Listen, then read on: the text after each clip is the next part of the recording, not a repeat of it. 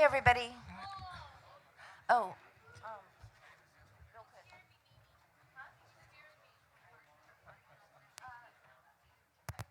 Okay, everybody. Yes, that's my first announcement. Okay, wait. Don't you can get up, but you can go over there. Yes, both of you. But I'm going to need to go over there to sign for her. Everybody here. Do you see my badge? Do you see how it's yellow at the bottom? Does everybody have yellow ones? Does anybody still have black ones from yesterday? But just so everybody understands, you have to go back today to vote today. You need yellow. Not you can have both, just like Mr. Starr over there. But if you don't have yellow, then you can't vote. So just make sure that you've credentialed in for today, because we credential in each day. So that's announcement number one. And actually that's, at this point, my only announcement. I'm sure I'll have more as the day goes on. We are going to come to order, Jessica, we're going to come to order at 8:53, which is 8:30 Libertarian time. So can the secretary please give us our initial credentials? Madam Chair, we have 92 registered delegates, which makes 46 a quorum. Perfect. Okay. Yes.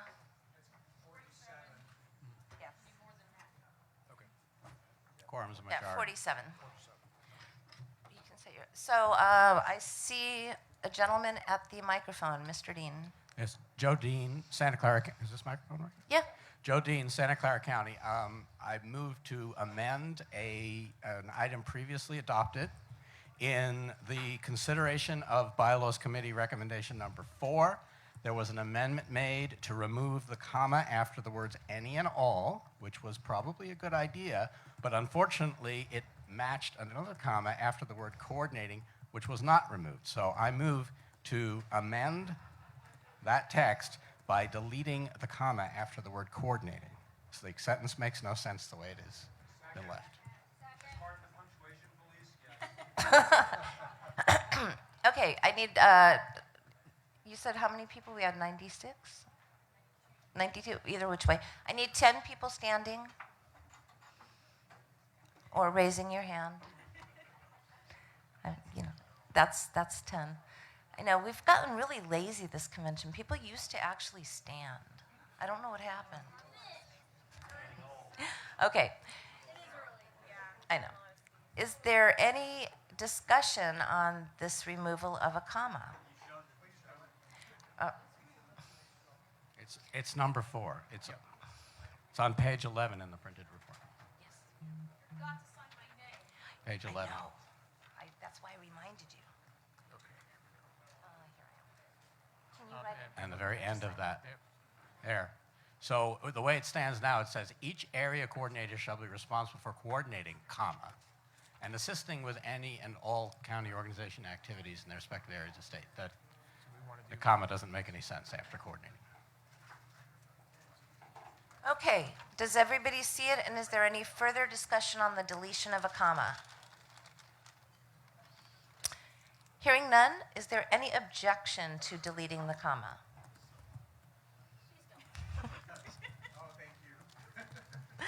Hearing none. And it's to delete the comma, not the text. Yes. Yeah.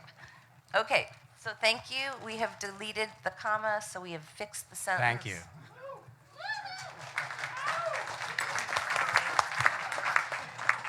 And it is true that libertarians will argue over not only semicolons, but also commas. We didn't argue. Oh, that's true. There was no argument, but they noticed. Well, still, yesterday there was arguments about commas. So, okay, so we're at orders of the day for our second, this will be our third meeting in this session of our convention. Huh? What? No, it was 45 seconds. Doubletree, morning, afternoon. It's our fourth meeting of this session of the convention. Let's argue. And precisely. And we're at orders of the day, which is to complete the bylaws committee report. So, Ms. Tewksbury.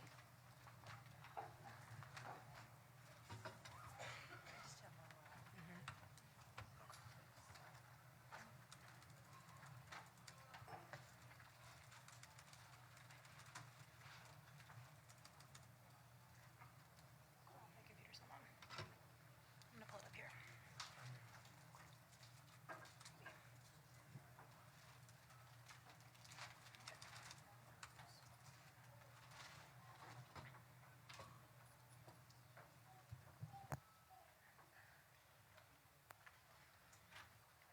Bylaw 5, Section 1. We are adding some words and we are deleting some words in this proposal. The impact of this is clearer language and updates to match how new members join the party. So currently it says individuals may be members. We're changing that to become members of the State Central Committee by, and we're adding, meeting the following requirements. And then under 1, we are striking becoming a holder of California public office that is subject to election other than County Central Committee. And we are adding holding elected public office in the state of California. Being a member of a county executive committee does not meet this requirement. And then in 2, we are striking making application and paying. We are changing that to paying, just for clarity. And that is all. Okie dokie. So we're going to discussion, and I see the hand up. Thank you for the hand. Thank Yes, you. sir. Okay, first I want to divide the question. I think Yes. Who am I? I'm sorry, I'm Aaron Starr. I'm from Ventura County. And be sure to speak. I'm a newbie. Be sure to speak up into the microphone for All right. everybody. So 2 things. I want to divide the question so that the first sentence is its own item that we're considering, and then the other 2 together. I have no issue with the other 2 changes, but there's a problem with the very first one. So the problem with the very first one is it says individuals may become members, blah, blah, blah, but there's nothing about what you have to do to maintain your membership if you do this. We had the old language was you must to be.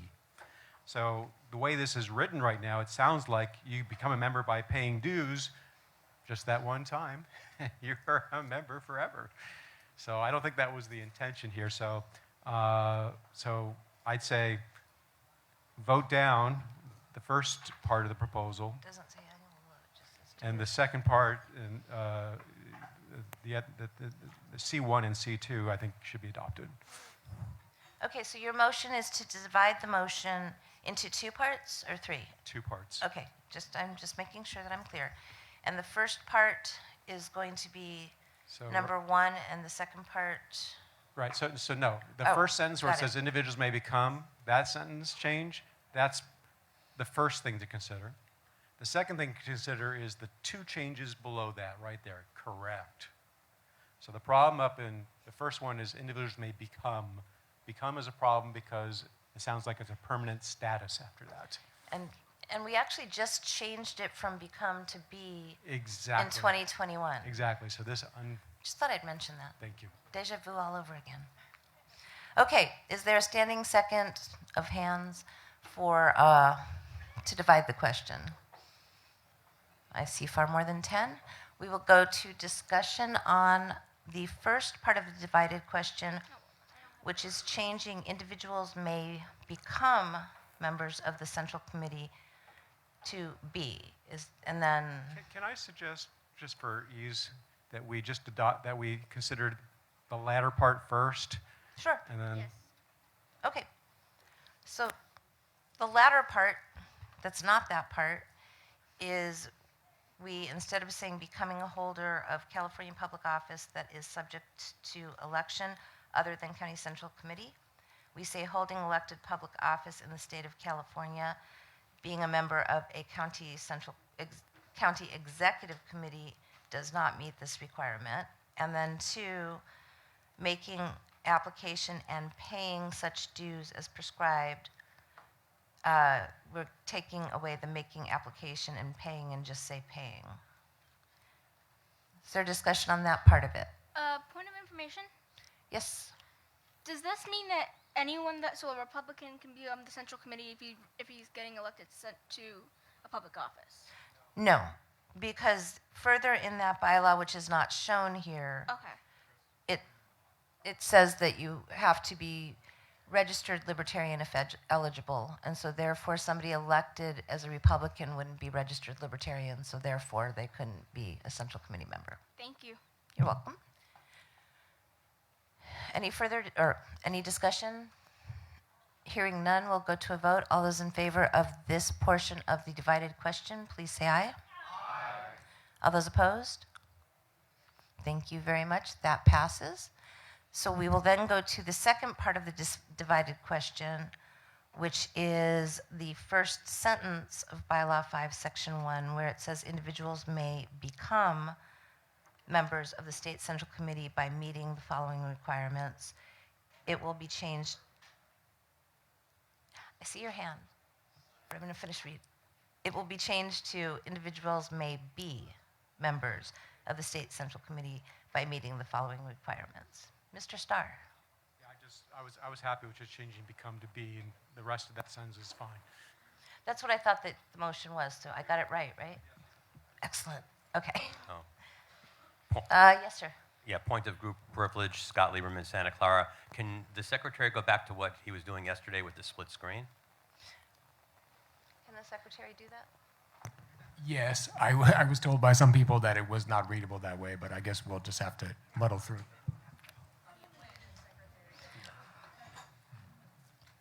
Okay. Yes, sir. Yeah, Graham Brown, Alameda County.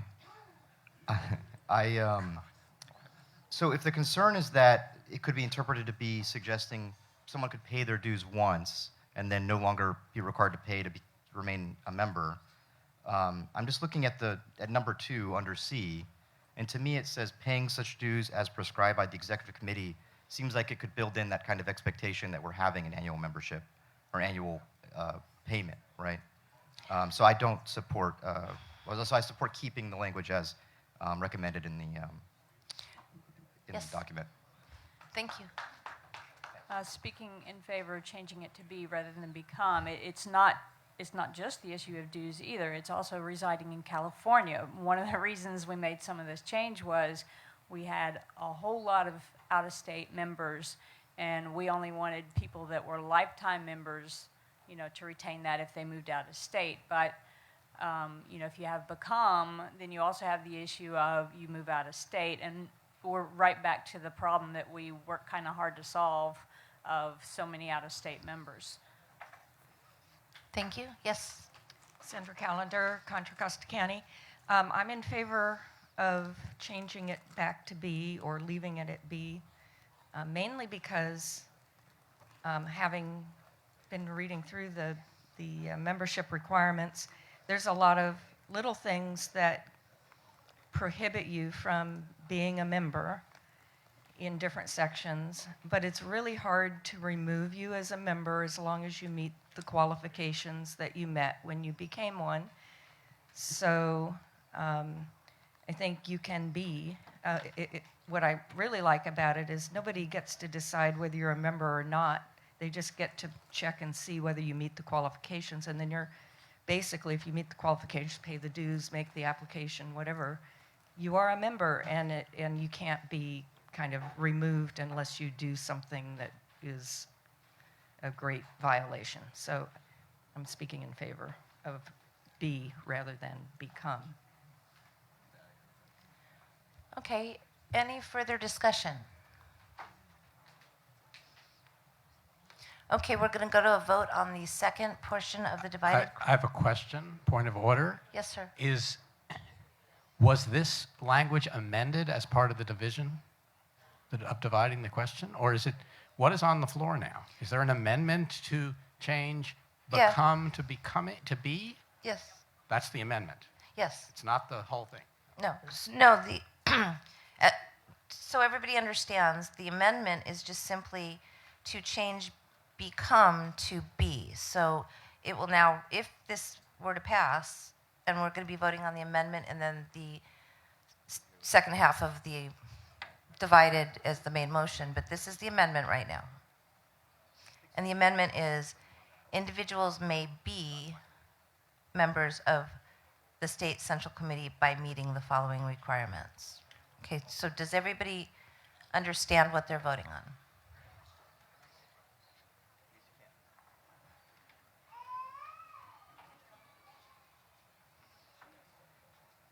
It's an amendment to your amendment. Okay, so her request for information is, how is this amendment if it's putting it back to the way that it was going to be? What we're talking about right now is a motion that was made, and the motion that was made is individuals may become. This is an amendment because it's taking out the come. So it's an amendment to the motion. There's still the rest of the sentence that they're.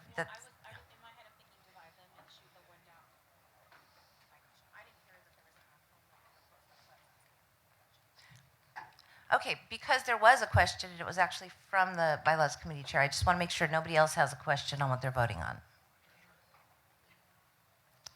Okay, we're going to go to a vote. All those in favor of the amendment, please say aye. Aye. All those opposed? Okay, that passes. Now the amendment becomes the main motion. We will do another vote. All those in favor, please say aye. Aye. All those opposed? Okay, it passes. So both of those have been disposed of, and we've changed that from B to become to B. And was this the last one? Okay. All right, so that concludes that portion of the agenda. So the next item on the agenda is, yes, thank you all. So, Madam Chair, there is still actually additional business there. So we've had Oh, and actually, that's the end of the report. There were some things that were put in with advance notice. So we will hear those now. And I will recognize Mr. Starr. Actually, I have something I'd like to submit without advance notice, but I think it'd be more fair if the person who submitted with advance notice gets to be heard first. So Okay, then I have a I'd like to be heard question after. for the people here. There was one gentleman that made a motion with advance notice, or a possible amendment with advance notice on star voting system that was not going to be able to be here today. It was my understanding somebody else was going to make that motion for him. Is there somebody else in the room that's going to make a motion for him? Or does anybody even know what I'm talking about? So actually, Madam Chair, if that person's not there, then I would like to bring up my item for consideration. Okay, I just thought that I'd check to see, Okay, because he was going to thank have you. somebody in the room. I didn't want to be impolite to whoever it was. No, he's not here. Okay. So if that person who said that they were going to do it for him appears, we'll allow that, but I don't know who that person is. Okay, so Mr. Starr. Yes, so basically, this will be a change to Bylaw 12, Section 3. So today, and why don't we just scroll down to the language on this next page with this next paragraph right here. And if you can kind of make it a little bit easier to see by shrinking it a little bit, I'll read it out loud. That may be better. Currently, it says the executive committee may also transact business by telephone conference or other electronic communications where the members can meet in real time. In such meetings, the normal rules of the committee apply as to quorums and voting. At least 7 days' notice is required if business is to be transacted in such a fashion. That's the current language. I want to append to it the following language. Unless all members of the executive committee attend the meeting and each expressly waives such notice at the beginning of the meeting. So that's my proposal. So that sentence will then read in its entirety. At least 7 days notice is required if business is to be transacted in such a fashion, unless all members of the executive committee attend the meeting and each expressly waives such notice at the beginning of the meeting. If there's a sufficient number of seconds, I'd like to speak in favor of my motion.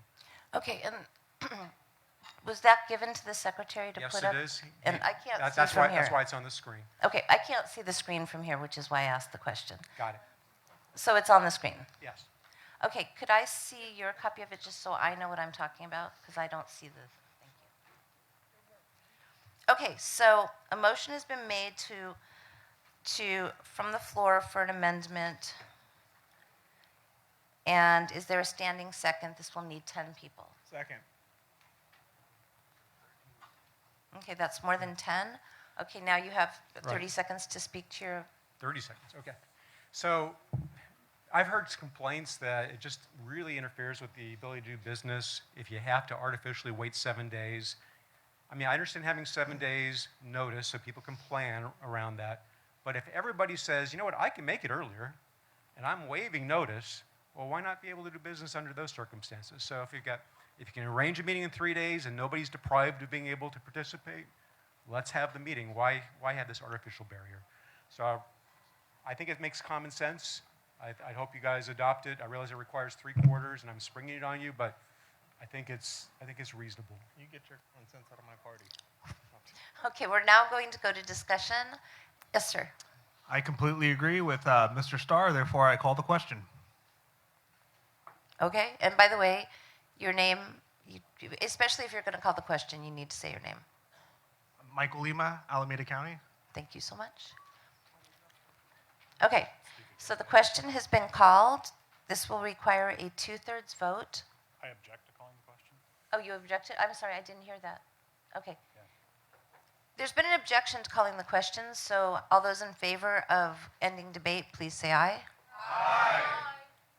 All those opposed? Is it really ending debate if we didn't have a debate? Well, that is true. Okay. Yeah. Well, let me keep it one more second so I can read it before we vote. Yes. Can you hear me? I am losing my voice and I'm speaking through a mask. Okay. Okay. All right. I hope I don't have to introduce this as an amendment, a bylaw amendment. I'm hoping it can be handled as a technical change. But right now, in multiple places in the bylaws, excuse me? One second. We're about to go to a vote. Oh, The I'm question sorry. is this about No, this no, thing? I'm sorry. I thought we'd already done that. No. The only thing we've done is voted on ending debate. So hold on a minute and then we'll get to you, but that's not this. And okay. So we're going to a vote on this. All those in favor, and I will, just so everybody, once again, since there wasn't any much debate, this is in bylaw 12, section 3, when it talks about special meetings. And what this will add is currently we have at least 7 days notices required if business is to be transacted in such a fashion. This will add, unless all members of the executive committee attend the meeting and each expressly waives such notice at the beginning of the meeting. So in other words, we could have a meeting very quickly electronically in case of emergency. All those in favor, please say aye. Aye. All those opposed? Okay, the motion passed with a 3/4 majority. Point of personal privilege. Yes, I ma'am. think that's what this is. I just want to request that new power or authority is not used to raise the debt ceiling. Thank you. I hope not. Yes, ma'am. Okay, I hope this can be considered a technical change that the style committee can deal with. Otherwise, I will. We don't have a style committee. Oh, well, whoever fixes things that are broken. All right, I mean, That's this okay, body. the problem, let me know if I need to formalize this as a motion, because I'm not quite sure how to word it. There are several places in the bylaws, I think mostly one section, but multiple times, we use the initials IRV for individual, for instant runoff voting. That phrase is no longer being used. Instant runoff voting is the single seat version of ranked choice voting. And that is the common way this topic is being described everywhere, because people are now also starting to talk about multi-seat ranked choice voting, or PRCV, and they follow together. So I would like to, in order to keep up with the times, I would like us to get rid of the initials IRV everywhere we use them and replace them with CRV. RCV, I'm sorry, I'm getting a cold. This is why I'm wearing a mask. And I brought some wipes if anyone's worried about the microphone. Okay, so RCV it's, is yeah, replaces- it's ranked choice voting, which is RCV, and we currently use IRV. I believe that that would be a bylaws amendment from the floor. It would require a 3/4 vote. It would be an admissible amendment.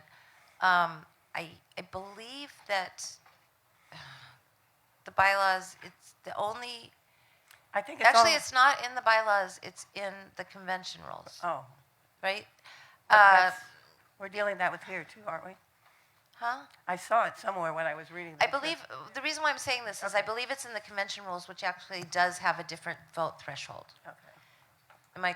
I believe it's in Yes, the rules, rule of voting. I just wasn't And, sure. That was Yes, and the Madam only Chair. places that it's noted are for the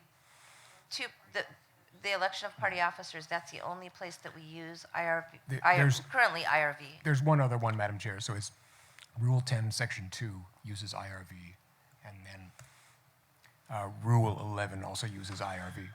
Okay, and I was doing it by memory, so, because I don't have it in front of me, so I was close.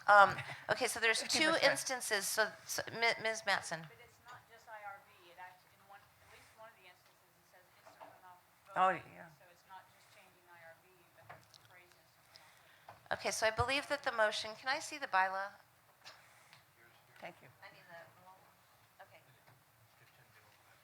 Okay, so, all right, so just so you guys all know that this is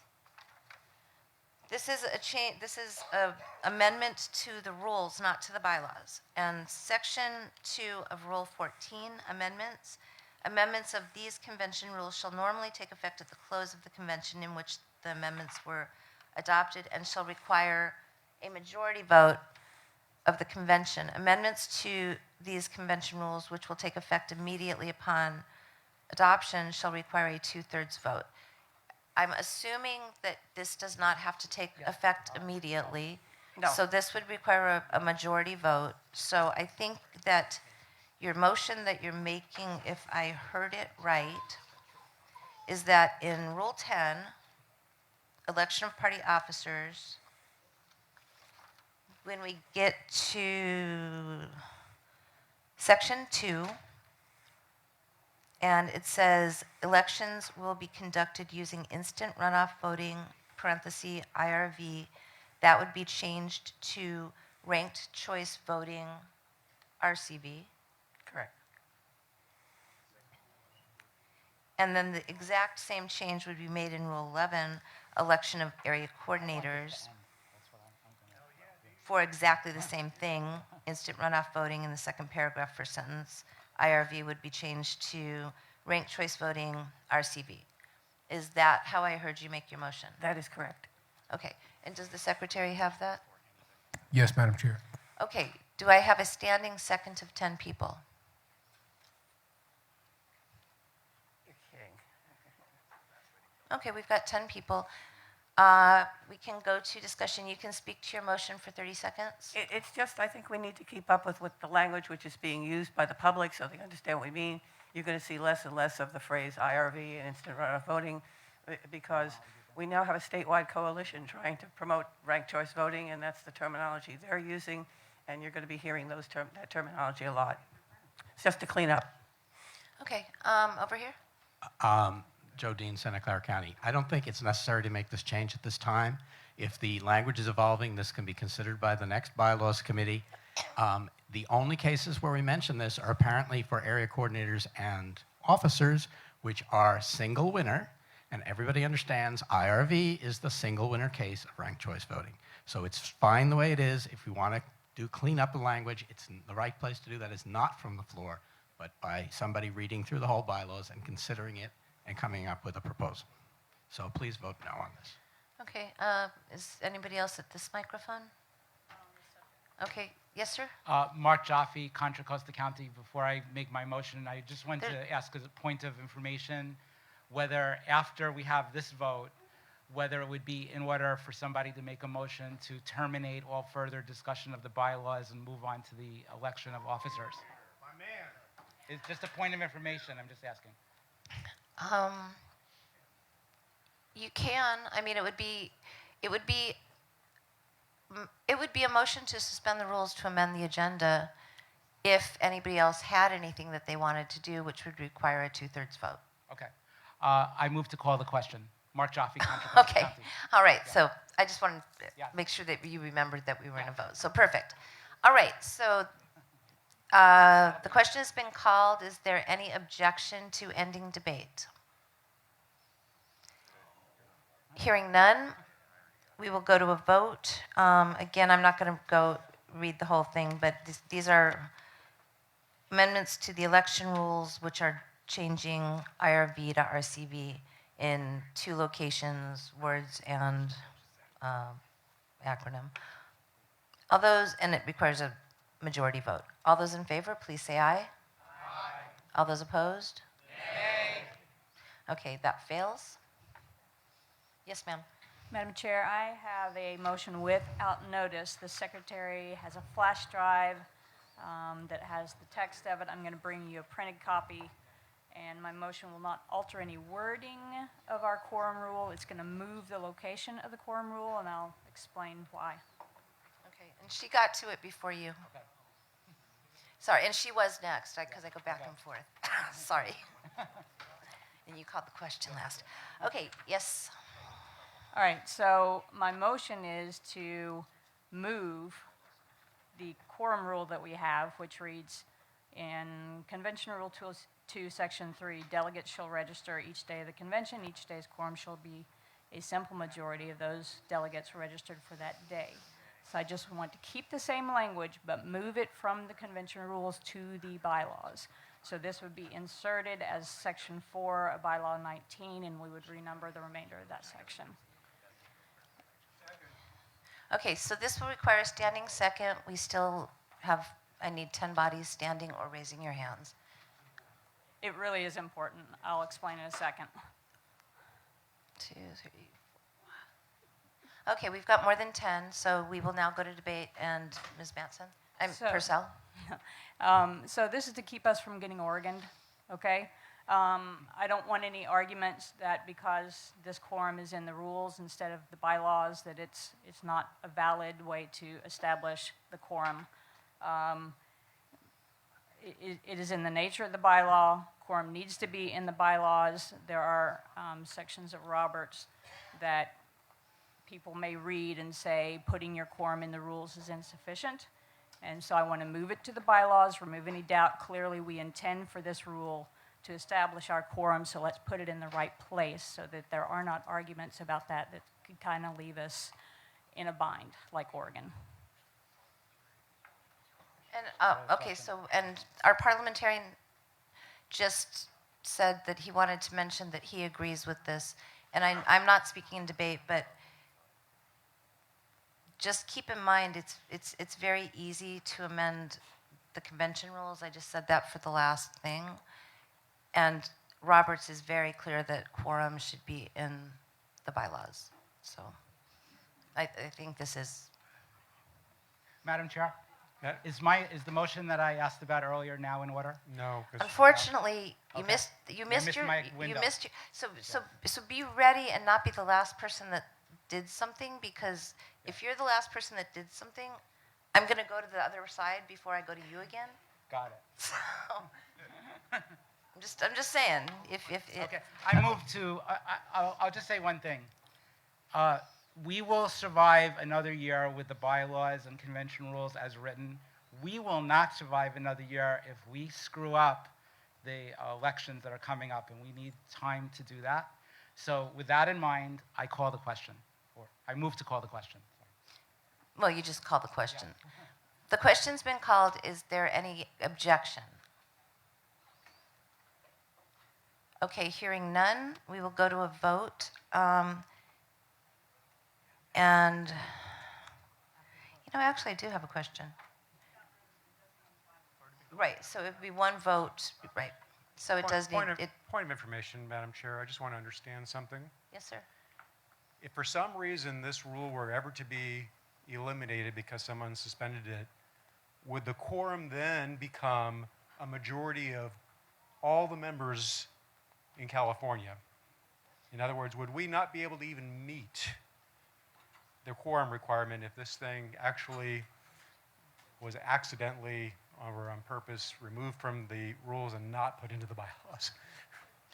My understanding would be that would be correct, because we have currently, I believe, plus or minus 1,000 central committee members. It would mean that if this were deleted, we would need 501 people plus or minus Right. to have quorum to do any business of this body. So that, And that probably wouldn't happen. So to answer your question, you are correct in what you've just asked. okay, so that's why we need it in the bylaws.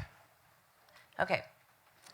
So if there's no other privileged motions, requests for information, or anything, we will go to a vote. All those in favor of this amendment, please say aye.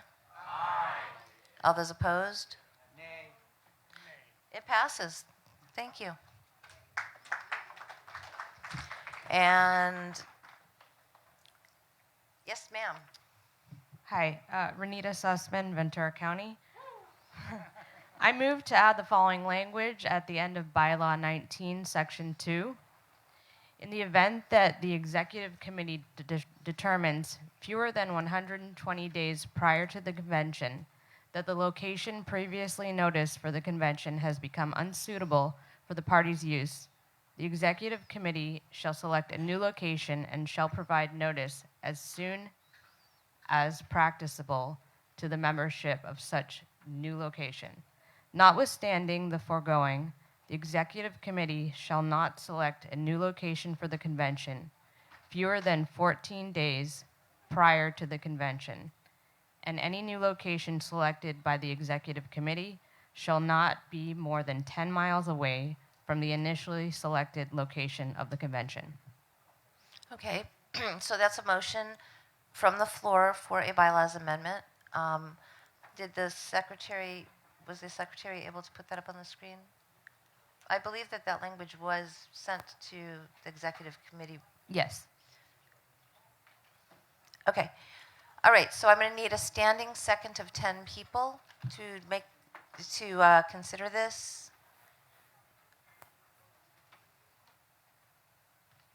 Okay, we've got more than 10. So would you like to speak to your motion? You've got 30 seconds to speak to your motion. Or is it 30 or is it? Just speak. Okay. I don't have that much to say. I just think that this is a reasonable change to make, and it will help everything go more smoothly in event that we have a situation where the convention space is not suitable, and it will just make things go a lot easier moving forward. Okay. Yes, ma'am? I'm going to speak against. This year is a pretty big anomaly.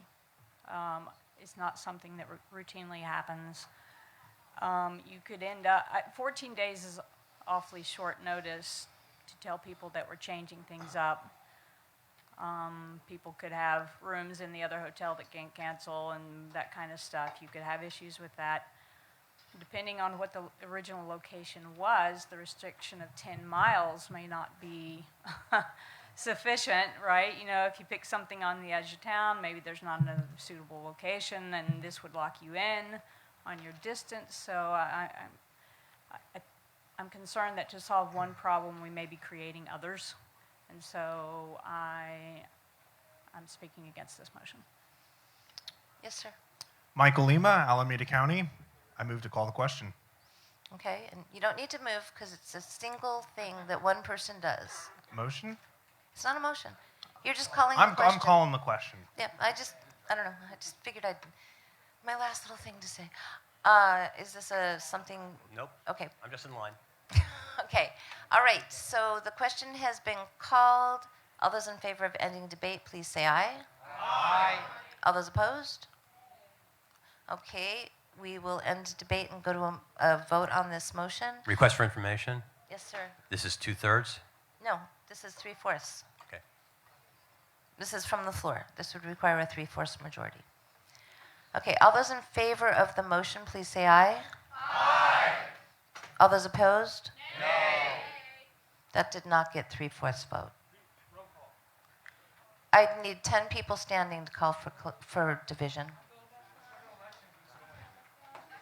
Okay, we've got plenty more than 10 people, so we're going to go to a counted vote. And keep in mind, this takes 3/4, and that sounded like the same number of voices, but if I was wrong, you know. Okay, first things first, everybody that is voting in favor of this motion, please stand and have your yellow badges.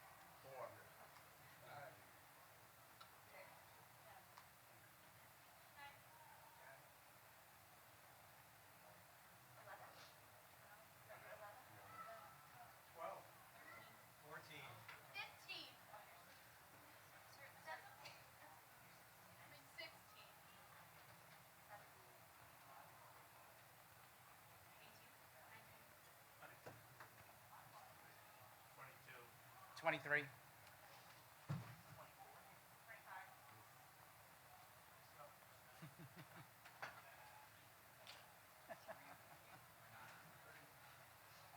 I might not be necessary. I'll be coming up. So.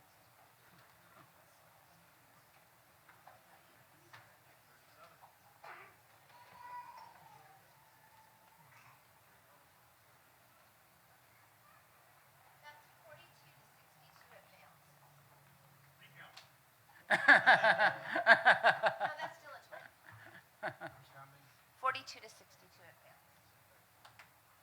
Okay. I knew there was no way that was 3/4. Sorry. But plenty of people stood for counted vote. And now, Mr. Jaffe. Thank you, Madam Chair. I move to amend the agenda to end all further debate on the bylaws. And I might make this even easier. Was there anybody else that wanted to do anything with the bylaws? Okay, we don't need it. Thank you. So we don't need to do that because we're gonna be at orders of the day, which is that we finished. And Mr. Hinkle. Point of personal privilege. Yes. I've become aware that a lie is floating around regarding my role as a membership chair for the Libertarian Party of California, that I only made phone calls to get people to renew in Santa Clara County. That is a blatant lie, and I want to expose it as such. I made phone calls from San Diego all the way to the Oregon border. I don't know if anybody's here, but I've been trying to get people to renew, for at least several months by direct phone calls and emails. So that I just did Santa Clara County is a blatant lie. Okay. Yes, sir. I'm sorry.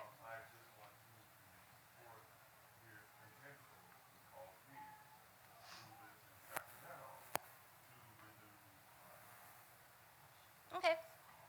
Thank you. Yes. Kelly sir. Carden, Kern Yes. County. Yes, I'd like to just address the body for a quick moment, if I can. absolutely. Is this a point of personal privilege? Of course, yes, ma'am, a point of personal privilege. That's what I'm going to call it. All right. Go for it. I'm going to stand over here so I can see everybody.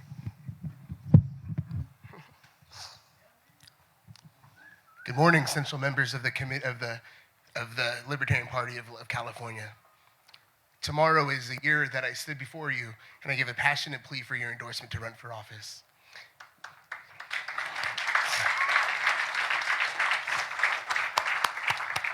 It was the honor of my life to be entrusted with holding the torch of liberty on your behalf in Kern County. I earned over 30 media appearances. I was in the paper, I was on the radio, leftist and right. I shut people up on CRT, and I fought for freedom for your children. The best part, I ended up on live TV in a televised debate, where quite frankly, I whipped that incumbent's ass.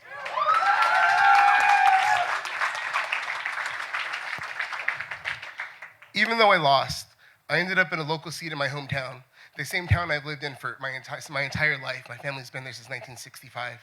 My children are in the same schools that I walked through the halls when I was a child. It's been amazing.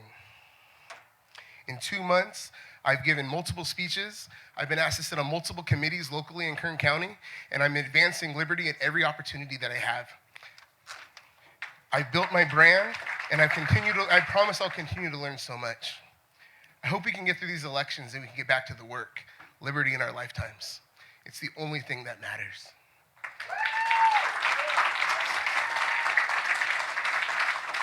And in closing, I look forward to the day that I can stand before you once again and ask for an endorsement for an even higher office, and I promise that I'll continue to make you proud.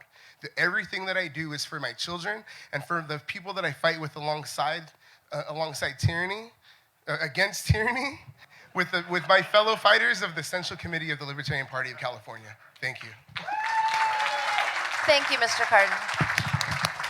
And truly, thank you. You're doing amazing work, and you're doing amazing work for liberty in our lifetime. So I commend you, and I thank you. All right, everybody. So where we're at now is orders of the day, which is going to be elections. Before we start the elections, and actually, can I use your thing? So before we get going, we have several elections today. Pretty much everybody is being elected today, except for, I think, 3 seats, possibly. So how do we do it? As we've just explained, for party officers, we use IRV or ranked choice voting, whichever you'd prefer to call it. And so multiple nominations can be made from the floor. And this is for all officers as well as area coordinators. We're doing all of those today. So for those, we have instant runoff voting, which means not that we have, like at national, they have multiple ballots. What we do is we have multiple ballots all within one ballot. So even though you're doing one ballot, you're really possibly doing several ballots. And because of that, you rank the people. If nobody gets a majority on the first round of counting, it gets adjusted. We go to the next round. Somebody drops out. Does everybody understand how IRV works? Okay, so we have one extra little thing. Huh? It's RCV or IRV. It didn't pass, so I'm going to keep calling it IRV for right now, because that's what's in our bylaws, or our convention rules. But one thing that we do as libertarians that's slightly different is we allow people to vote for none of the above. So in that case, with none of the above isn't an entity, it's not a person, it's a concept, but it's an option, and it's an option on every ballot per our bylaws.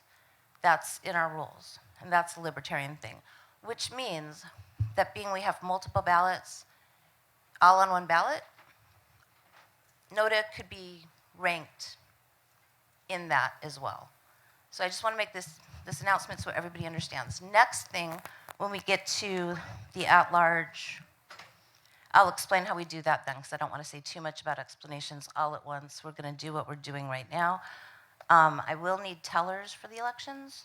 So, yes, sir. Kenneth Olson, Kings County. I just wanted to make a point of personal privilege.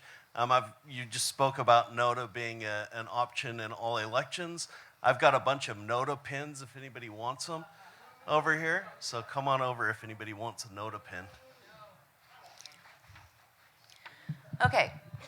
Point of personal privilege? Yes. What happens if NOTA gets elected? So if NOTA gets elected, which is not NOTA doesn't get elected, because what NOTA is nobody, right? It's none of the above. So what if NOTA wins? But if yes, if somebody happens to be named NOTA, then we're in trouble.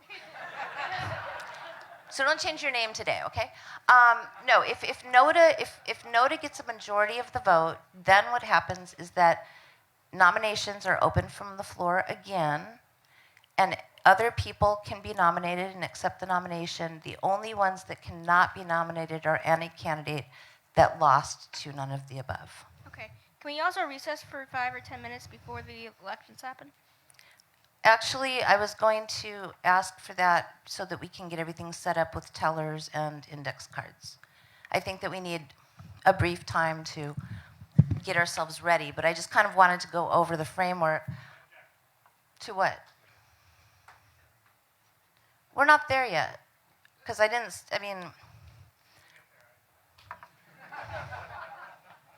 okay, you know, if there weren't objections in libertarian rooms, that would be wrong. Yes, sir. Point of information about the procedure. If somebody does want to vote NOTA, I recall in previous times we've done these elections, the instructions were that you could either rank people or vote for NOTA, but not both, and this involves how the counting gets done. And it sounded like you were saying that NOTA was an option that could be ranked, which sounds different. So I'm not sure which one it really is. Just I think everybody needs to know what the rule is. I believe we've done it wrong at some points in the past, but I've actually talked to several people that are very involved in ranked choice voting, as well as other people in the party, and my understanding, based on that, and somebody can make a point of order if they'd like. I mean, this is my understanding, is that because our bylaws are specific that NOTA has to be on every ballot, that means that NOTA can't be dropped, and also it gives you the option of NOTA because we're having multiple ballots. So as the analogy I gave, at national, they don't have IRV. They have separate ballots. And an election can go 10 ballots for one election. But on every single one of those ballots, NOTA is always an option. And I think we all remember at the last national convention, it came down to 2 candidates, NOTA and the vice chair that was elected. And in the end, the vice chair won, but that's because NOTA maintained on the ballots throughout the process, and there was multiple ballots. So that is the way that we're going to proceed, because I've been told that is the appropriate way to match our bylaws. I'm still not sure what the answer is. Is the answer that you can put NOTA and then other people below it if you want to? It doesn't have any effect. Okay, none of the above is none of the above. So the way that you can do this in IRV is you could put NOTA first. You could do that, and then you could put people below NOTA. Or you could put a person first, and then NOTA, and then another person. Or you could just put people, or you could just put NOTA. Point of information? Yes. If a person puts NOTA on their ranked choice ballot, any choices below that will never be used because NOTA is on every ballot. Right. So NOTA should be your last choice. Actually, you're correct. You're correct. I said that wrong. NOTA can be first, it can be second, it can be third, but it can't be fifth with two other, it can't be with other people below it. So, because NOTA never drops off. So if once you get to NOTA, you're saying none of the above, which is really none of the below. Yeah, I think she answered. I think you just answered my question. Okay, thank you.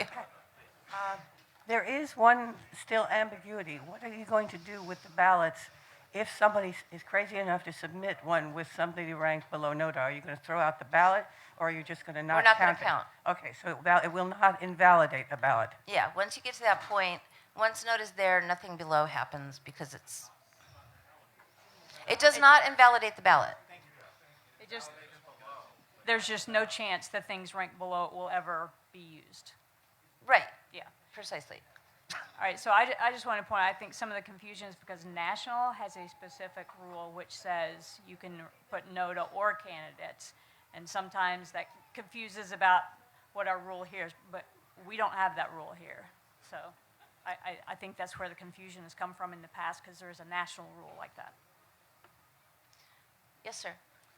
Point of information, if you only want to rank one person for the position, do you just put their name as the first name, or do you have to put their name 5 times or 3 times or whatever number? No, and yeah. So the ranked choice voting, if you put their name 5 times, that would be silly, because that would be like if you, if they're eliminated. So no, you can't do multiple votes, but you can absolutely, and just to be clear, you can absolutely put one name on that ballot if there's one candidate. You could put 2 things if there's one candidate, I suppose, in ranked order. If we have 10 candidates, there could be, 10 things that you put down. You don't have to rank everybody. You don't have to have everybody on your ballot. Does that make sense? But you don't want to have the same person on the ballot multiple times, because that doesn't make sense. No. No, because if they're not going to get.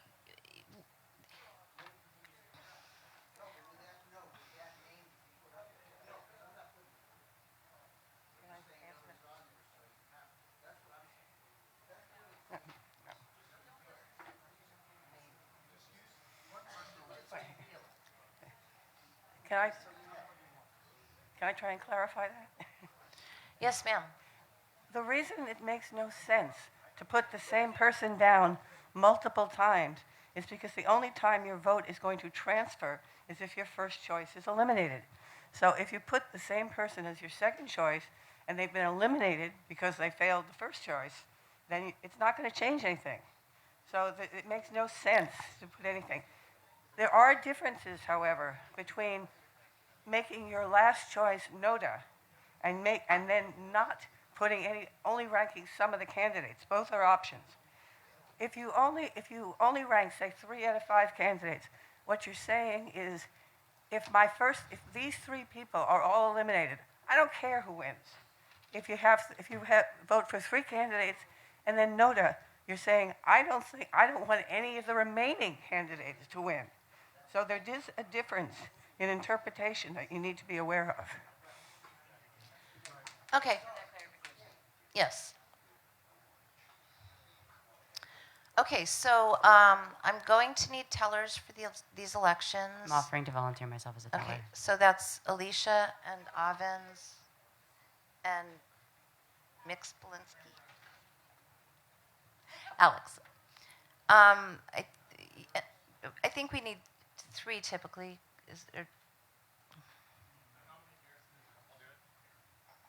I'm sorry? Okay, so that's 4. And no, you absolutely can still vote. The only thing is that means that you have to go and you have to vote, or you have to count votes. Okay.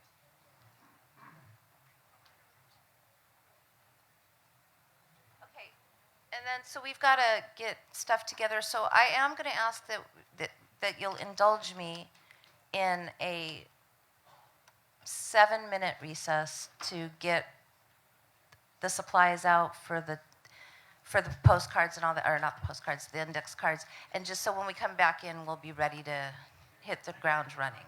Is there any objection? Is there any objection to a 10-minute recess? Is there any objection to a 7-minute recess? Okay, there's objection apparently, so I'm going to go back with the 10. There was objection. All those in favor of going to a 10-minute recess, please say aye. Aye. All those opposed? Somebody is really super arbitrary today. Okay, we're in recess at 9:52. 10 minutes, guys.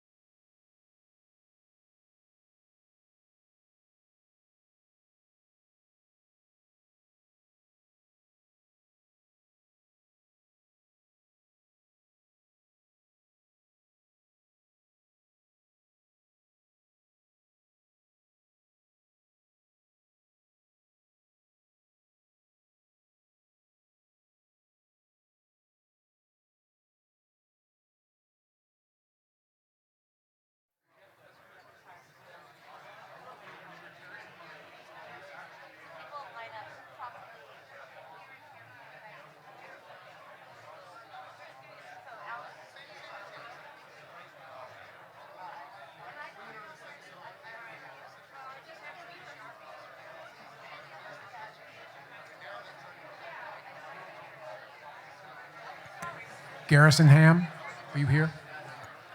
Garrison, can you come up here, please?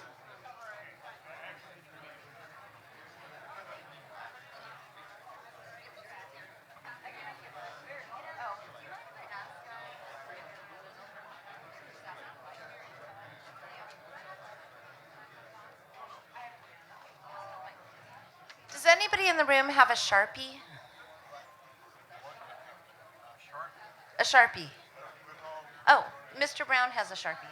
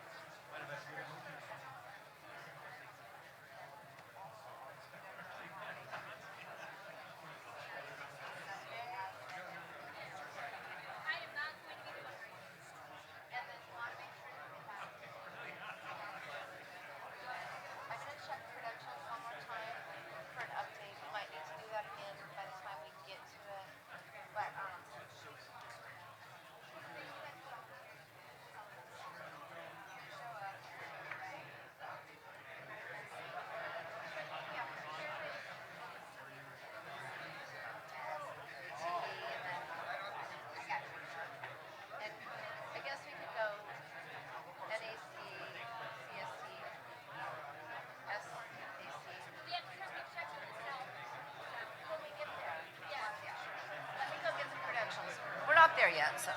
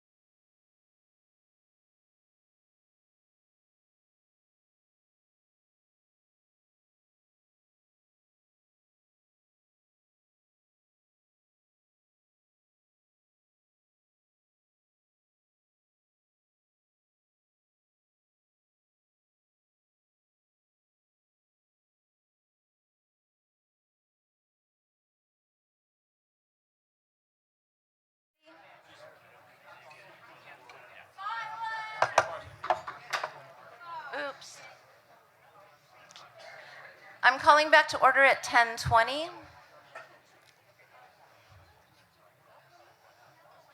And we've got an updated delegate count. Mr. Secretary? Madam Chair, the updated delegate count is 127. Okay, we've got 127 delegates in the room. We definitely have quorum in here, and the quorum 127, that's 64. 127 registered delegates, and quorum is 64. We've got far more than 64 in the room, so we're good to go. Okay, so we are now at the next item on the agenda, which is elections. And the first election on the agenda is the chair election. So we're going to open up nominations from the floor for chair.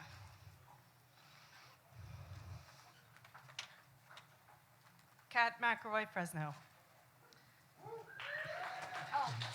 You know what? Can I stop you for 1 second? I didn't do this. So what we do for this is you make your nomination. Yep. It doesn't need a second, but there can be a second. And we do speeches afterwards, and I've got the handy-dandy die for anybody. So this is just the nomination, then you'll do the speeches. I'm sorry? I didn't understand. You got the handy-dandy die to pick people's numbers. Oh, okay. It's a D20. Okay. Just die, yes. So this would be the move. This would be just moving, and then we'd go to the speeches after. So yes, Ms. McElroy here.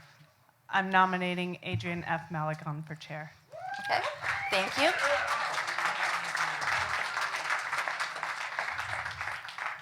Further nominations? Hi, Michael Lima, Alameda County. I think with everything going on, we need a really a neutral supporter to be our chair. So with that being said, I nominate James Just. Okay. All right, Mr. Just has been nominated. Any other nominations? Elizabeth Stump, Alameda County. I second the nomination for Adrian Malagon. Okay, and to be clear, you can speak as seconds, but you don't need a second for nominations. But so noted. Ms. Young? Tara Young, Riverside County. I nominate Noda. Okay, thank you. And yes, sir? Chris Minoletti, San Mateo County. I nominate Steve Haug. Okay, thank you. Any further nominations? Okay, so the nominations are for Adrian F. Malagon for chair. Second nomination was for James Just. Third nomination was for Noda, and fourth nomination was for Steve Haug. Is that correct? Okie dokie. Okay, so we've got 5 people running.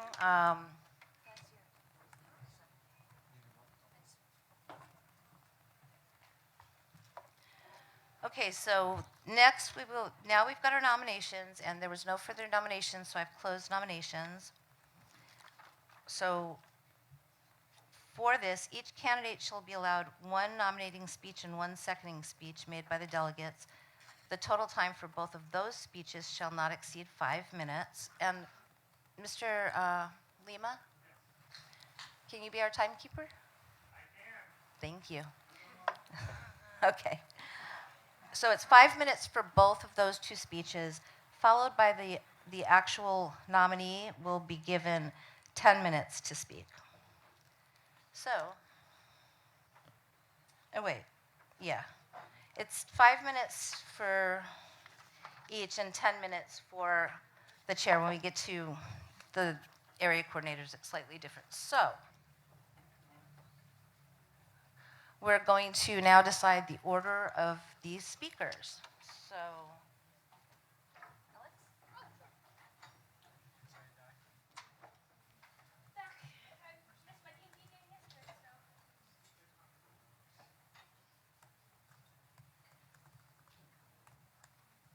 are we ready? So the first person nominated was Mr. Malagon, so, and it's the highest number that will go first. 8? Yes, ma'am. Okay. Next is Mr. Just.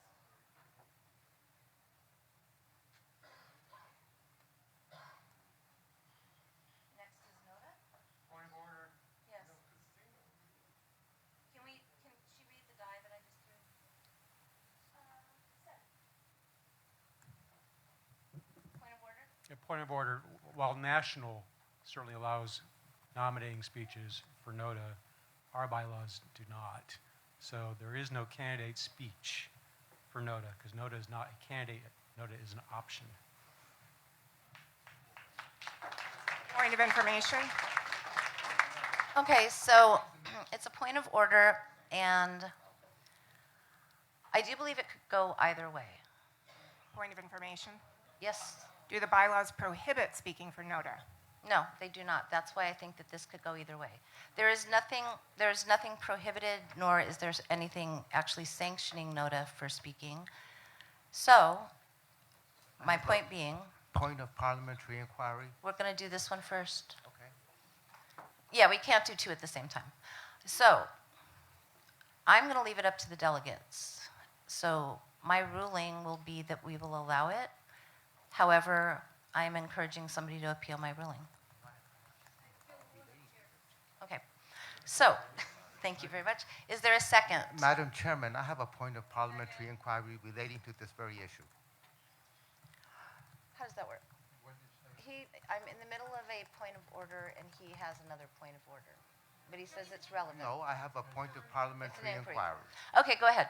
All right, and I don't know which section, but in Robert's Rules of Order, it says that if an organization has done something over the many years, such as having someone speak for NODA, that it can be considered that we've already accepted that that's okay to do.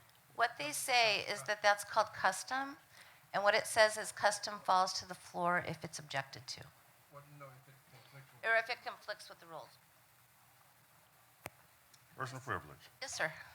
Can I make a motion that we allow a seconding or speech for NODA? Okay, yeah, right. To suspend the rules to allow people to speak on behalf of NODA.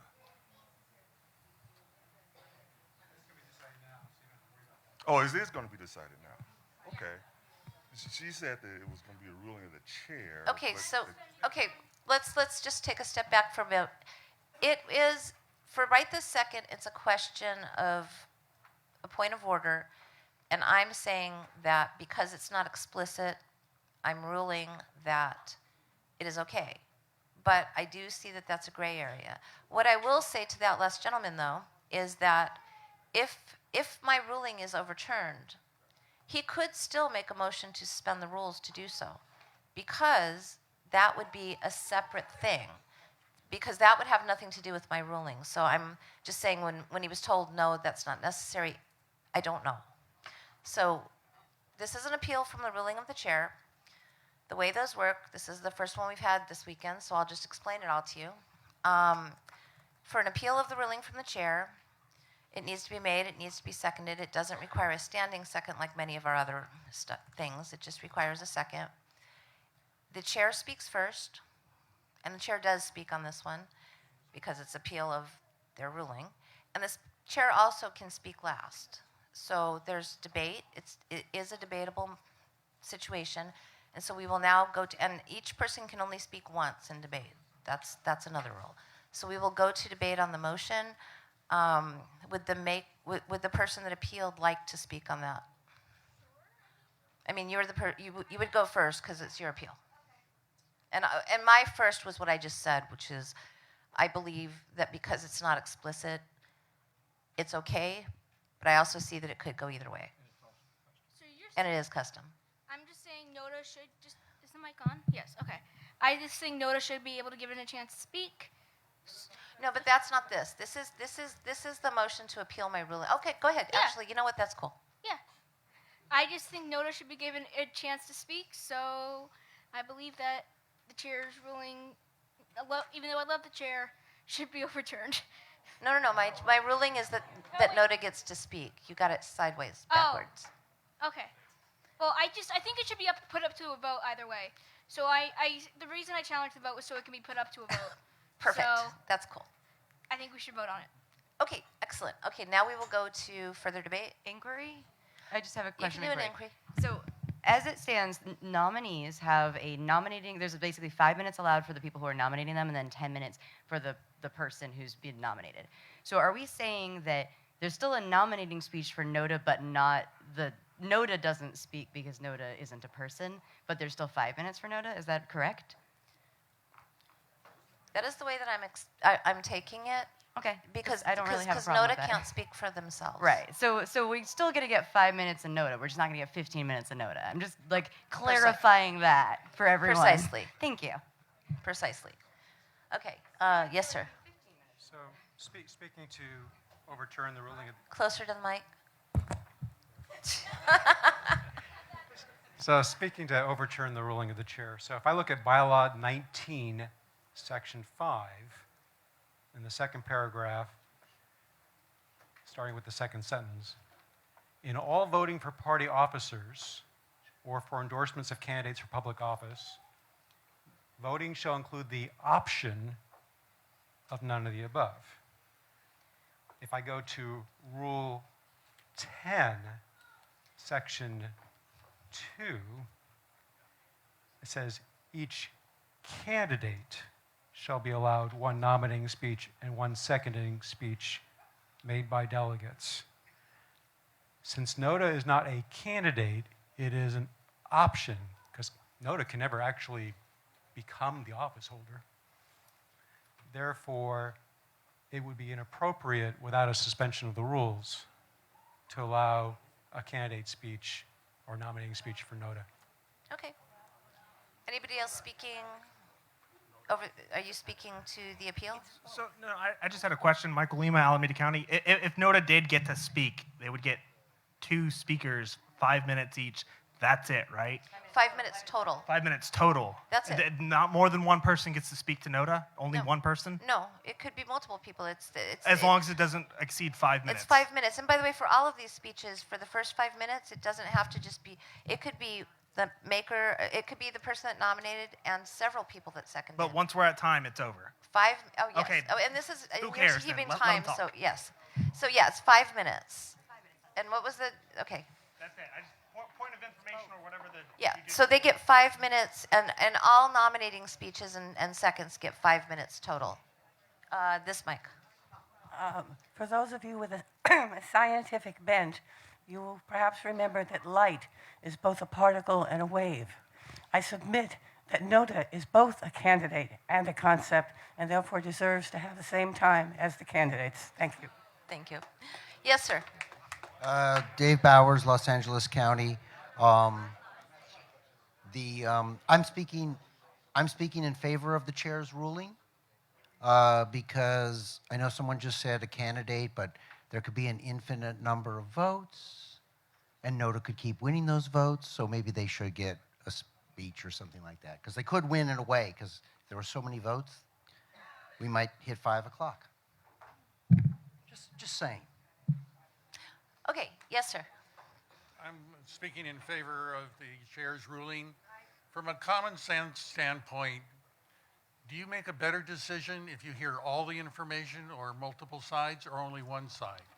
I think it's pretty clear. If we hear all sides, then we can make a better informed, intelligent decision. Pure and simple. Thank you. Yes, sir.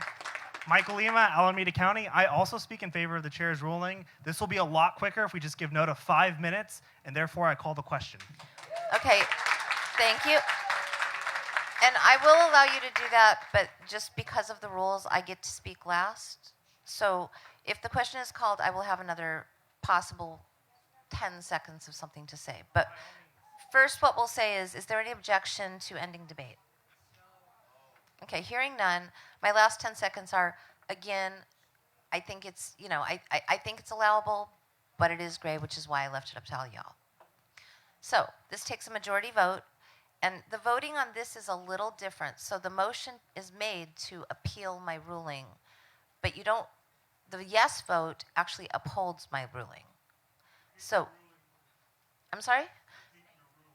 My ruling, my ruling was that I believe our rules allow for NODA to have nominating speeches because I believe that it's allowed because it's not allowed. That's my ruling. So a yes vote sustains my ruling. It says that my ruling is correct. A no vote says that you are not sustaining my ruling, you are overturning my ruling, and that's the no vote. Does everybody understand which way they should be voting on what they want to do? Right. So we're going to go to a vote, and the question is, shall the ruling of the chair be sustained that NODA is allowed to have speakers? All those that sustain the ruling, please say aye. Aye. All those that would like to overturn my ruling, please say nay.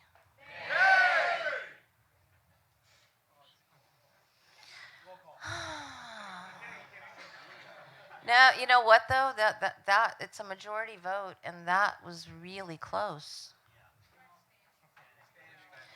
Okay, we're going to try just standing without counted first.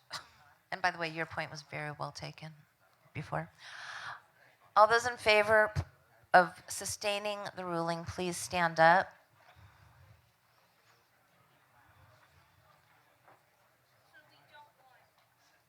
You want to sustain my ruling and you want NODA to speak. Okay, I'm going to try this first this way. Okay, please sit. All those that would like to overturn my ruling, please stand. Okay, my ruling is upheld. That was clear. Okay, so are you, what we doing? Because I've still got one more die to roll. I wanted to make a motion to suspend the rules. So, Kenneth Olson, Kings County, motion to suspend the rules to give NODA up to 15 minutes of speaking time. Okay, let me ask this. It's a motion to suspend the rules. It's non-debatable because it's a motion to suspend the rules to do a thing that will require a standing second. If I recall properly, we had 127 delegates. Is that correct? So we need 13 people standing to second that motion to give NODA up to 15 minutes. Are there 13 people willing to stand? Then squat. Correct. Okay, that is enough people to have a standing second. Again, this is not debatable. This requires a 2/3 vote. All those in favor of giving NODA the entire 15 minutes, please say aye. Aye. All those opposed? Nay. Okay, my ear doesn't even need to be good for that. That absolutely failed. Okay, can we go back to the last roll of the die? Thank you.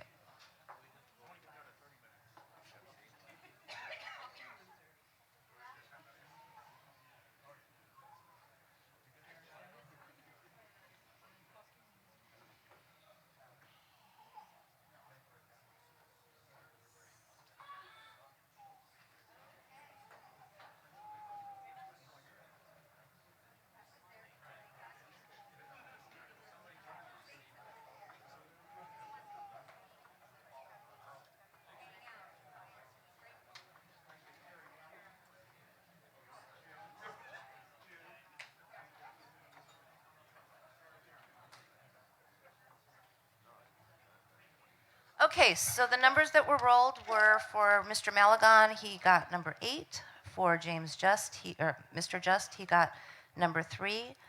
For NODA, they got number 7. And for Mr. Haug, it was number 18. I said the highest, it was going to go from highest to lowest. So the speaking order will be first for Mr. Haug, second for Mr. Malagon, third for NODA, and fourth for Mr. Just.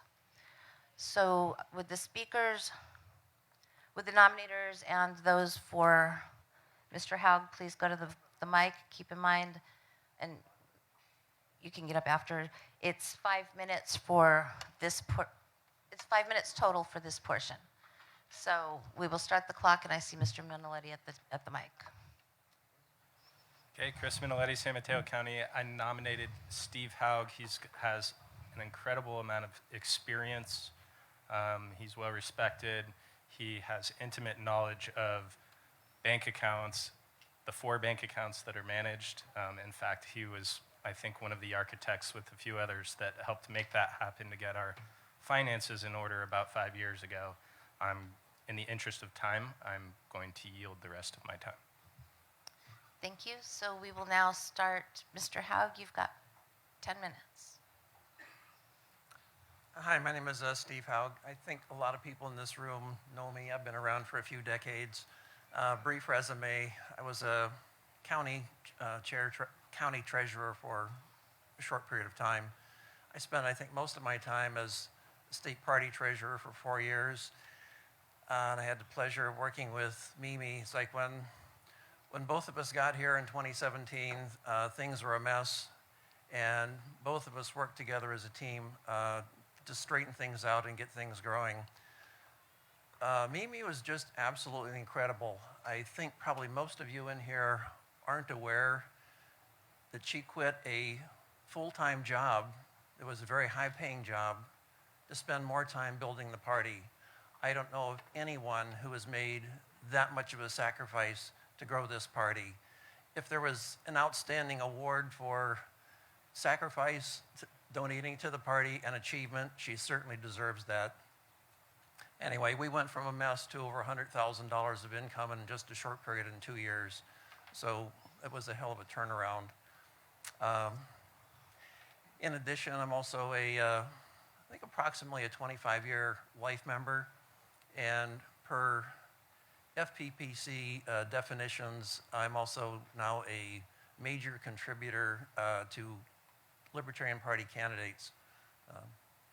That's about all I have to say. And I really don't want you to vote for me. I want everybody in here to vote for NODA. The Libertarian Party has always stood for the liberty, and I really want us to see that we maintain being the party of liberty. So please vote for NODA, and let's start over again with a clean slate. Thank you.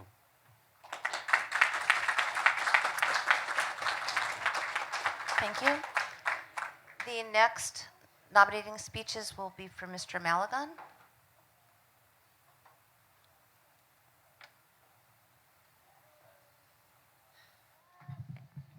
Does this come out?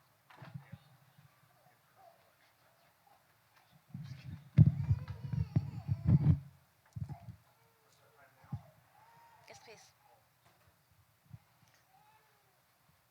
Kat McElroy, Fresno. I'm nominating Adrian F. Malagon. The rumors you have heard are all true. Adrian is literally forcing me to give this speech. Just kidding, he paid me. In my role as Fresno County Chair, I've had the pleasure of working with Adrian quite a bit this past year. The first time I met him, I told him that the previous CAC, Central Area Coordinator, had advised us that our county organization needed new bylaws. Adrian offered to help, and a few months later, I did reach out to him. He provided support not just in writing the bylaws, but also in strategizing how to pass them, because we had really crazy previous bylaws that we had to follow to get new bylaws passed. When I needed help with a ballot argument coalition that turned sour, Mimi and Adrian and I strategized how to coordinate on addressing that situation in the press. And more recently, he helped me prep for my first time chairing a county election. Ask the other county chairs in this room and across the state, especially those in newly organized counties, and you'll find that he was putting in this kind of attention and assistance to many others. When Tom Nichols decided to take his state assembly campaign a little further than originally planned, Adrian hopped on the phone with us to strategize and continued to be available time and time again during the campaign. Tom received 25% of the vote, which, with a total vote count of about 44,000 people, was actually 700 more votes than the incumbent Democrat winner in a neighboring assembly race. While many people contributed to the relative success of that campaign, there's no doubt that Tom and I would have been directionless without Adrian's assistance. In addition to reaching out to candidates and counties, in his role as vice chair, Adrian made himself available to the committees that I sat on. So here's the real truth about Adrian. He isn't afraid of hard work and has given his time to help others in the party. I believe that as chair, Adrian will continue to work hard to move this party forward, to make us the kind of party that will have the means and the courage to fight tyranny in California. Thank you.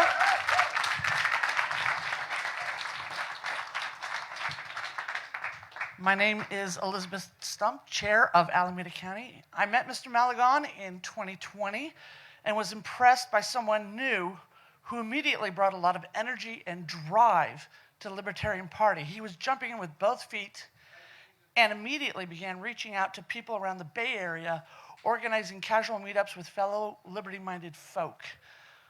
When Ms. Gia Christopher, who was elected Northern Chair in 2021, decided to step down, I encouraged Mr. Malagon to run for Northern Area Coordinator in 2022 because I saw all the hard work that he had been already doing across Northern and Central California. During his tenure as Northern Area Coordinator and later as Vice Chair, he has been extremely professional in his work for the party, between his reports and presenting himself as the face of the Libertarian Party of California. He is walking the walk to make this a party to be taken seriously. Mr. Malagon was the campaign manager for Mr. Lima's run in Hayward City Council. I was the media manager. In addition to his work as Northern Area Coordinator, he worked very hard to keep the campaign moving forward and advancing the message of liberty to the citizens of Hayward. While not the perfect campaign, any stumbles the campaign team encountered, we'd pick ourselves up and keep marching forward, inspired by Mr. Malagon to keep doing our best. Working with Mr. Malagon, I've been impressed with his ability to be a leader who can delegate and trusting those he works with. He doesn't micromanage, but inspires others to do their best, striving as a team forward towards a common goal. He is able to seek out advice from others. For those with more experience and knowledge, he is willing to defer to their expertise. And even if he may initially disagree with a decision, if you can convince him through logic, the strength of your argument, he is willing to change his mind. And even if he may disagree with your opinion in the end, he will still respect you and your position.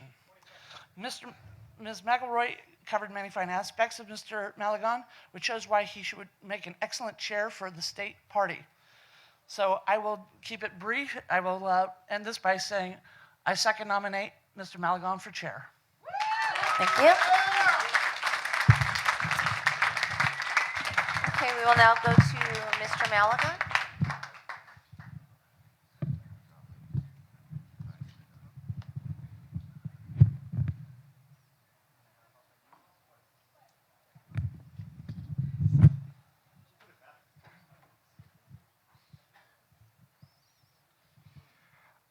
I'm going to start off by saying that I agree with Mr. Haug.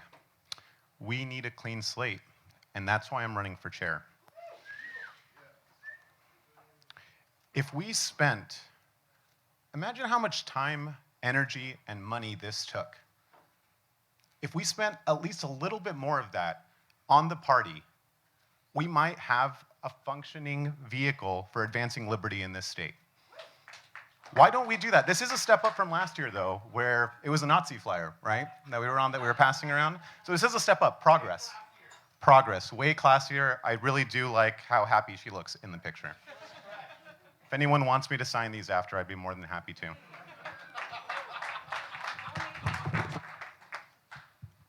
I see a lot of people in here that I have personally brought into the party or helped motivate to do things in the party. Would you please stand if I have helped you in any capacity, whether you're a chair, whether you're someone that I recruited, brought in, motivated?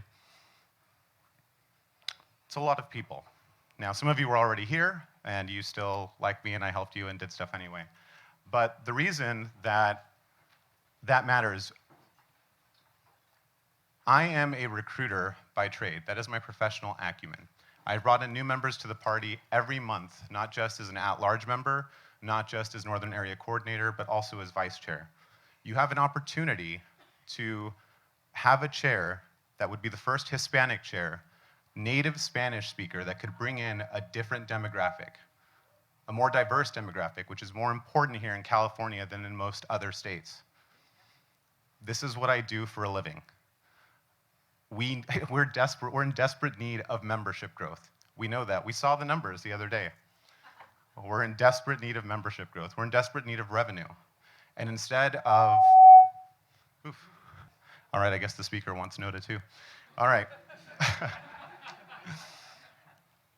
All I'm saying is, I am not your enemy. No one here in this room is my enemy. This state is my enemy. Gavin Newsom is my enemy.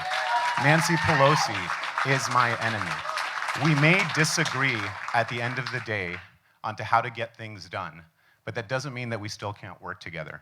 And the fact that we're sitting here and that we have anti-Adrian stuff going around, Facebook posts, the toxicity in this party needs to just stop. If we just allocated some of that effort toward, again, the state, our actual enemy, we might actually have a chance of advancing liberty. Right? I mean, am I wrong here, people? Do you not want to see a freer California? My first Libertarian Party meeting ever was about the January 6th insurrection resolution or something that was happening in Contra Costa County at the time. I joined because I was hoping to find libertarians that wanted to end mask mandates and end vaccine mandates, but that's not what I found. I found people quibbling over something that happened 3,000 miles away. Who cares? And just talking about like how we're gonna talk about it. Let's actually do something. I started building a coalition in the Bay Area of businesses that were willing to stay open and ignore these mandates at their peril. That was more important to me.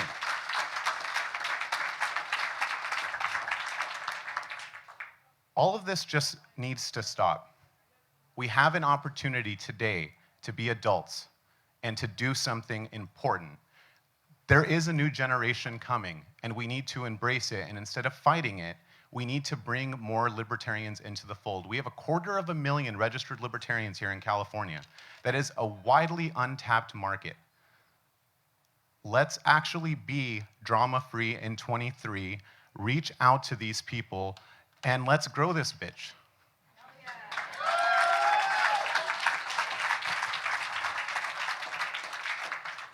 There is no force on earth powerful enough to stop an idea whose time has come. And this is our time. Let's make it happen, and let's drop the petty bullshit. Thank you.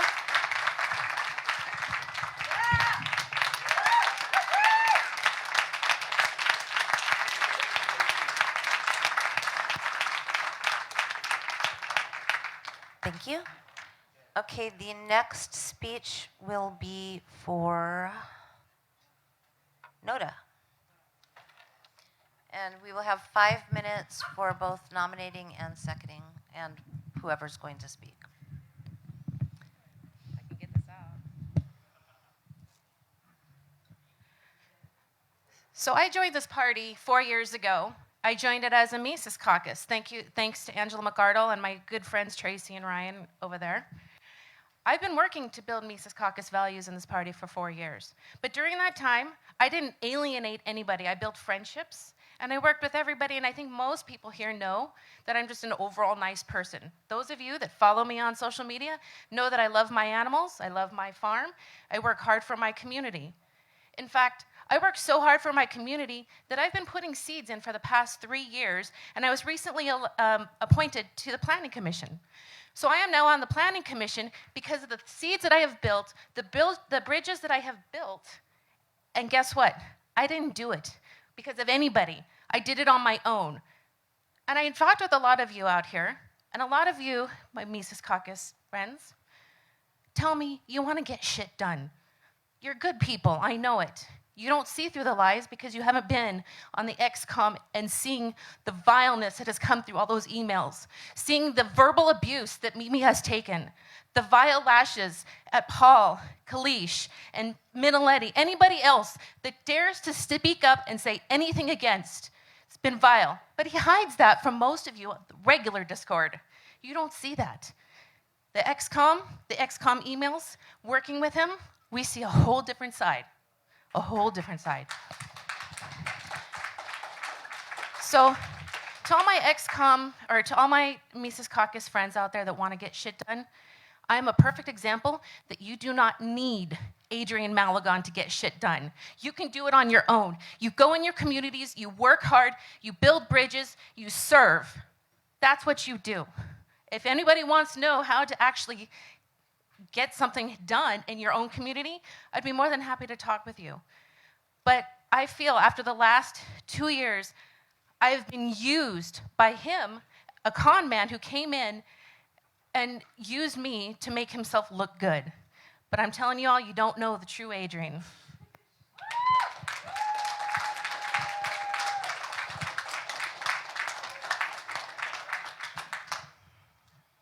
Jeff Hewitt, Riverside County, and I will be finishing up the 5 minutes for NODA.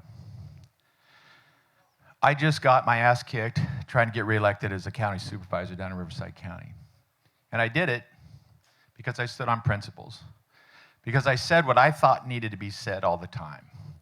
This party has been nothing but good to me. It has made me something out of nothing and has allowed me to try to fuck up the state and do great things. By the way, 3 days after January 6th, myself and Sue Frost of Sacramento County put on a conference here that said, fuck you, to Governor Newsom, and we caused him to open up the stay-at-home orders for the 13 counties surrounding Sacramento the next day.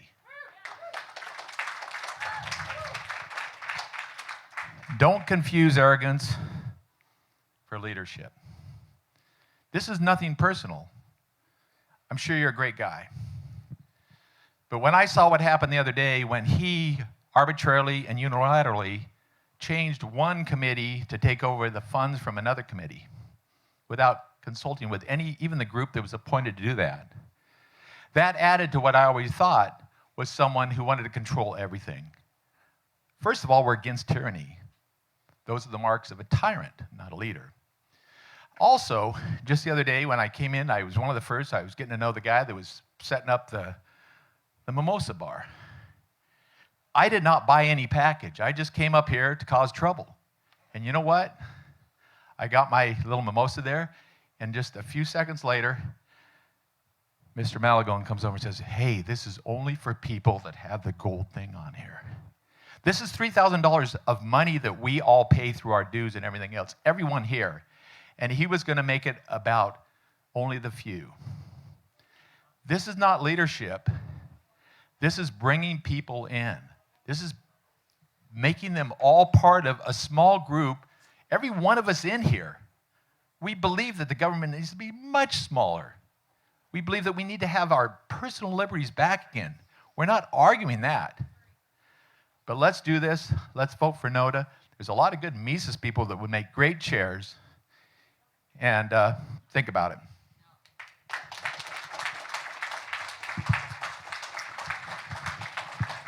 Okay, thank you. Then the next speeches will be for Mr. Just.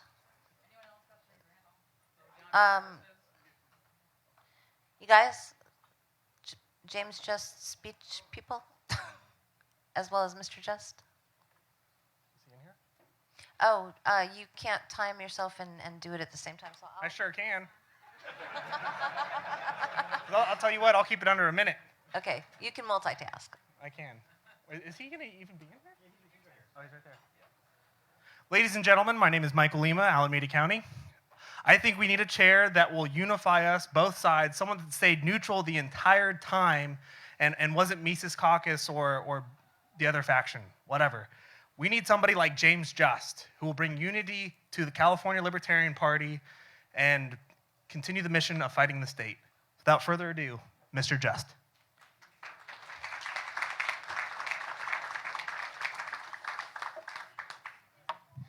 You know, it's funny. I sit in front of a mic many times a week, and yet I never know exactly what I'm going to say when I come in front of these things. This is not my journey. A couple of months ago, the people of Sacramento asked me to consider this. And I've always been skeptical of this agenda. So before I start, I want to thank the people of the volunteers who have made this event possible, those committee members who have made this event possible. I also want to thank you, all the delegates. This has been actually a very wonderful weekend. we went, what, one day we suspended the rules, half a day before a suspension of the rules attempt was made yesterday? That's like a record. I don't think I've ever seen that before, so I appreciate that. I also want to issue an apology to my team and my county. We would not be here if people like me were the leaders we needed to be. And because of that, we are here. We are facing a time when we, as a culture, are broken. We've forgotten the one thing that actually binds us all together. It is not liberty. It is not freedom. It is not anti-state. It is love. It is our love for each other, our love for our fellow human beings, our love for our communities. That's why we put in all this work. Every single one of us in this room works their ass off. Every one of us.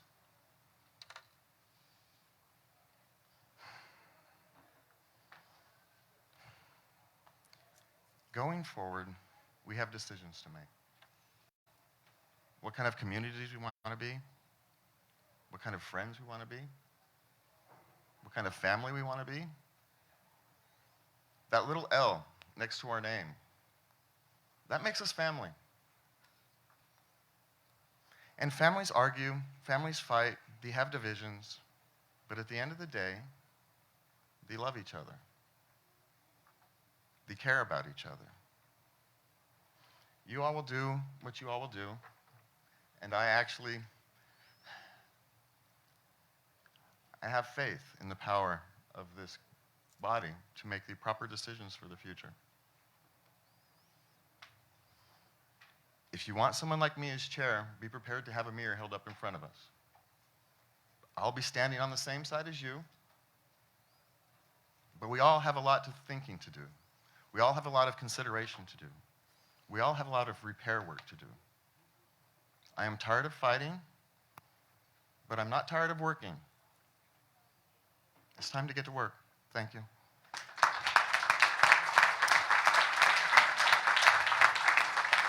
Okay. Thank you to all of the speakers and the candidates. We are now ready to go to our first vote of the day, so if we could get our tellers up here. And we're going to do this, because of the way that the room is set up, we're going to do this a little bit differently than we've done in the past. We're going to have two lines that are all going to feed down to the center. That's what you guys decided, right? Is that what you decided? So once you feed down, you'll then pass back and leave. So when you line up, everybody line up on each side. They're going to be handing out index cards. Again, we have basically four choices. And I should mention that write-ins are always also appropriate. So you can rank a write-in as well. You can write in, whoever you want. At the National Party, I think there was write-ins for just about everybody under the sun, including Hillary Clinton. Mm-hmm. Yes, I do.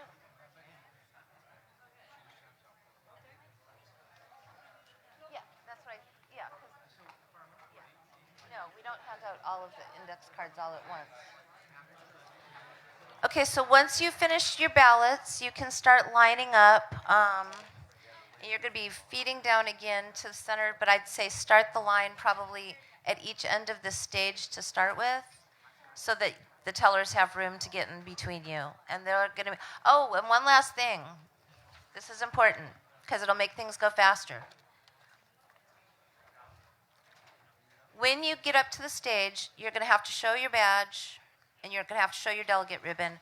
You're also going to have to take your badge out of the sleeve, because on the back, they're going to put a mark. We used to use hole punches. Now we're going to do marks.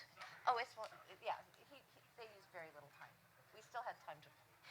So as you go through the line, be sure to have this stuff ready, have this out, and then you'll put it back in your delegate holder or your badge holder after. Hey, Garrison, can we get some?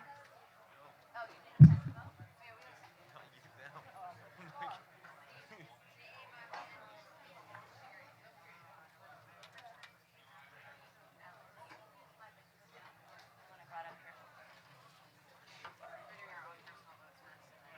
Yeah, and actually, I'm going to down myself.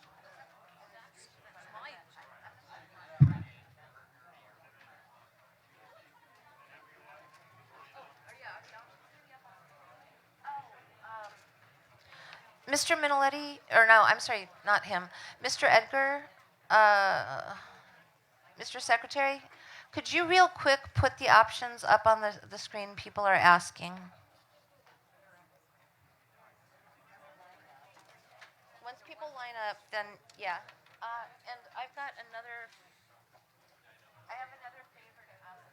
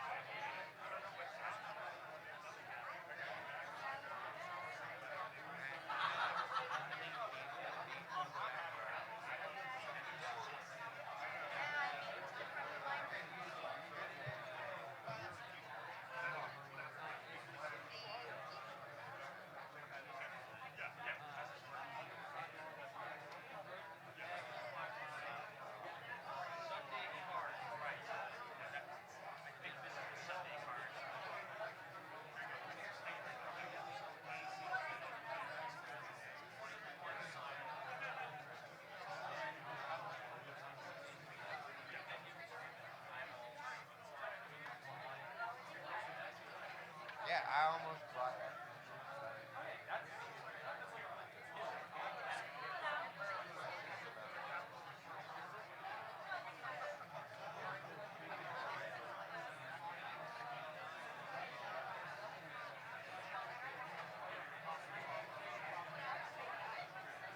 I needed a friend.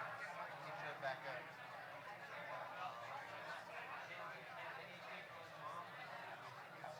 No, the majority of them are not. They're either fucking basket cases on fucking like prescription pills, or they're really MAGA, really MAGA. And there's not really an in between. But I have heard rumors of some kids at UCB wanting to start up all chapter. They have all chapter. So we could have a table. So, but I doubt, I don't know about that. But a friend of mine kid has been in like they're all well, they want to get involved with whatever. And they need cat dating. I've seen them. There definitely won't be enough people. They're all like commies. Oh, okay. Like front higher commies.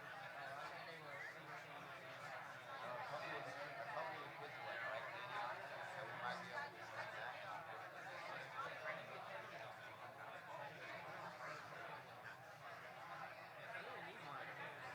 No, we need one table. One guy. One guy to run the table. We could do it too, but it's just awkward. Me fucking old guys that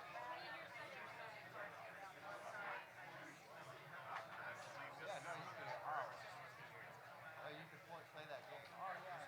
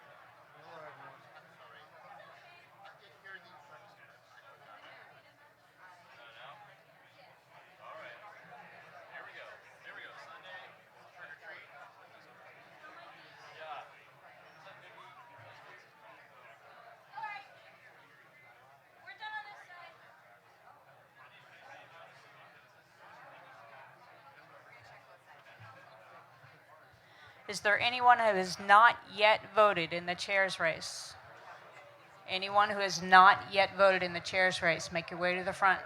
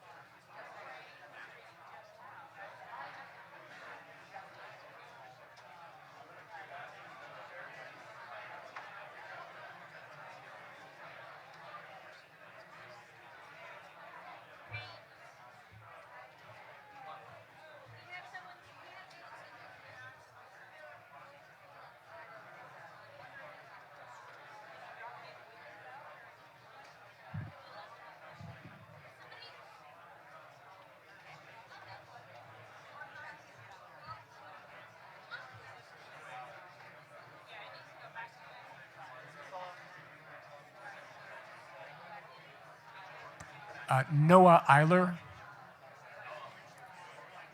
Carrie Eiler. Are any of the Eilers in here?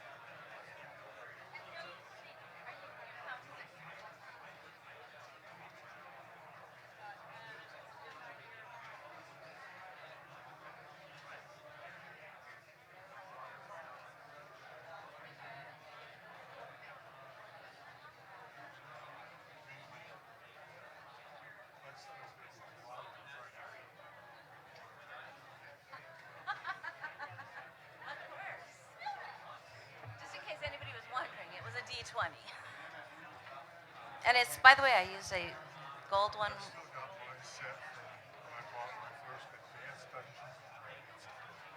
Really?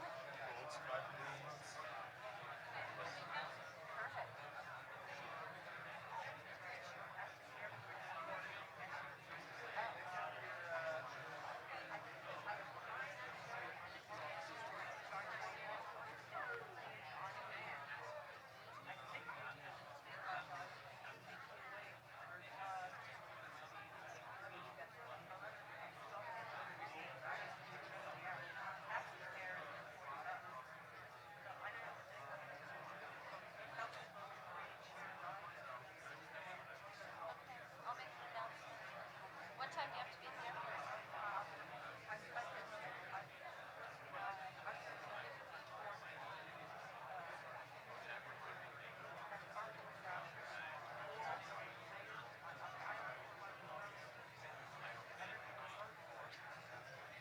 I don't know. What time? What time do you have to be there?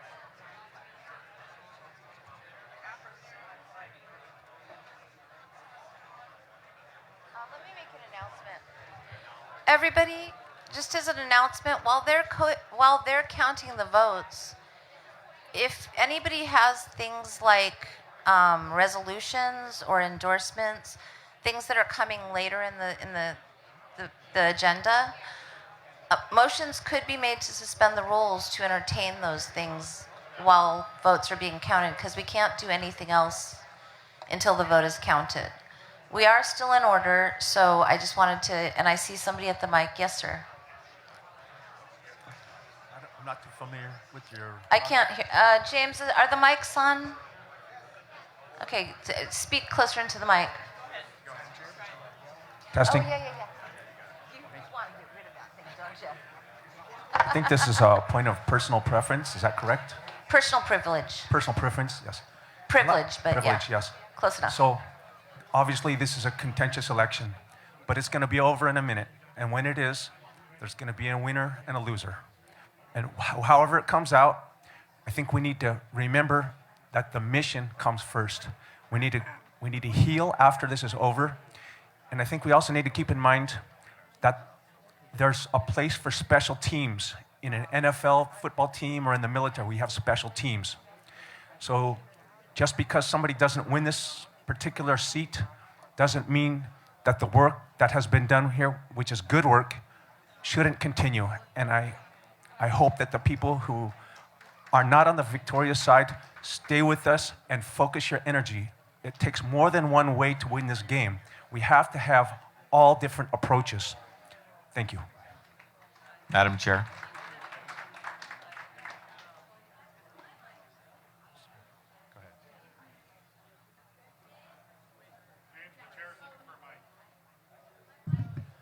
Madam Chair.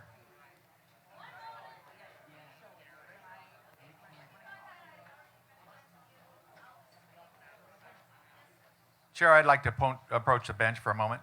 Would that be okay? Yeah.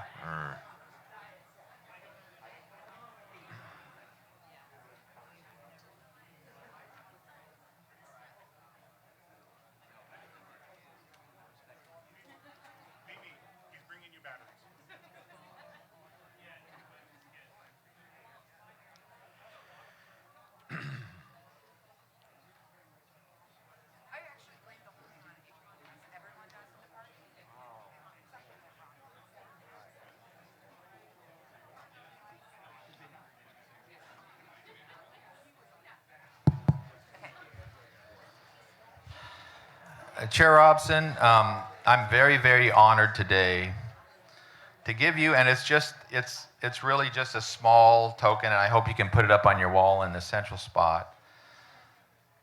But this is to honor Mimi Robson, chairperson of the Libertarian Party of California, from April 2018 to February 2023.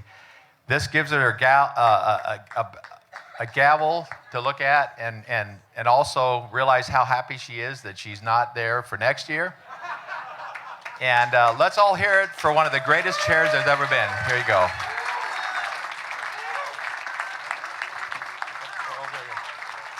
There you go.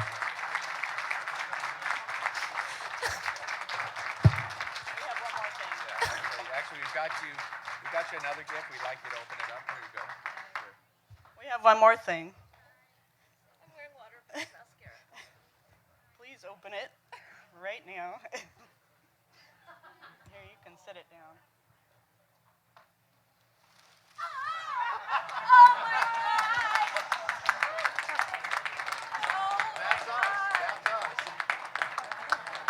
That is so fabulous. Oh my God. So it's butterflies that flew out.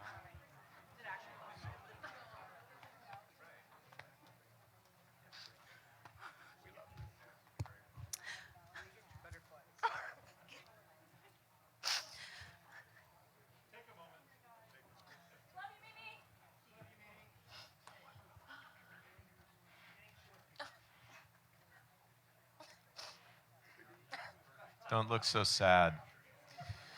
This is going to be a great picture. I hate pictures anyway. Thank you. I didn't expect that. The butterflies are amazing. Thank you. And you guys know, I mean, you're all my butterflies. And I love my butterflies. So, thank you. Today's really bittersweet. So I'm going to take a point of personal privilege real quick and just thank everybody here. You know, I know that there's been some fighting and stuff, like I said yesterday, but let's love each other, okay? Please. Let's go forward and fight the state. And thank you. That means the world to me. It really does. So thank you.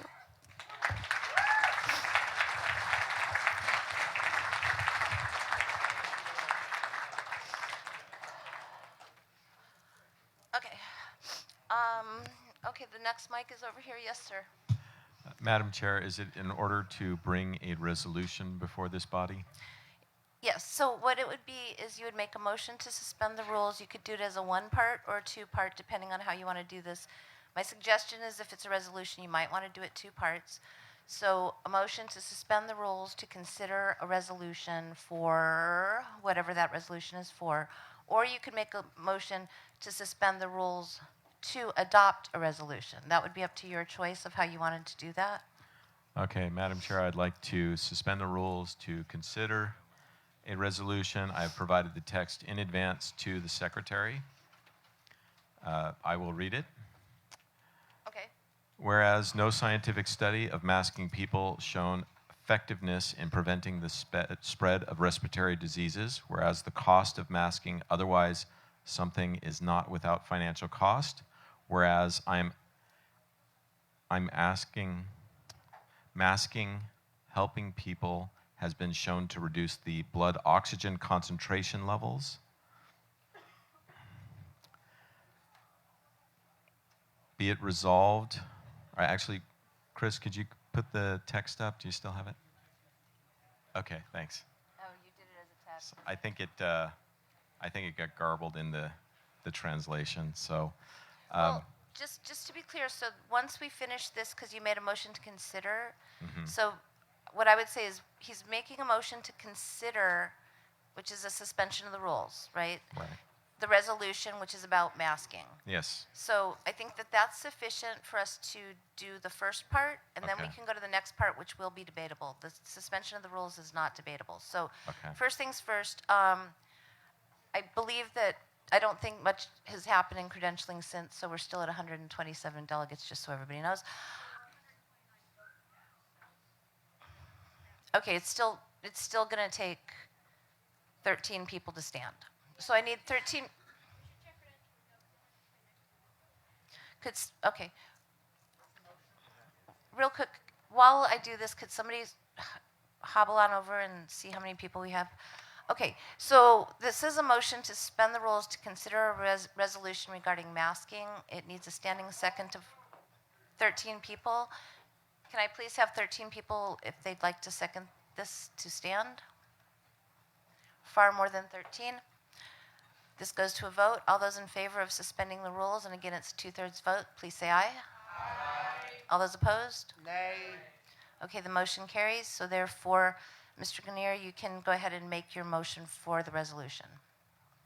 Okay, the resolution talks a little bit about the,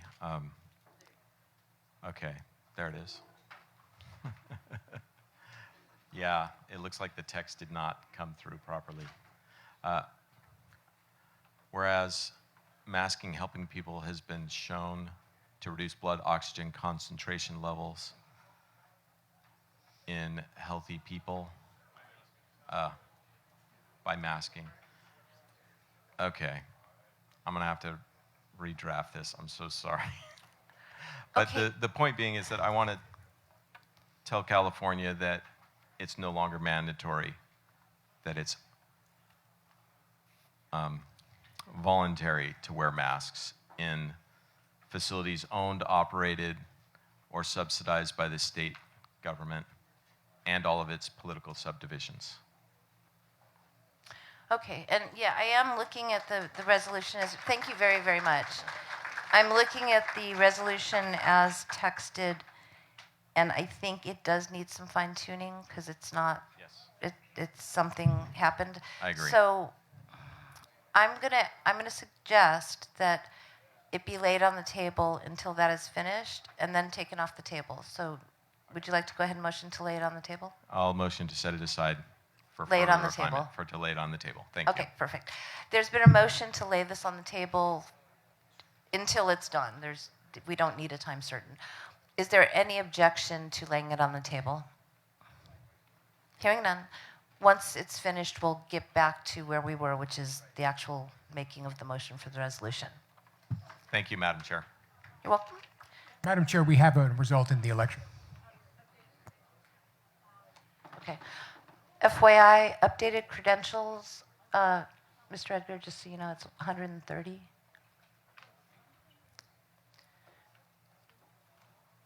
And we're, okay, and can I have the results?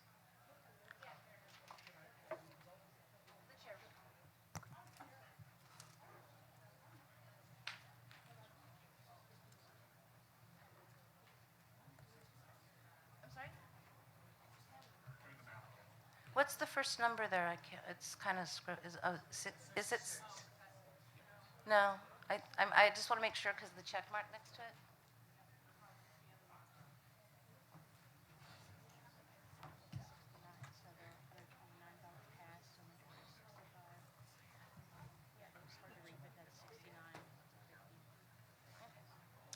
All right, so we do have a winner, and it was on the first ballot round of voting.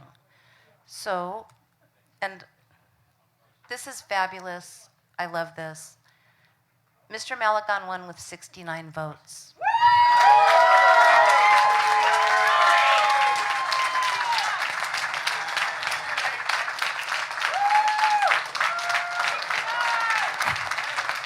Congratulations.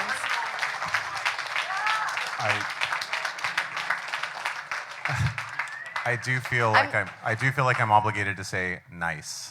Yeah. And I was hoping that you would, because so just so everybody knows, the vote was there was 129 ballots cast, which is why I wanted to update credentials. Mr. Malagon received, as I said, 69 votes, winning. Nice. Noda received 50 votes. James Just received 9 votes. And there was a write-in vote for Gary Alfstad with 1 vote.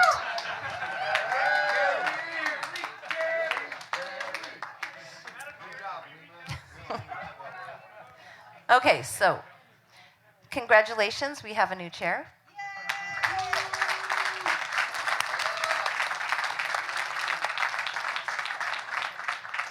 And I just want to say, with everything that's been going on, Mr. Malagon, congratulations. I truly, truly wish you all of the success.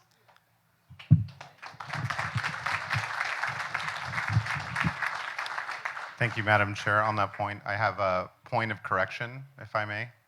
Mr. Hinkle earlier said that people had been saying that he had only been making calls in the membership committee to Santa Clara members.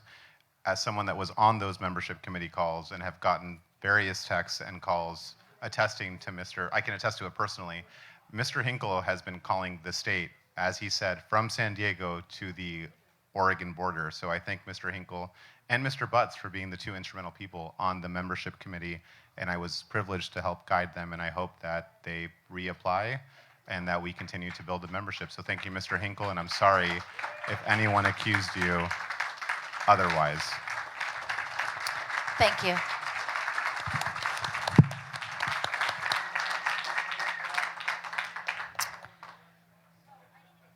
Okay, so that brings us to the next item of business on the agenda. And the next item of business is the vice chair election. So I will open up nominations for vice chair at the mic for anybody that wants Point to. of information? Yes. The results of the election do not take place or not effective until after convention, correct? Correct. All of the elections, in all of our elections, it takes place at the end of the convention. Thank you. Madam Chair, I'm taking off my secretary hat for a moment to nominate Gary Alfstad. Thank you. Are there additional nominations?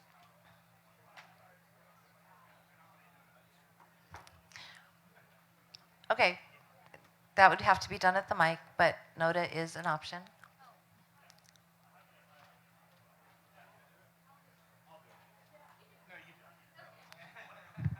I'd like to nominate Noda. Okay, thank you.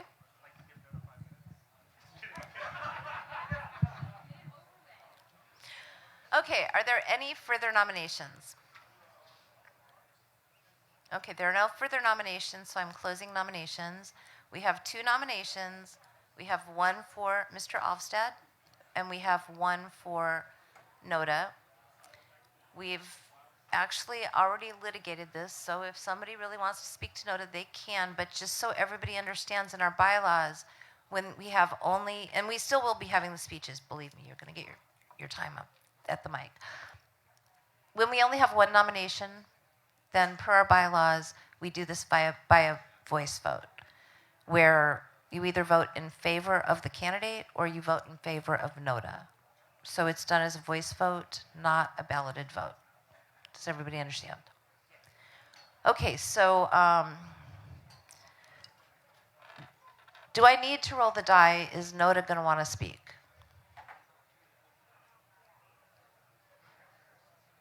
Yes, sir. Go to the microphone, please. You see, NODA's the perfect libertarian. Well, no, you're not speaking for it yet. You're asking the question of if you're answering my question that NODA wants to speak. Okay, all right, so we will have 2 speeches. So I'm going to roll the die.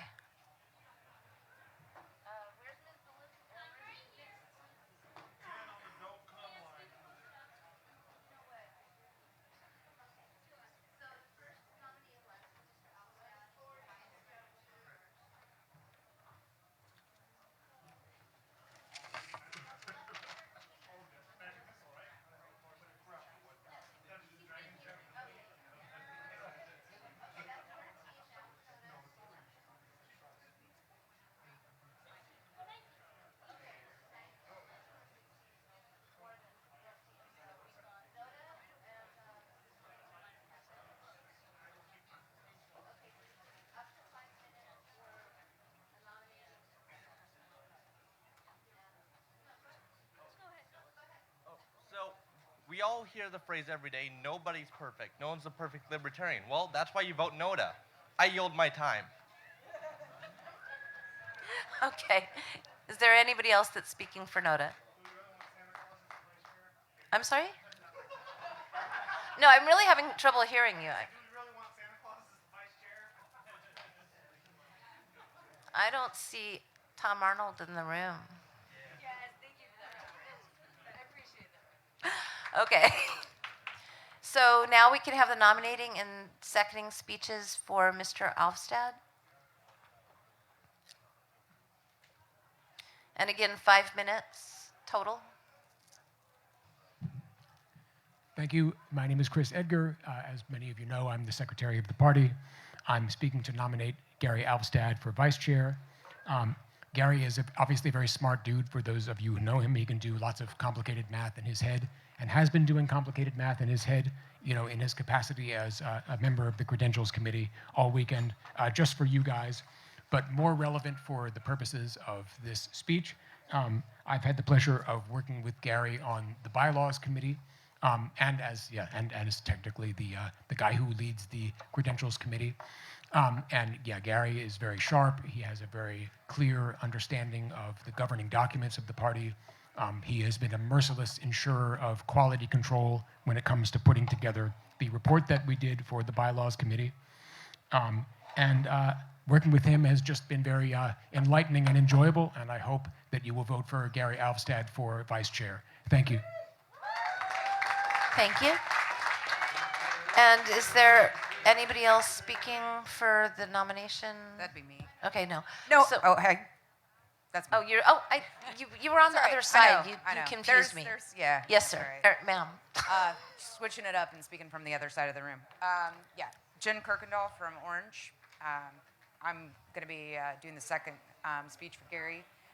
I first met Gary a couple years ago. My husband and I moved here to California.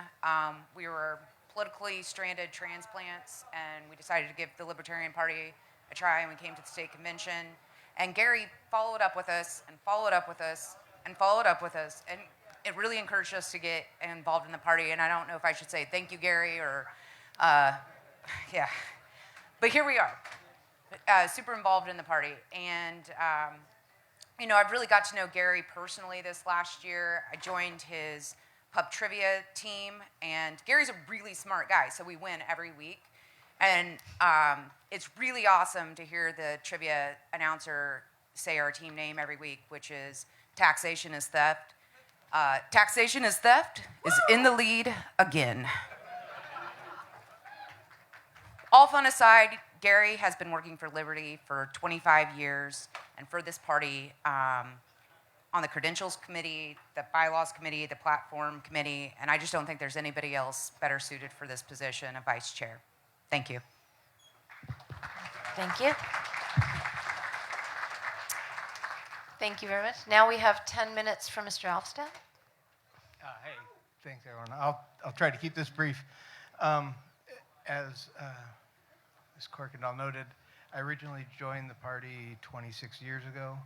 I think in the aftermath of 9/11, when the public tone sort of turned away from libertarianism, the party. Oh, thanks. Sorry.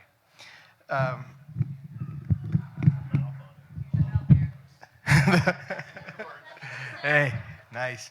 So the party kind of failed the moment, and our membership dropped to about a third of what it had been before in the late 90s. And I think 20 years later, we had the same issue. COVID came up. This was another case where a massive government failure paradoxically led people to insist on more government.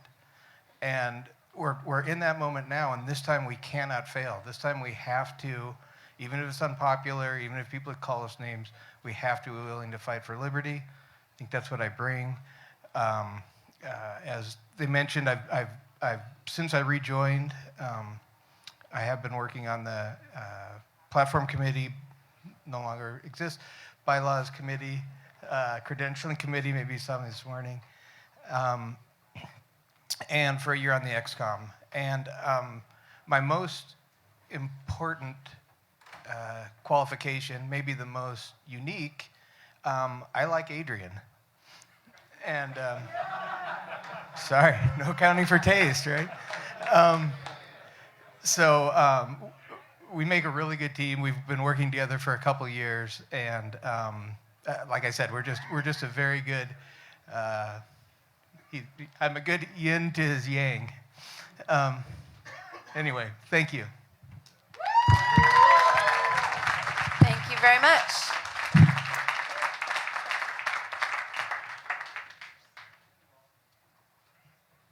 I'm dropping things.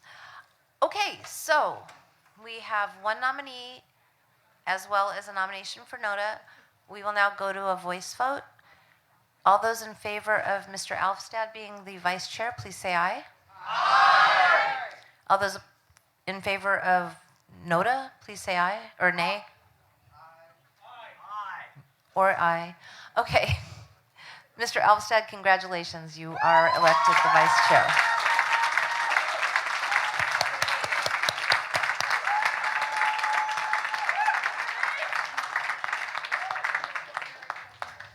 Okay, so the next item is going to be the secretary election.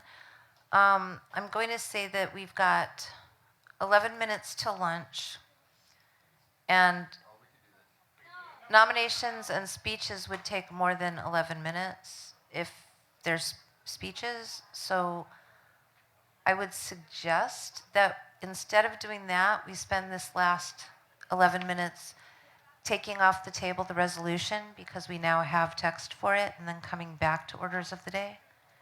Would anybody like to make, is there any, I'll start out. We've already had a suspension of the rules that's already passed. I don't think we need another vote for any of that. We just need to take it off the table. And there's no vote for that. So if there's no objection, I'm going to go ahead and we're going to go back to that. And I have the text of it as well, so I can read it as well. And I believe it's on the screen. Is it on the screen? And it will be on the screen momentarily. But go ahead and make your motion. Okay, my motion.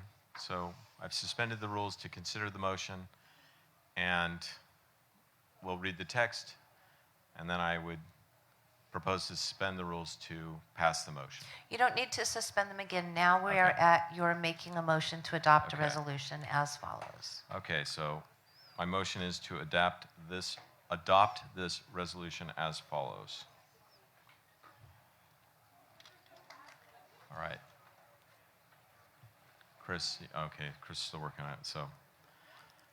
Okay. You can read it while he puts it on the screen. Okay, great. So just a quick note, paper and pen are better than voice to text. whereas no scientific study of masking healthy people has been shown effective or has shown effectiveness in preventing respiratory diseases, whereas the masking of otherwise healthy people is not without cost, whereas masking healthy people has been shown to reduce blood oxygen concentration levels in human beings, be it resolved that masking of healthy people is henceforth entirely voluntary on all properties owned, operated, leased, or subsidized by the state of California and all its political subdivisions.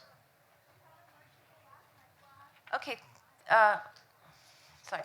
So that is the motion. It is up on the screen. We now need a standing second. Can I please have, it's 130 people exactly, so we need 13 people exactly now standing. Please delete the word Ben on the first. Okay, we've got more than 13. Okay, so this is debatable. You can speak to your motion for first. Please delete the word Ben after has in the first line. So, the first line.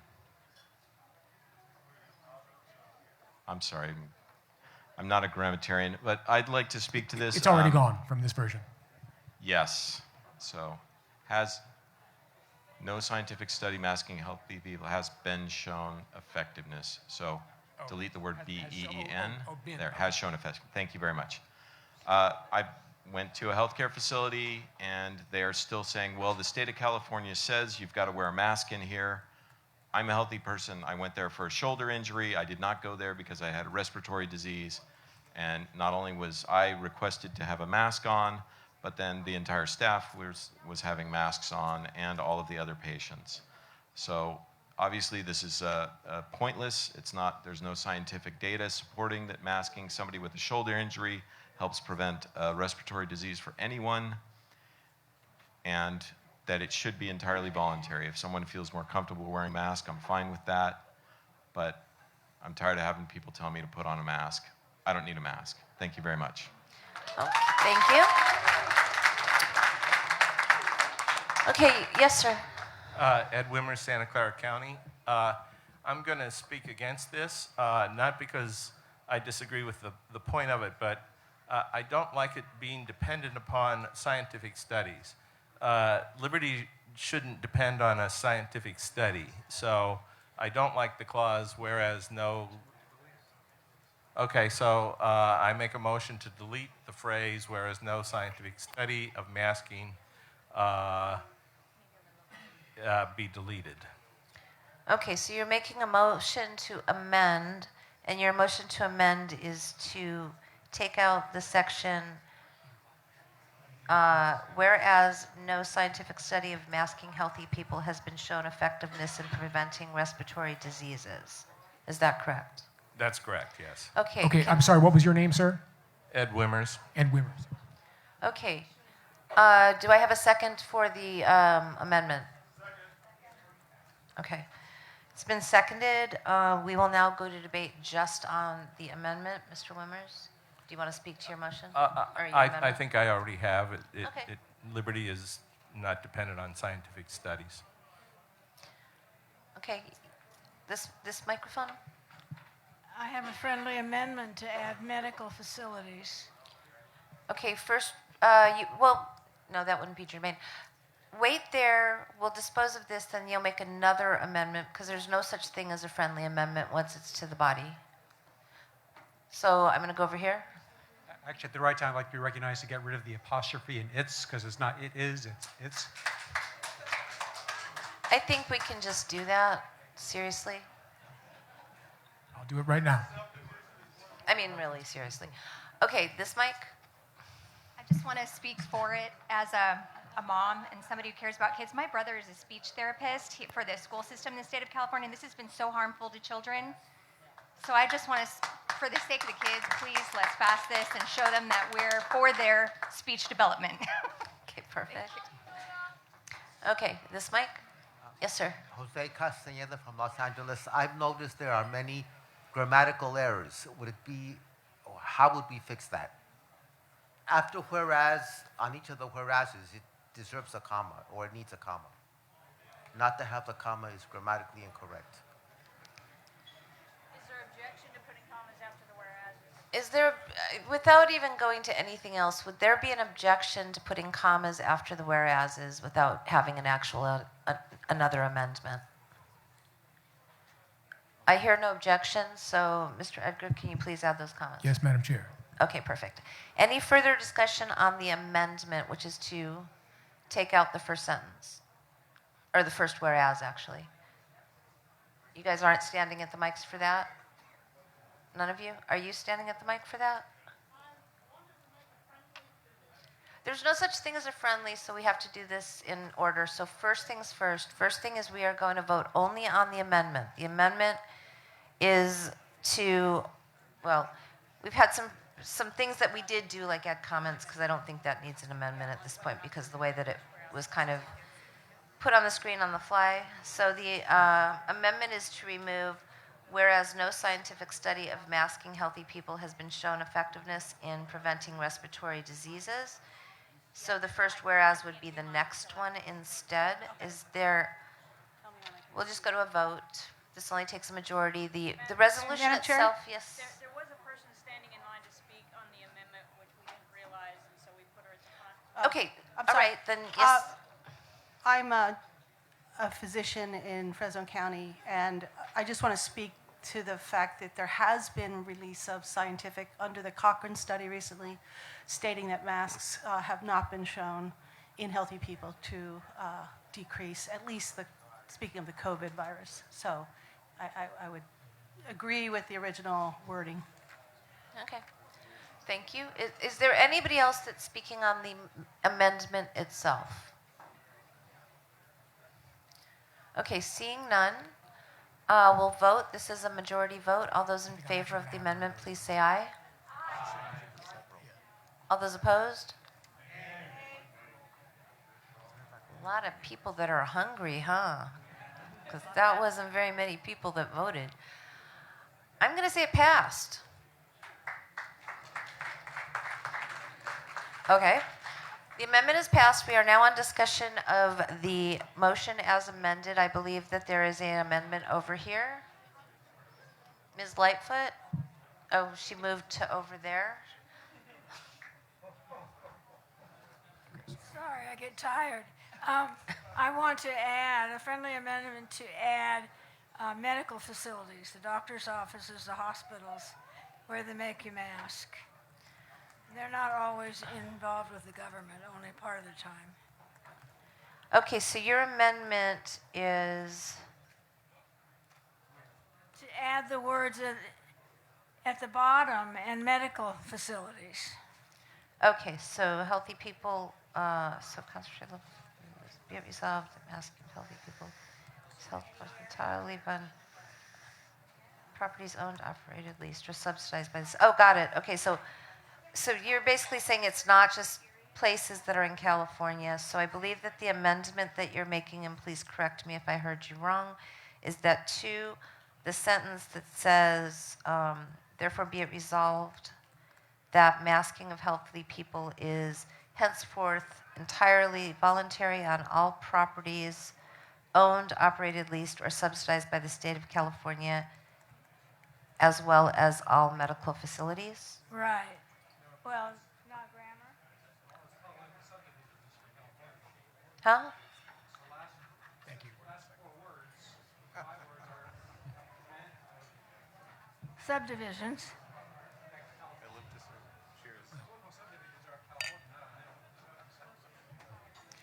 But that has nothing to do with what I'm trying No, to that's say. not I what wanna her. add- That's not what she's saying. I want to add all medical facilities, like She your wants- doctor's office and the hospital. Right. So what she's saying is right.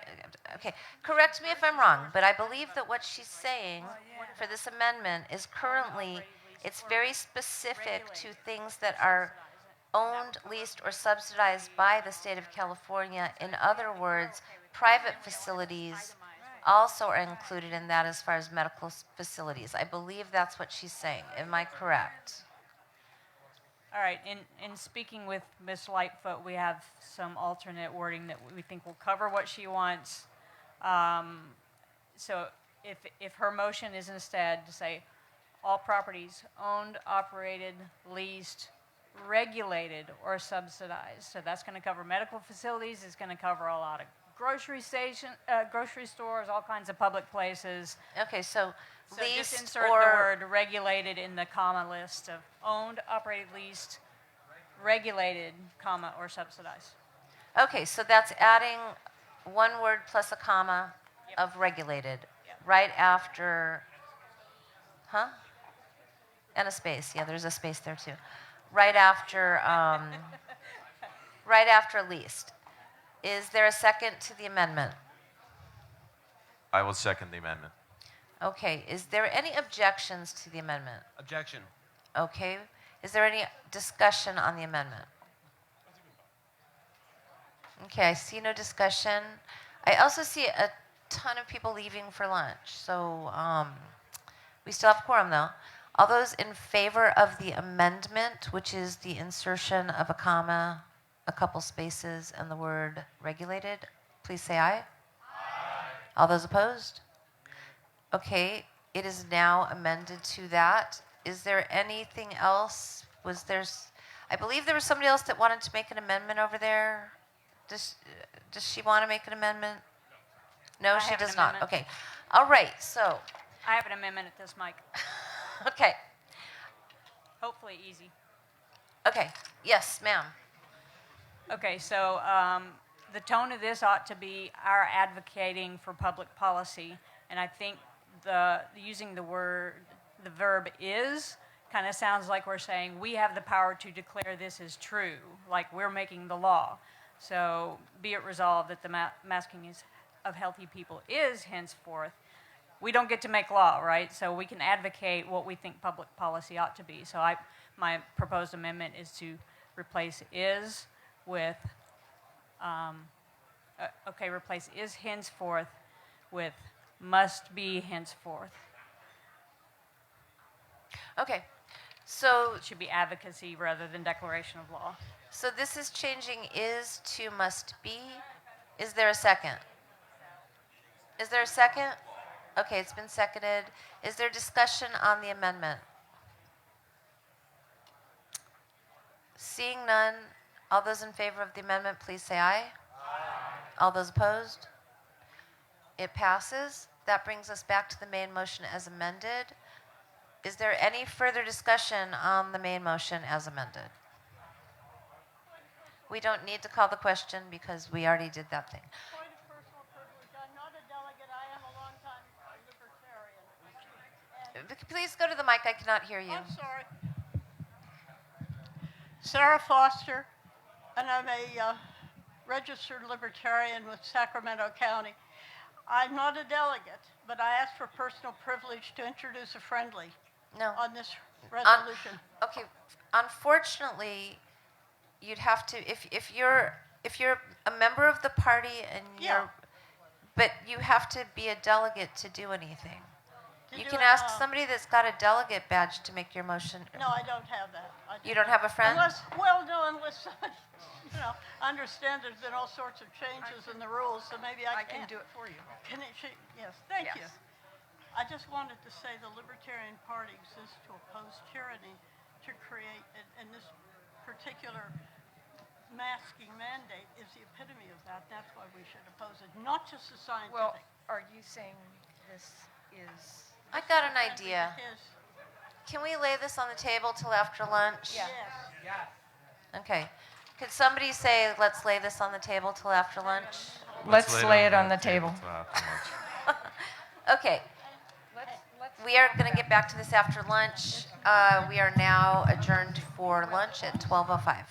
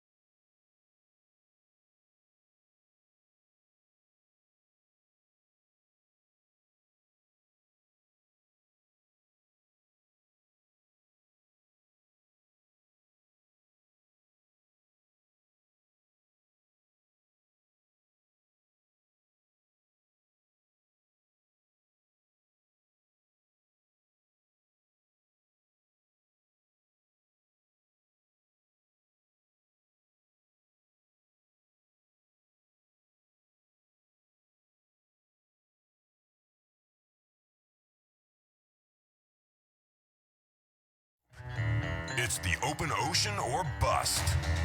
Braving isolation and danger to the extreme on board this visionary mega marine machine.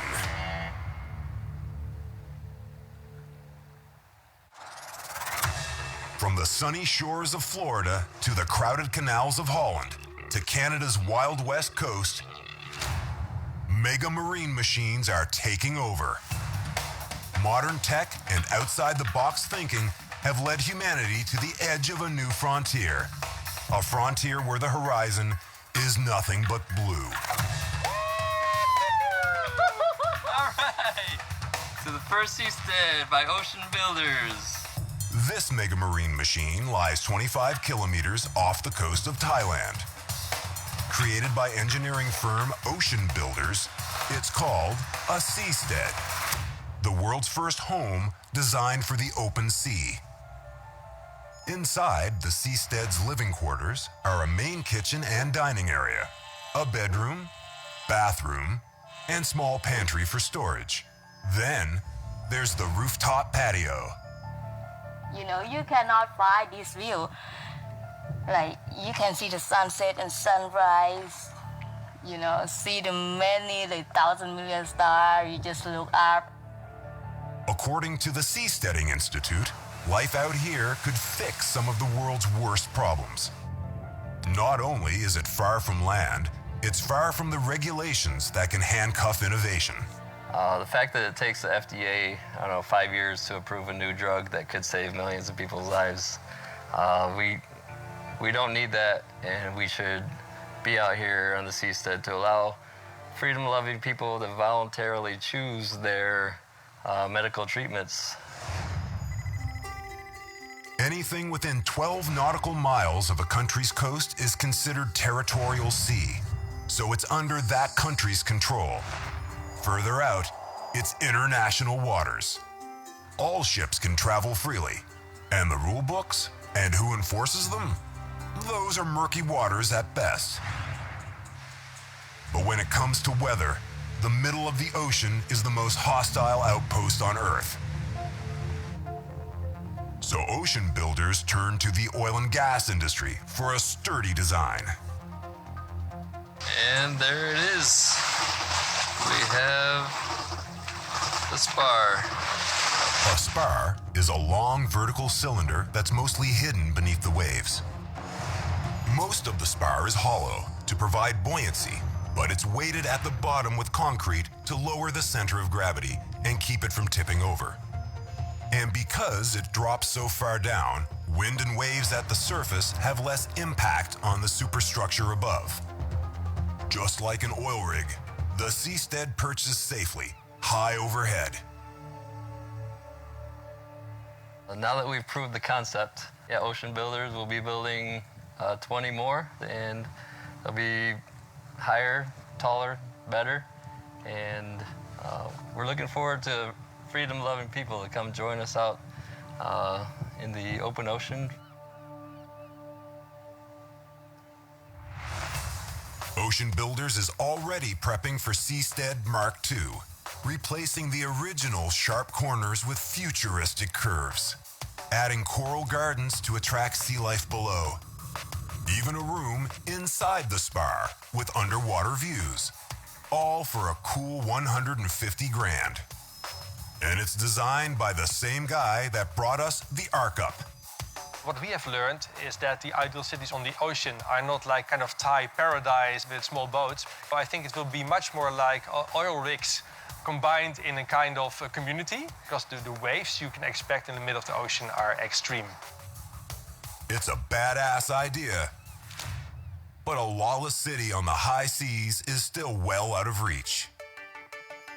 A marine metropolis closer to shore? That may be a little closer to reality. This is Oceanic City, a concept that's already won support from the UN and crams all our marine knowledge and technology into one massive water world. The modular design means it could be easily expanded, from a village of 300 to a city of 10,000, or even more. Fully self-sufficient, all sewage and waste would be recycled, All power, fresh water, and heat produced on board.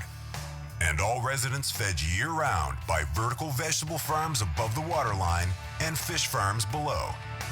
The city would be anchored just a few kilometers from shore, in protected waters, deep enough to allow the structure to ride out a tsunami. Tough enough to handle Category 5 hurricanes, too.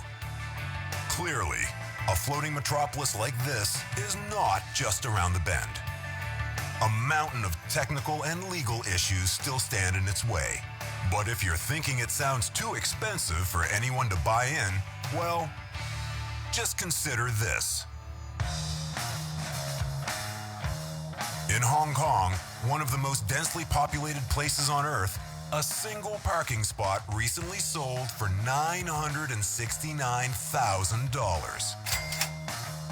And with the global population predicted to hit 9.8 billion by 2050, our megacities will only get more overcrowded and overpriced. If you look at our cities today, they are in need of space and they're in need of more room for houses. And if you can't find space on land, maybe you can find space on water. The best way to future-proof our planet may be to take a cue from the Dutch. Stop fighting the water and start working with it. People think that what we are doing here is really special. I would like to say that it's kind of normal. Floating, for me, it's like the most logical solution. I think it can save a lot of great places before it's too late. We're water architects, so we find solutions to work with the water. And what we say, the wetter the better. And we take climate change very seriously. We know it's there and we have to deal with the consequences. We can do that in a very anxious way, be afraid of the water, or also we can see it as an opportunity to create innovation and to make our cities even better. If there's one thing history has taught us, it's that human ingenuity always rises to the challenge. Even if that challenge is building on a more watery world. The new generation of daring aquatechs and innovative engineers is proving even the open sea can be tamed with the help of mega marine machines.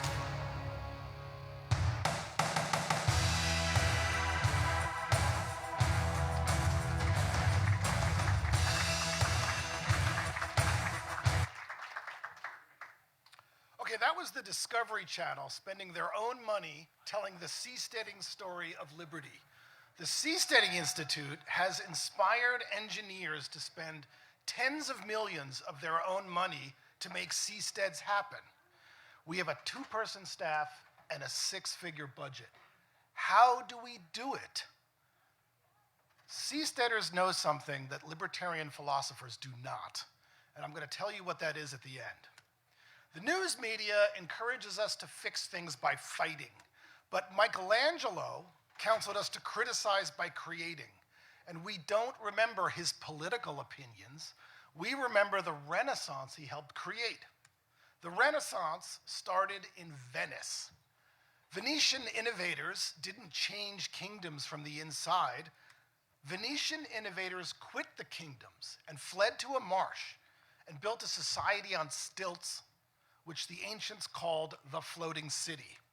This startup government was based not on kings, but markets and contracts. Venetian merchants would dominate the Mediterranean for 1,000 years, creating the model for capitalism and free enterprise that changed the entire world forever. 500 years after Michelangelo's birth, Steve Wozniak was struggling to change Hewlett-Packard from the inside. He presented his wacky idea for the personal computer 5 times, and he was rejected 5 times because the kings at Hewlett-Packard couldn't imagine why peasants would want a personal computer. So Wozniak quit the kingdom and founded Apple with Steve Jobs. And if he hadn't persuaded by demonstrating, I wouldn't be using an Apple right now. So forget the personal computer. That's a technology from the 20th century. What about a technology for a personal government?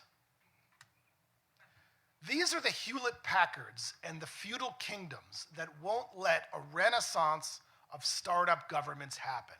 and today's Wozniaks of governance innovation deserve their Venice. Fortunately, nearly half the world's surface is unclaimed by any nation state. That green spot up top is Hawaii. After every plague comes the Renaissance. Venice would cure the world of feudalism. Seasteads will cure the world of statism. Better examples are how this happens. Much of the water you're looking at is very calm, tropical, low waves, no hurricanes, stateless, and everybody calls it paradise. Long before we go to Mars, free people are going to discover planet Ocean. And in 2019, the first affordable single-family home was established on the Blue Frontier.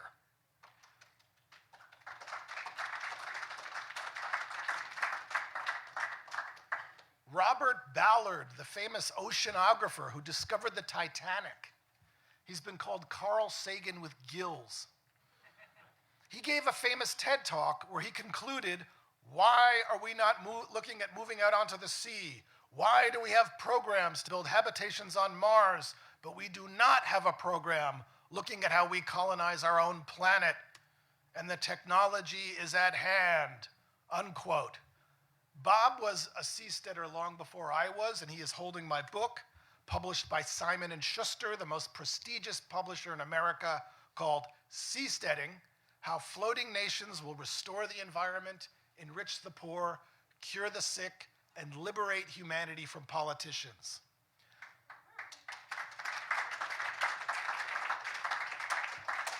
A seasteading donor wants to get the book in as many libertarian hands as possible, so he offered to buy you all a book. Pick one up for free right outside this door. Rave reviews, the Wall Street Journal, Reason, Wired, Tim Draper, my favorite science author, Matt Ridley. And we stand on the shoulders of giants. Seasteading springs from a family legacy that starts with David Friedman. In 1973, he published The Machinery of Freedom, Guide to Radical Capitalism, where he proposed a thought experiment. What if houses were on wheels and people could move about and choose the governments they want? We'd have an economic solution to political problems. Voila! No more need for politicians. A decade later, David's parents, Milton and Rose Friedman, published Free to Choose, where they explored another thought experiment. What if free people could choose to be governed less? 2 decades after that, his grandson, Patri Friedman, proposed a machinery of freedom to choose. He asked, what if we lived on the ocean and could sail about and choose the neighbors we want? And this is the idea that launched 1,000 ships and changed my life. If you can float, your land is mobile. So imagine if your city was like a floating jigsaw puzzle. You can move city blocks and reassemble as you choose. Societies could only form if people choose to attach to each other. If some politician asks for your vote, you can detach your house, sail somewhere else, link up with your allies, found your own floating governance provider. If you can vote with your house, governments will be companies and residents will be customers. A diversity of governance options will compete for your choices. No more monopoly governance based on force. This business model has been making billions for decades. When I step off that land city and get on that floating city, my rent gets cheaper and my quality of life improves. My chances of being mugged, panhandled, ticketed, taxed, they all go to zero. On the floating city, I have zero chance of stepping in human feces or on a used syringe. In my land city, straws are banned, but we pass out 400,000 free needles every month. Why is the floating city better? That priesthood is largely self-governing. In 2019, at least 30 million people, a population larger than Texas, boarded cruise ships to vacation in private governance at sea. Cruise ships are anarcho-capitalist skyscrapers. They flourish where there is no state. They dock in one nation, fly the flag of another nation, pick up passengers from another nation, hire from anywhere. They pick and choose the laws best suited to their industry, and they make billions while maintaining friendly alliances with all nations. They fly the flags of Panama, the Bahamas, Malta, countries which have no capacity to enforce rules on the thousands of ships that fly their flags in oceans all over the world. Passengers sign a contract for onboard security and health care with these floating cities that bring their own hospitals along with them. Passengers sign a contract that if they get in a conflict with the ship company, they agree to private arbitration. A captain on a cruise ship is, in practice, a dictator. If you get drunk and assault one of his passengers, he can lock you in the brig. He can order his private security guards to put you in a Nelson and abandon you on that obscure island and wave bye-bye. Happens all the time on cruise ships. They have to deal with everything. What are you going to do? Sue him in Bahamas court? So, with so much power, why doesn't this ship captain flog his passengers and keel haul his crew? Why doesn't he make drunkards walk the plank? This is the captain of Disney Cruise Lines. Parents trust this tin pot dictator with their children. Why? Because in a market of governance, passengers have the option of switching and buying governance elsewhere and writing a negative review online. The same goes for employees. Cruise ship workers can switch to another employer. There are no angels involved here. When it comes to evolving excellent governance among self-interested people, choice beats voice. Floating beats voting.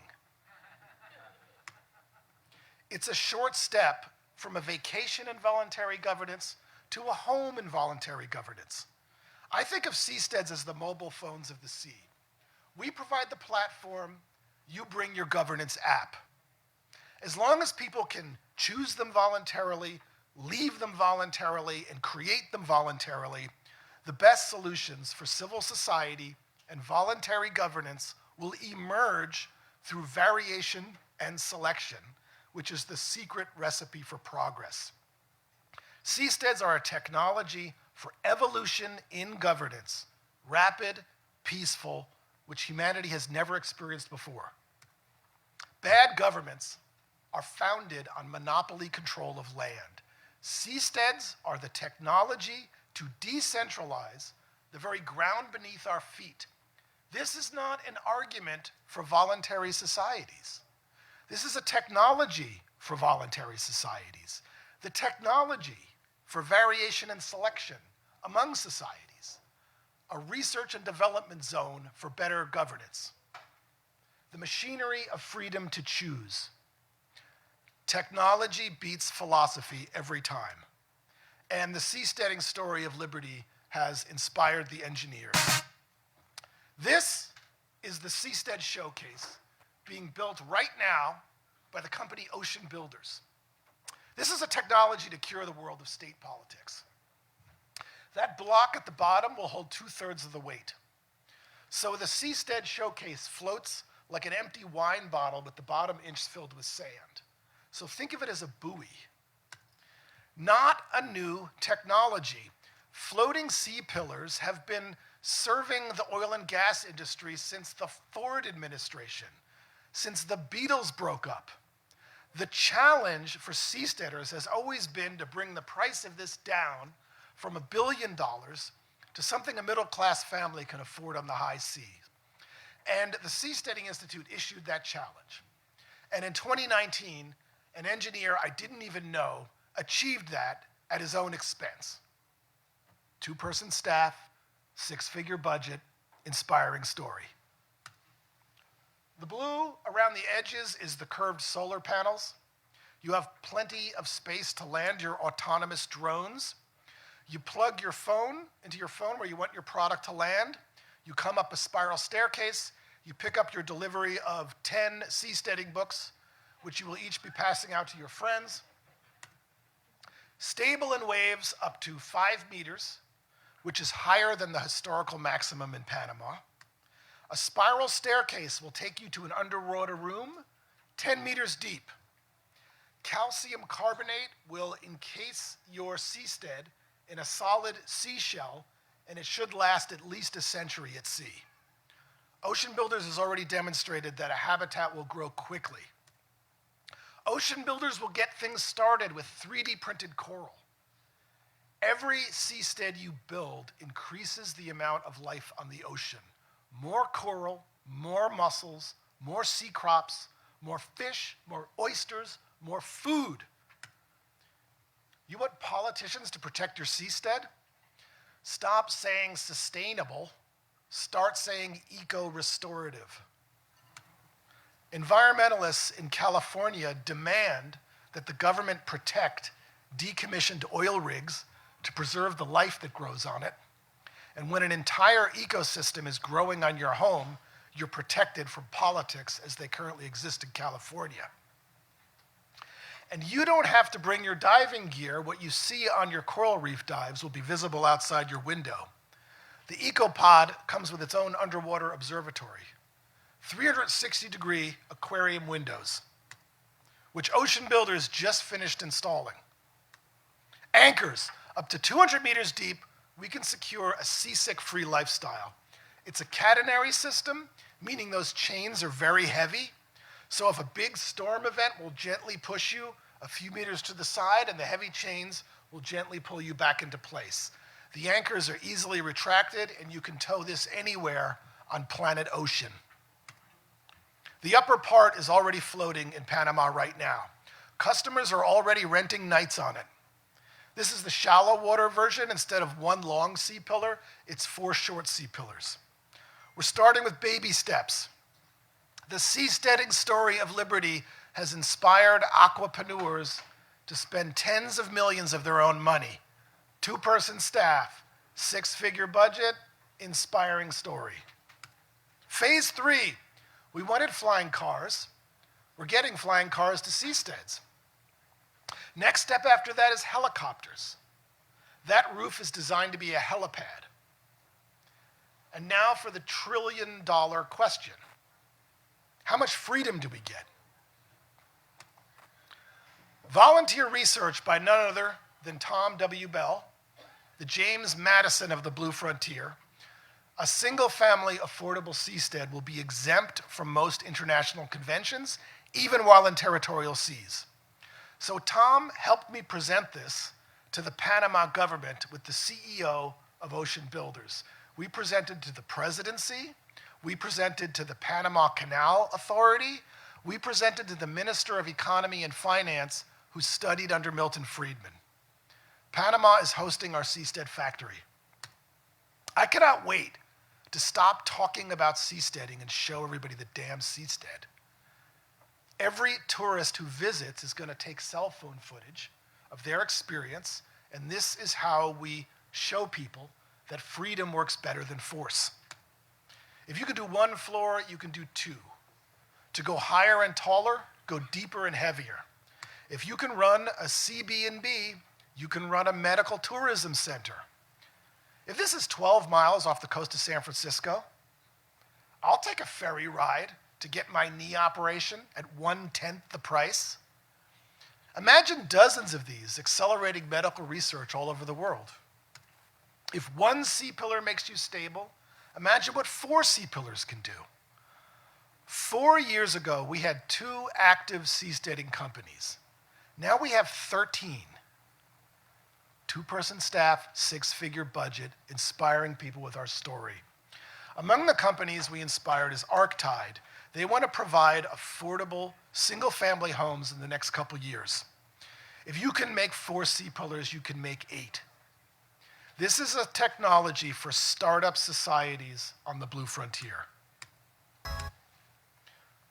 You can run your business from the Blue Frontier. You can provide governance services just like a cruise ship and show your friends that freedom works better than force. You can set up your home affordably. You have a whole structure below to grow your coral garden. Very cool. The vision of seasteading is dynamic geography. Voting with your house. These are easy to tow. This could eventually evolve into Venice, which could inspire thousands of Venices all over 2/3 of the Earth's surface. There's your suburbs, 12 miles from your coastal city. A jet ski will take you to international waters in 12 minutes at 65 knots if waves are calm. And that's shorter than my commute from San Francisco to Silicon Valley. And my freedom is bigger than your country. Arctide has independently done research on optimal seasteading areas. If you subtract all the places where any country can make any claim, it looks like this. Free and easy seas are larger than any continent on Earth. So given this vast frontier for liberty and startup governance innovation, where would be the perfect place on land to put your seastead factory? Panama seems made by the hand of God for seasteading. Access to 2 oceans, 40 miles apart, the center of global trade in the Western Hemisphere. Linton Bay Marina is co-owned by the man who once ran the largest special economic zone in the Western Hemisphere. We're launching seasteads into 2 of the calmest oceans in the world. And so far, the Panama government is in full support. These will cost less than the average American home. So I don't want a free society. I want thousands of free societies, each family-sized. We want a swarm of discovery machines. I call them Hayek Islands. At first, they'll be an oasis for you crazy libertarians. But quickly, they'll become a discovery process led by entrepreneurs, finding solutions that even your favorite politician can't imagine. But what if they kill us? They already tried. Rogue vice admirals in the Thai Navy volunteered to be cartoon villains in this stark morality play happening before the eyes of the world about an innocent young couple in love, threatened with death, and chased by the mighty Thai Navy. The seasteading story of liberty is what inspired volunteers to spontaneously organize to help them. And the very same day, the media were breathlessly selling you fake news about the ongoing manhunt, this secret picture was taken. The seasteading story of liberty is what inspired the entrepreneur on the left, Grant Romit, to meet me at the Floating City Conference in Singapore, which is what provided cover for him to get the immigration paperwork, race out in a speedboat, and deliver to the seasteaders who had been stranded at sea on the run for 10 days. Low food, low water, low gas. Grant delivered the legal entry paperwork 1 minute before the Singapore police surrounded them with gunboats while fighter jets circled overhead. That's the first seasteaders facing down the gunboats. Grant Romit, the rescuer who took this picture, is now CEO of Ocean Builders. So how's that for a job application process? He was wealthy. Why did he pull himself out of retirement to do this? A few weeks before this, on the way to Acapulco, I told this stranger the seasteading story of liberty. And he said, quote, "I'm in with both feet." He called Ocean Builders and says, "I'm moving to Thailand." Then after this rescue, he followed them to Panama. Then he hired the world's leading aquatect to help him design the Seapod. Chad and Nadia are alive and flourishing on the other side of the planet, building seasteads in Panama. They named their new baby Mira, which in Thai means goddess of the ocean. I'm writing a book about their insane true story. And does your libertarian think tank inspire heroes to live out a Hollywood action movie like this and triumph to build seasteads again? We don't want to win more arguments. We've already won all the arguments and nobody cares.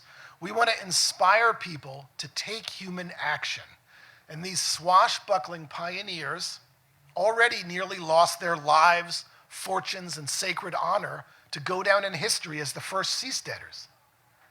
We have 2 staff members, 6-figure budget, and an inspiring story. Now, the Seasteading Institute needs you to help us protect the next set of heroes. Tom W. Bell, our pro bono seasteading lawyer, researched how we secure seasteaders' property rights in international law with a flag. Freedom is an awesome responsibility, and the nonprofit Seasteading Institute is working to certify, insure, and flag seasteads for family use. I want parents to feel safe letting their children sleep in that room. I want families to skip Netflix and watch coral gardens grow, knowing they are safe and insured.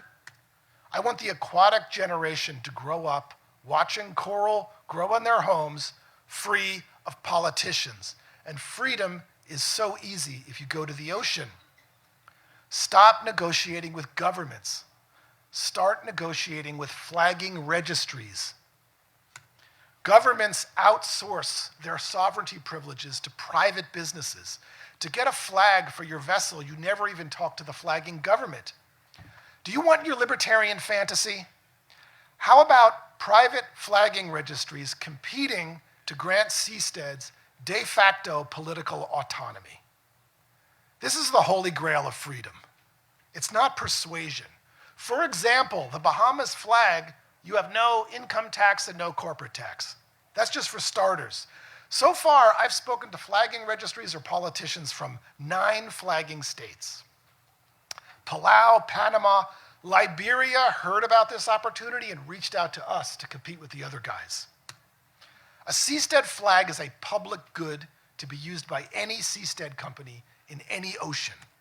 That means the nonprofit Seasteading Institute must provide it. We told the story to inspire the aquapreneurs. Now we need to provide the legal ecosystem so the free will be safe on the sea. When we close a deal with a flagging registry, more than 2/3 of the Earth's surface is legally opened as a frontier for free societies. How much is 2/3 of this planet worth to freedom? $100 trillion? $1 quintillion? The 3-step process is going to cost the Seasteading Institute roughly $2 million. Consider all the land on Earth, all the millions of lives given to conquer it. A seasteading flag will more than double all that space as a canvas to experiment with the first voluntary societies. Libertarian philosophers, your ideas have changed my life, but ideas don't change the world. Stories change the world. Heroes, villains, civilizations are founded on stories. And the seasteading story of liberty is what inspired Chad and Nadia to risk their lives, fortunes, and sacred honor to go down in history as the first seasteaders. The seasteading story of liberty inspired the aquatechs, the engineers, the maritime lawyers to volunteer to help us create the next new world. Let's give the pioneers of the 21st century their flag. Their flag is their shield. It's their peaceful weapon of choice on the stateless half of the planet, the free half. The most devastating tax the government imposes is the tax on your sacred attention, the tax on your emotional energy, not to mention the immense waste of funds we volunteer to politicians who are promising to free us from the state by using the state. Every penny you donate to political campaigns should be donating to the Seasteading Institute, because seasteading is going to solve your political problems faster than any promise of any politician. Now I get to talk to Seasteading Ambassador Gia, Christopher, who is here to tell us why she wants to raise her family on seasteads, and here's where it gets good.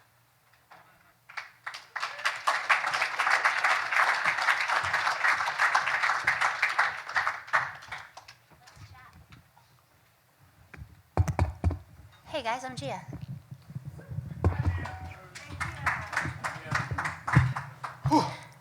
You may have heard of me. I'm responsible for Mimosa Gate.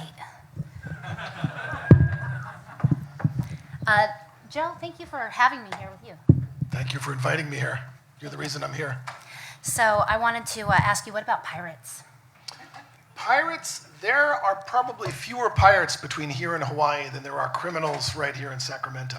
Why don't pirates raid cruise ships and also huge cruise ships with lots of people with lots of jewels and casino money? Why don't they raid those? Yeah, I made a cute little video making fun of this idea where a friend of mine pulled up to a cruise ship and we were yelling up, "Throw down your jewelry, we're pirates." I mean, there's tons of, cruise ships are already protected by maritime policing authorities. There's tons of boats out on the ocean that are protected from criminals.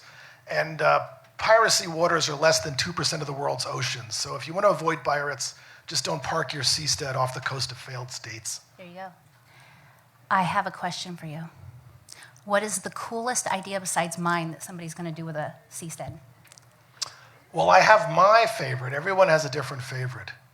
We were going to start with a CB&B just to rent it out and show people, my God, it really works. What I always thought could really pay for this is medical research. I mean, that's a very good one.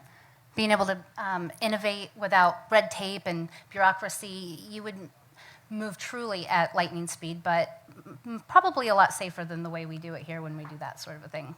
Yeah, the people banging on my door for demanding their seastead are biotech researchers.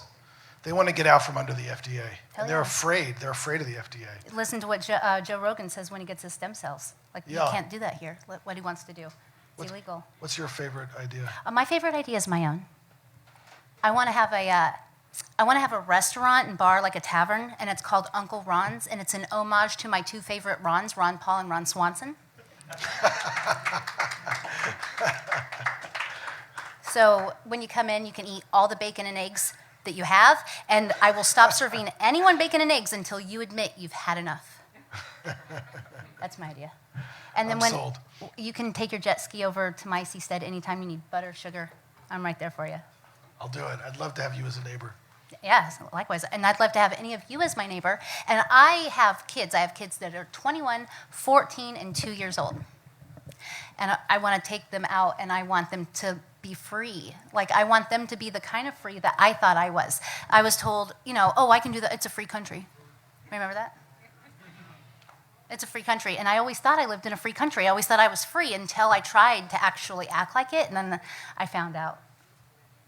I don't even own anything. I don't even own my own body. I don't even own my own children. I don't own my own house. I don't own my car. I don't even own my own ideas. Like, I own nothing, and I want to own something, and I want to be able to have something to pass down. And that matters to me. And I don't want my sons to ever, ever fight for land and resources. I don't ever want them to be in a position where they have to hurt another person that they don't know and they don't dislike out of force and fear. And so this is the only way I can think of that they can actually truly be the free that I thought I was. You said something to me that this would be true sovereignty. That's what's cool about it. Yeah, absolutely. This is the ultimate expression of libertarianism.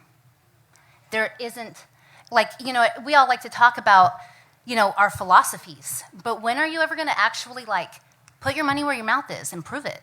This is a truly, if, we're going to do this, this is a proof of concept, and if we fail, we failed for a good damn reason, and then we'll either, we failed, then we can pick it up and do it right. But, if you fail, you should fail. You shouldn't have bad ideas survive. I want good ideas to survive. And so... I want there to be enough seasteads out there that you can shut people up with it. It's like, if you believe in your idea, go seastead it. I want to steal citizens away from nations that are treating their people poorly. I want to encourage them to come and be citizens of Gia land or whatever I end up calling it. And, you know, it's like, Gia, you're in an HOA. How can you be in an HOA? You're a libertarian. I'm like, this is a government I opted into and that I can actually have a pretty good say in. And yeah, I don't want people parking on their lawns. That's something I agree with. So this would basically be no different than my HOA. You know, everybody who lives in Gia land opts into my community because I offer a really cool neighborhood, I guess, or whatever. Like Ron's bar is pretty hopping, and they want to be closer to the whiskeys. And if people are competing to attract citizens, yeah, then the best rules are going to emerge in multiple different places. There'll be a government for everybody. You know, that reminds me of the pizza. Give that analogy. This is the best analogy I've ever heard for seasteading. Okay, so let's say you've got 8 friends, and then you can slice a pizza 8 ways. Can you and your 7 friends agree on one pizza for lunch? No, you can't. No, you can't, because one person's gluten-free, one person's lactose-free, one person hates onions, one person likes olives. It's a mess. Your pineapple is the only topping I want. So what I'm saying is, why do we all have to share a pizza and all get a pizza that we don't really like? Why don't we all get our own pizza? So now you've got Pieology. You can go to Pieology and you can get your own pizza exactly the way you want it. And why can't we have that with government? Why can't we have individual personalized pizza governments? Yeah. Yeah. And you guys are friends, but if you had to vote on whether to have a pineapple pizza or not, you'd be forced to be enemies. Right, yeah, no, if I had, I would literally come to fisticuffs over this. But no, now we don't have to. So now instead of like having to fight with your neighbor, like literally fight over soil and the ground under, you can like just unhook and be like, you know what, I'm out of here. Bye. And then you never actually have to become violent. And that is the truest expression of libertarianism, is the non-aggression principle. Yes, and it breaks my heart to see people who share my values arguing with each other over finer points of law, trying to get some tiny bit of power in the state to move the needle one sliver this way and spending all this money and emotional energy. Yeah, I love you guys. It's not going to get you what you want. I love you guys, but you are challenging my commitment to the nap. I'm kidding. All right, well, Joe, you're amazing, and I just want to thank you again for coming. And if any of these people have any questions or they want to get a seastead, they can just contact you directly, maybe? Yes, contact us about a seastead, and a donor wants to buy you a book. So yeah, go get your book. Joe will sign it for you. Thank you. Thanks, Gina.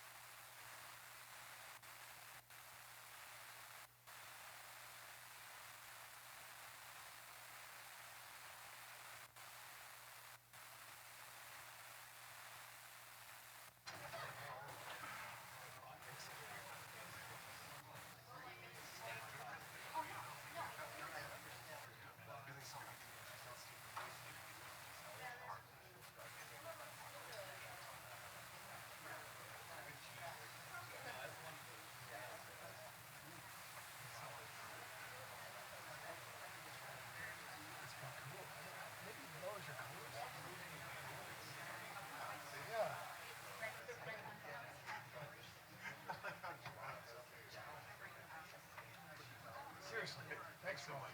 Thank you.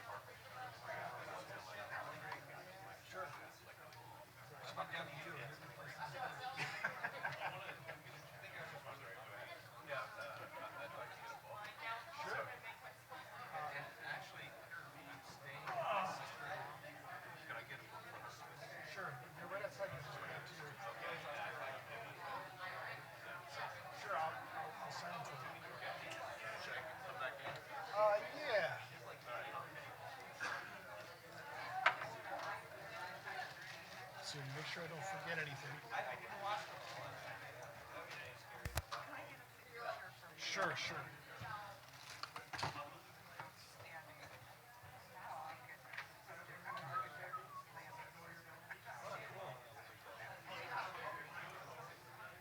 Can I make it out to you?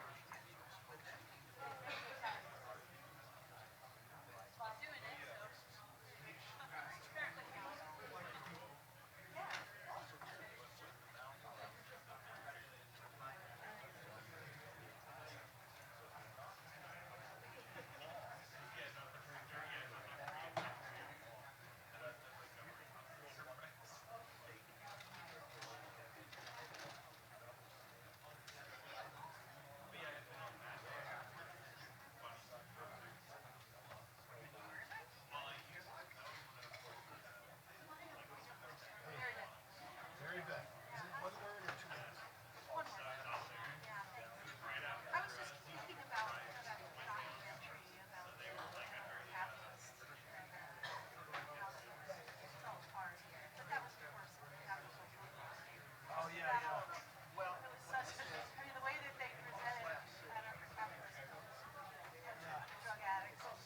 it's amazing. Like, that's 0.01% of what that conference and community is about. But they emphasize that The negative. only fix the bad guy. Obviously, they were on land. Do you go to an Acapulco?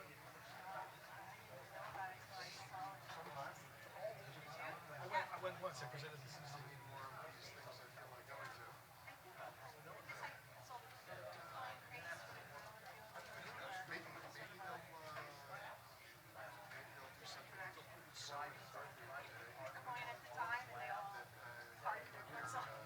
Yeah.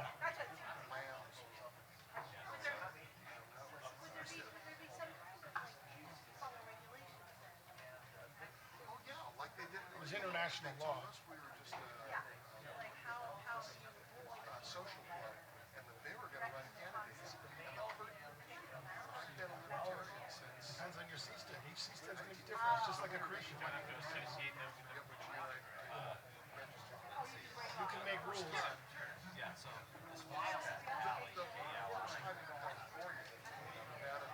that's how it all kind of works, right? It's like team associations and a lot of people. Yeah, no one wants to like people are probably no problem with that. We're social. Sure.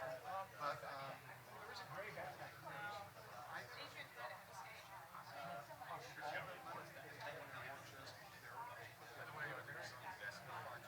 That's a concern. There's donation opportunities to the nonprofit. There may be investment opportunities if you want to buy a C-pod from Ocean Government in the world, you know, all 260 of them signing up, we got a blockade. These guys are terrible. They're like actually existential threat. Yeah, that can be a problem. That's not really how they criminal justice would say.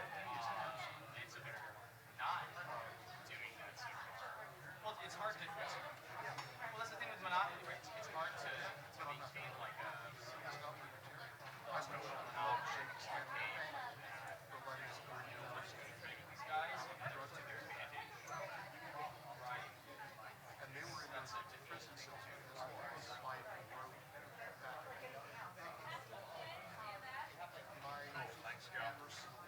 No problem. Oh, I thought you were bringing me a mimosa with no orange juice. You can still bring me Yeah, that's right. Michael Graves. I liked your talk a lot. I really did. Yeah, I thought it was excellent. Seem less crazy now? Moderately less. Yeah, it's still a little crazy, but you know, yeah. Maybe I need to start having these Santa meetings. As much as I hate to burn gasoline on that. I appreciate it. I can see how much more you do on this. Obviously, it's not just you, but very ambitious project. Yeah, I think I'm impressed. Good. Thank you. See you in a bit. Sure, yeah, I'll be around, I think. Is this something that I may find out on the internet?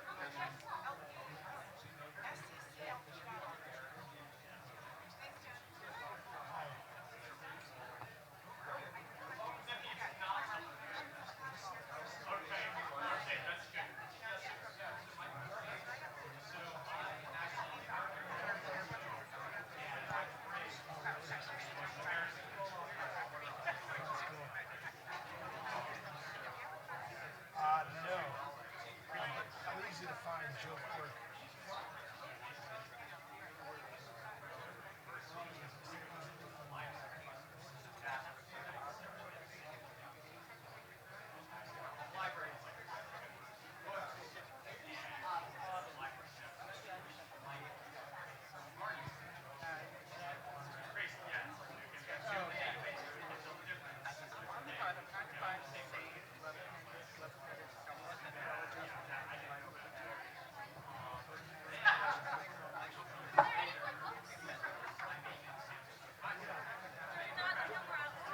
Here, there's 3 more right here. You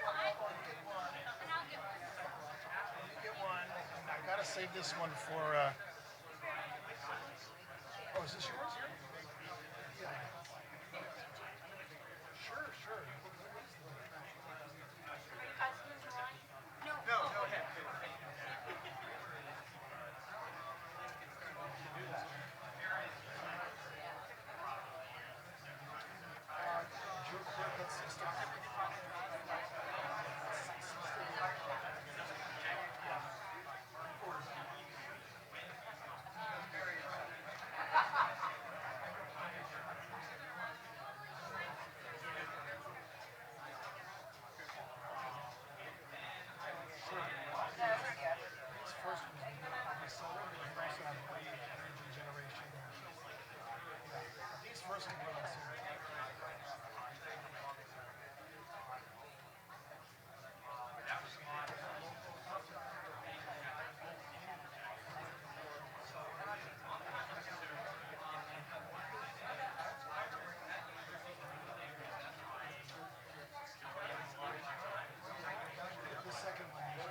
So many people come to us with ideas.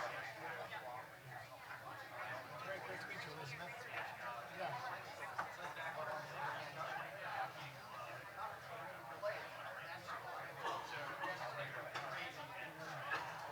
I hear this from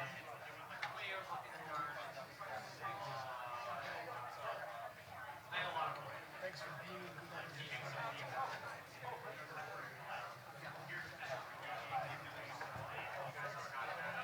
Can I make this up to you?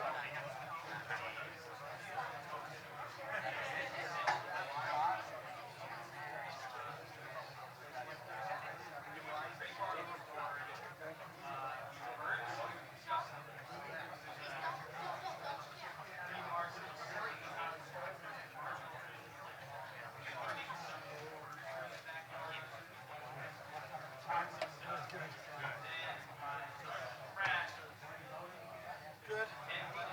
Gotta get back to work.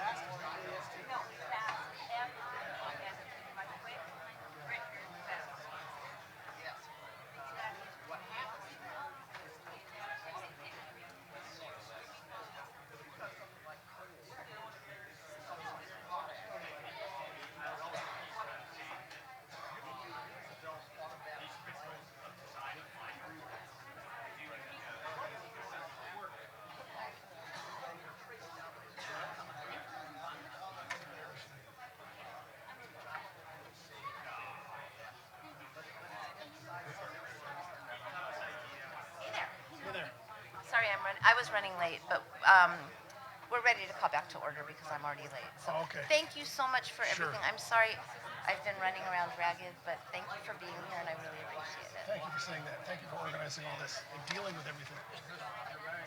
It's been interesting.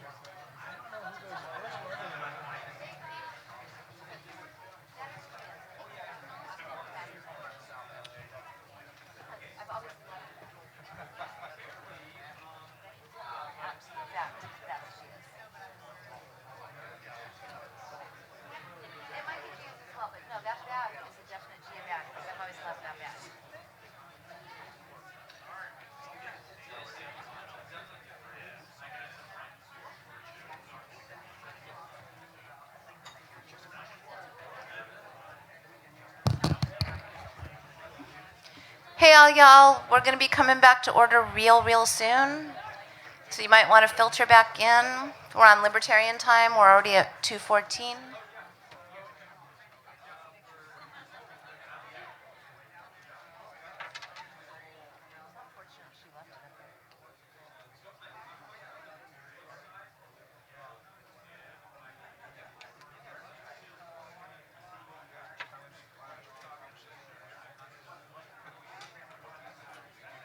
We'll see.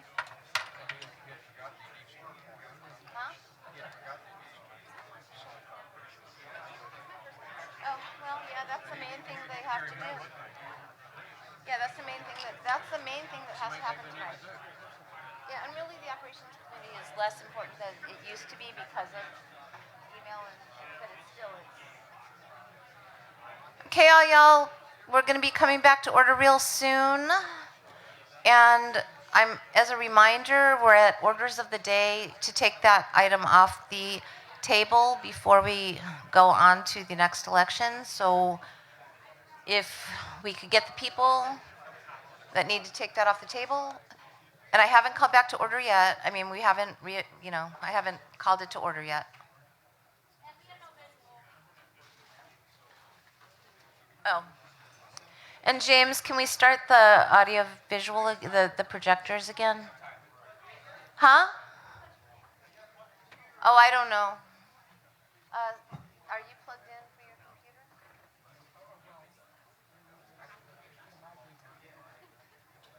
He doesn't have the HDMI cable. Oh. Okay. Oh, they're sitting, I believe these are them. Nobody walked off with them. They just ended up there. That is my work.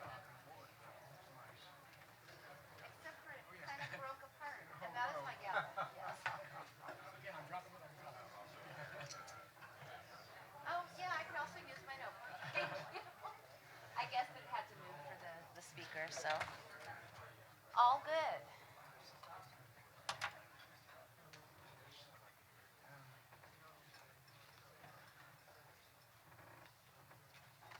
Right now. Okay, so I am calling back to order at 2:17. Where we're at now is we had laid on the table a final amendment to a possible amendment, a motion possibly being made for an amendment. Ms. Callender. Oh. The mics are on, right? Turn on the on switch.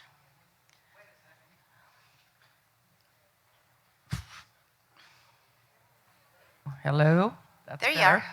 are. Okay, sorry.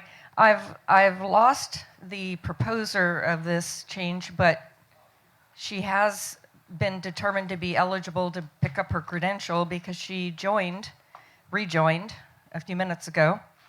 Sarah Foster voted for our John Hospers and Tony Nathan, our first presidential candidates, and used to write the California Party newsletter for many years, and some people know her. I had forgotten all those things about her because I had just seen her at the Reno convention, and we went to eat somewhere. So, at any rate, she's not here, but I did send in her proposed language. So, well, I have a question. Would you be willing to make the amendment since you're the one yes, standing I'm at going the to go ahead and microphone? do that. I Thank think you. she didn't need to make it herself, but she is now a member. I just wanted to let everybody know. Okay, perfect. I just being for a little bit of expedience sake. Yes, I know. Thank you. So this is the language, and the idea was just to add it to the beginning to clearly state that who we are and why we care about this issue. And I thought that was good advice. So that's the proposed amendment by me, I guess, in this case.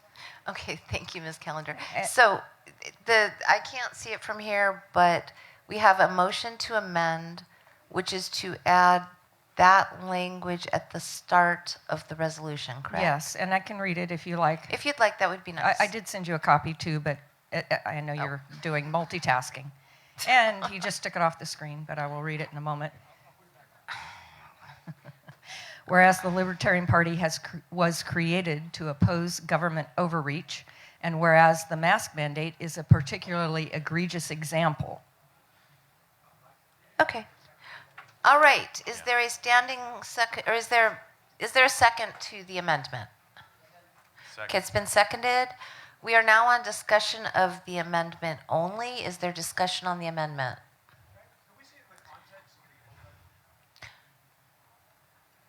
Mr. Edgar, is that possible? Yes, Madam Chair, one moment. Okay. We're all multitasking at this point. Can we discuss, I mean, is anybody at the microphones to discuss that we can discuss without seeing it? I see people at the microphones, that's why I'm at. Okay, so you guys aren't at the microphone for that, correct? Yes, I wanted to discuss this. I have an amendment to the language. You have an amendment to the amendment? Yes. Okay, It's now fully displayed, Madam Chair. thank you. And, okay, so, Mr. Wimmers, you have an amendment to the amendment? Yeah, Ed Wimmer, Santa Clara County. I would like it just to say, whereas the mask mandate is a particularly egregious example of government overreach. I'm not sure the Libertarian Party was exactly created to oppose government overreach. I mean, there are many reasons why it was created. So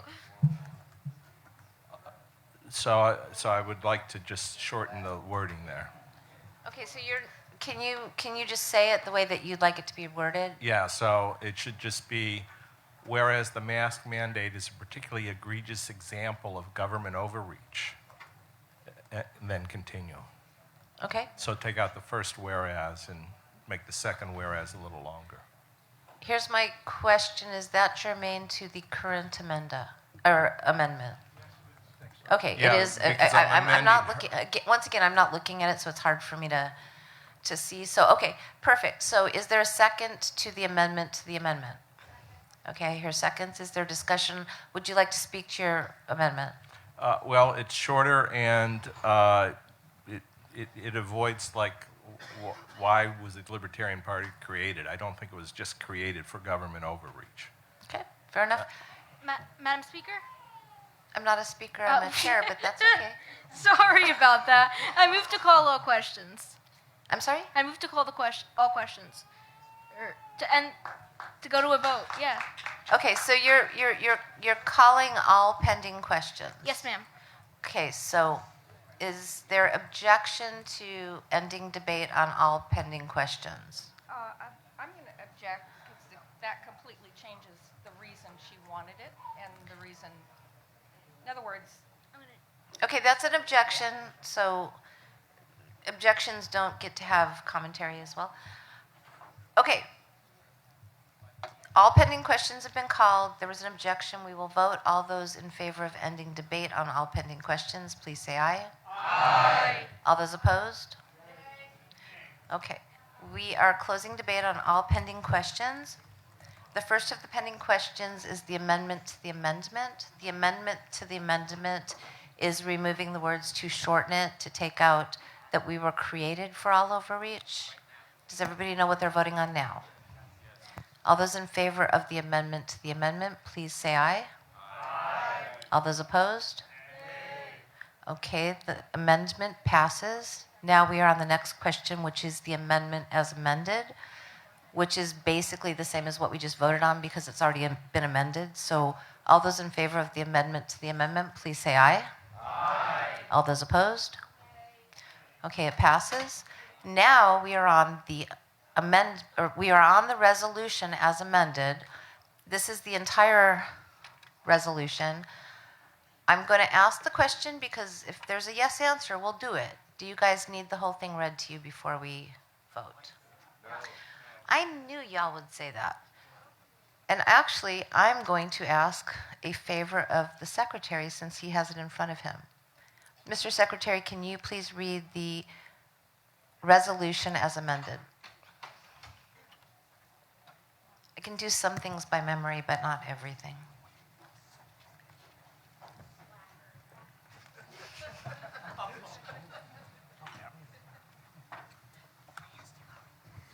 Okay. Whereas the mask mandate is a particularly egregious example of government overreach, and whereas, oh, I'm sorry. There we go. Then then the next whereas clause is whereas the masking of otherwise healthy people is not without cost, whereas masking healthy people has been shown to reduce blood oxygen concentration levels in human beings, be it resolved that masking of healthy people is henceforth entirely voluntary on all properties owned, operated, leased, or subsidized by the state of California. And It's must be. sorry. And regulated. And no is. Okay, all right. And no apostrophe. And was there a comma, semicolon, or anything else? I'm looking for one. That would make me mad. Okay. It's not without cost, comma, whereas.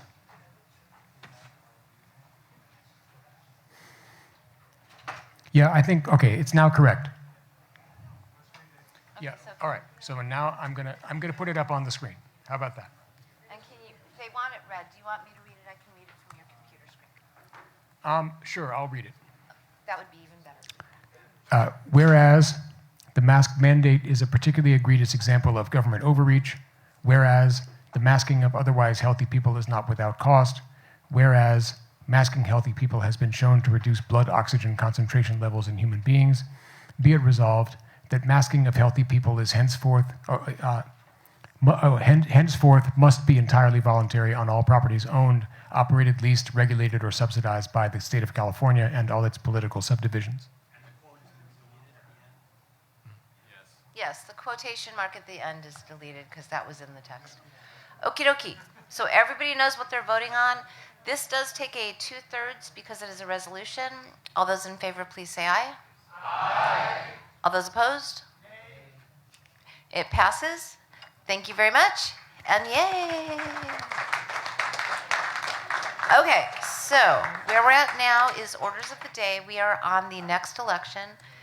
And I'm going to let him finish furiously typing for a moment. The next election is for secretary.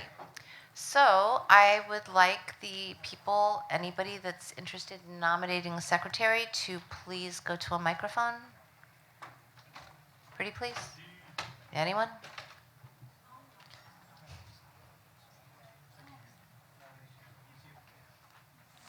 Okay. Yes, sir?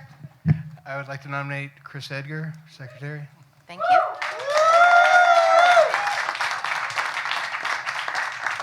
Is there any further nominations? Okay, seeing none. Once again, for officer elections, when there is only one nominee, we do this by voice vote. However, first we go to the speeches, which are 5 minutes for the nominator and seconder, if there is those, and then 10 minutes for the nominated person.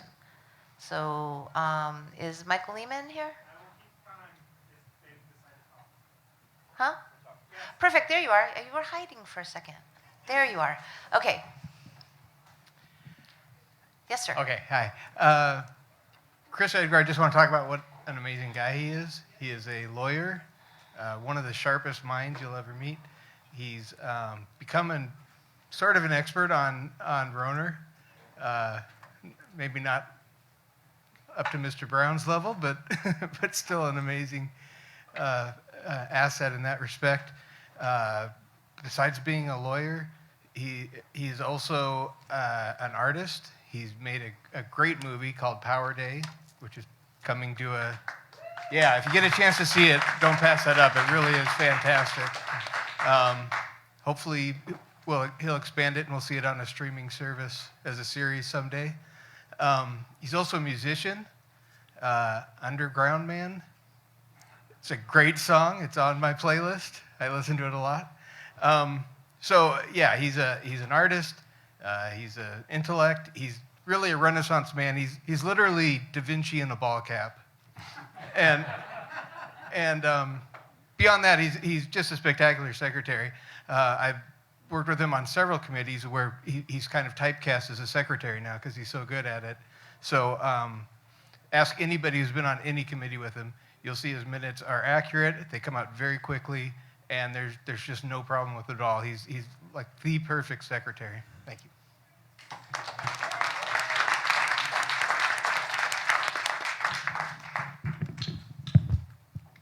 And I had a second speech for Mr. Edgar. I've had the privilege of working with Mr. Edgar on the Executive Committee and the Bylaws Committee this past year. Anyone who spent a little bit of time around Mr. Edgar, you'll notice that he's very earnest. He's a very composed and sharp man. Some of his composure may belie a passion for liberty, which, as Gary pointed out, can be demonstrated in his film Power Day, which we saw at the last meeting in Sacramento. If you haven't worked with him, you might not have seen, or made it a habit to watch our quarterly meetings, you might not have seen that Mr. Edgar's also demonstrated a perceptive, conscientious, and patient demeanor in his party business. He has experience in the legal profession, which has served us well in our bylaws meetings. If you haven't been in a lot of bylaws meetings, essentially what they often are is a group of us wrestling over some language, trying to find a way to clearly and succinctly fit all the pertinent conditions and considerations of some bylaw proposal into just a few sentences. I'm sure there were dozens of times where in the midst of some tricky phrasing, Chris could just cut right through it and offer some precise solution to the problem. He certainly saved us hours in those meetings, and I'm certain that this weekend he saved all of us hours by getting ahead of some of these problems in the proposal, in the bylaws proposals. On the executive committee, Mr. Edgar's always been extremely fair and patient. I'd honestly be shocked if anyone has a problem with him.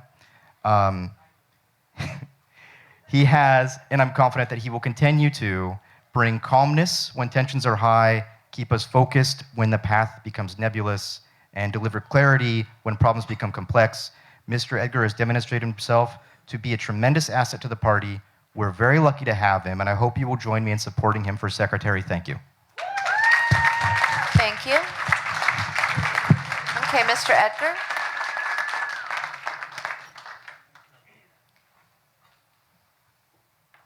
Nobody make any weird motions while he's down there, because that would suck. Thank you. I'm excited to accept the nomination and to run for re-election as secretary of the party. I found the job very rewarding so far. I am a lawyer. Like Gary said, I do have a special set of skills, and this allows me to use my special set of skills for something that I actually believe in, which is not necessarily that common in the legal profession. Like, sometimes I feel more like a hired gun, but in this case, well, for one thing, I'm not hired because I'm not getting paid. So I guess obviously, I'm getting something out of this on an emotional level, and I really am. I really, and not just on the level of party business and sort of the intellectual exercise of doing that, but just all the people that I've gotten the chance to work with and to work for, to serve. I've really appreciated that. It's been very rewarding for me. Before being the LP of California secretary, I did have experience as a board member and as an attorney for some nonprofits and for some small corporations. And so I feel like those skills really did stand me in good stead as far as doing this job is concerned. And so it's been a natural fit, I think, for me to do this job.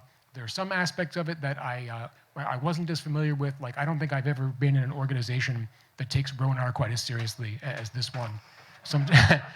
Sometimes to the point of making it a blood sport.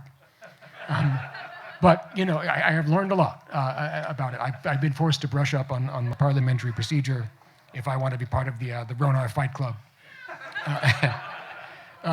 So I hope you'll continue allowing me to have the opportunity to serve you all and to work with you all. And I'm looking forward to serving again as your secretary. And thank you.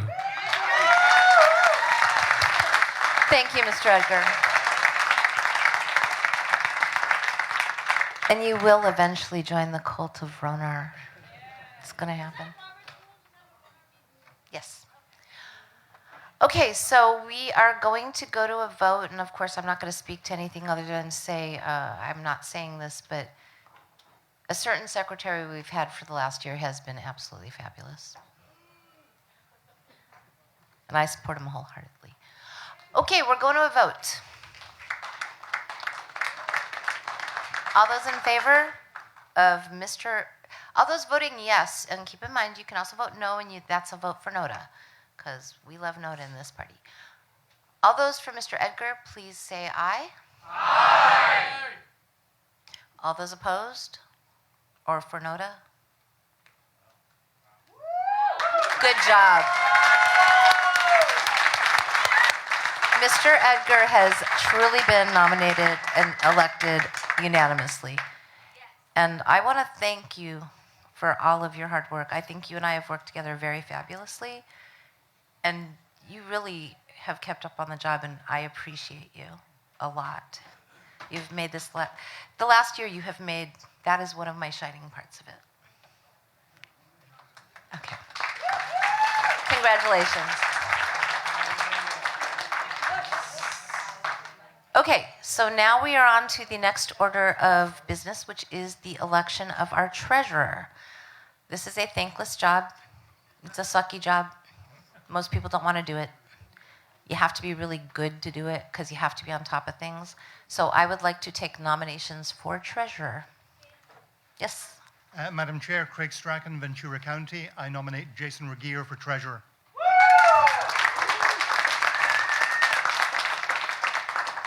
Are there any further nominations? Point of information, Madam Chair. The Vice Chair. Oh, I'm looking at these mics. Can we confirm that Mr. Edgar and Mr. Regier are in fact not the same person? Okay. All right. So I'm going to take a point of personal privilege on this one. You don't know how many times during the last year that I've walked up to one or the other of them and thought I was talking to the other of the one of them. And at convention, it's finally like, okay, one of y'all, I'm talking about Reno, one of y'all got to do something to mix up your shirts or your hat or something, because this is just too confusing. And I believe that it was Mr. Regier that actually then wore flannel the next day. And I thanked him. So yes, they are doppelgangers. Good point of personal privilege. Just wanted to confirm. He is wearing a tie. Mr. Regier is wearing a tie, so I guess that is the tiebreaker. Oh, look at that. There we go. Wait. They're both wearing ties. They are both wearing ties. Well, there's not Except for right now, he's not wearing his hat. There's no hat pun, so I guess that was low-hanging fruit. Oh, there we go. All right, we're getting really silly here. And by the way, I did have 2 glasses of wine at lunch, so. All righty then. We have had one nomination for Mr. Regier, and I believe I'm saying that correctly, correct? Yes. Perfect. Is there any further nominations? Okay, seeing none, we will go to, and again, once we go to the vote, it's going to be with the one nominee versus Noda. But first, we will go to the speeches. First thing is the nominating and second speeches for 5 minutes, or up to. Yes, sir. Thank you, Madam Chair. Craig Strachan, Ventura County. Let's face it, being treasurer is a hassle. Filling in forms, putting your signature on them, filing them with the state. Who in the right mind wants to volunteer for that? Sir, yeah. Jason Regier does. And he is exceptionally well qualified for the role. He's a CPA with years of experience as a financial controller and CFO for organizations that are not as exciting as the Libertarian Party of California, but which have much bigger budgets. On the Budget Committee this past year, Jason came prepared. In, I think, his very first contribution to our first meeting, he offered a concise summary of the historical trends since 2018, a brisk analysis of the present position, and ideas for potential savings going forward, most of which found their way into our report. In fact, I thought we could have wrapped it up, the committee, after that first meeting. We could have, but we didn't. In the weeks and months that followed, Jason and Kat McElroy went through and scrubbed the budget line by line, item by item, multiple times. I dare say no one has a better grasp of the financial position of this party than Jason Regier does right now. Yet he still wants to be our treasurer. He's obviously a man who likes a challenge. Let's give him one. Thank you. Is Is there any? Okay, so thank you very much. No, just okay. Then you've got 10 minutes. Thank you. I assure you I will not take 10 minutes. For those of you who don't know me, my name is Jason Regier. I'm a CFO by trade. I work in the consumer products space. I'm, like Craig said, also a CPA. I've been doing this for 2 decades. My skill set is full cycle accounting, financial planning and analysis, strategic planning. I deal a lot with ERP systems. I work extensively with QuickBooks, which is what the party is on. I deal a lot with operations management, tax and compliance issues. I've also dealt a lot with the state, the CDTFA. I haven't had to deal with the FPPC or the FEC, but look forward to that. I'm a longtime libertarian, but have only been with the party for a few years now. Like Craig said, since I've been in the party, I've done 2 terms with the Financial Standards Committee, 1 term with the Budget Committee, and I think it's given me a pretty good grasp on the party's financial state and the operating dynamics of the party.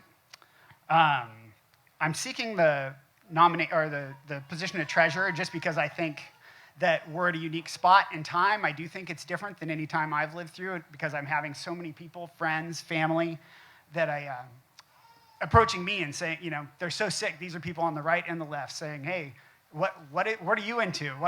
Is there any alternative to this broken system? And so I believe that this is a time when this party can scale. I think this party can grow right now. I think it's a unique opportunity. And so I know that growth in business takes systems and procedures and infrastructure to make it happen.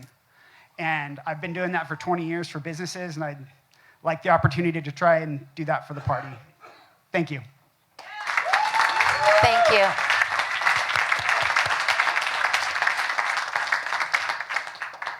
Okay, so once again, we are going to go to a vote. All those that would like to vote to appoint or elect Mr. Regier for treasurer, please say aye. Aye. Please say aye. Aye. All those that would rather have none of the above, please say nay.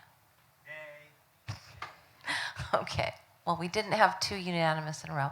Congratulations, Mr. Regier, or should I say condolences?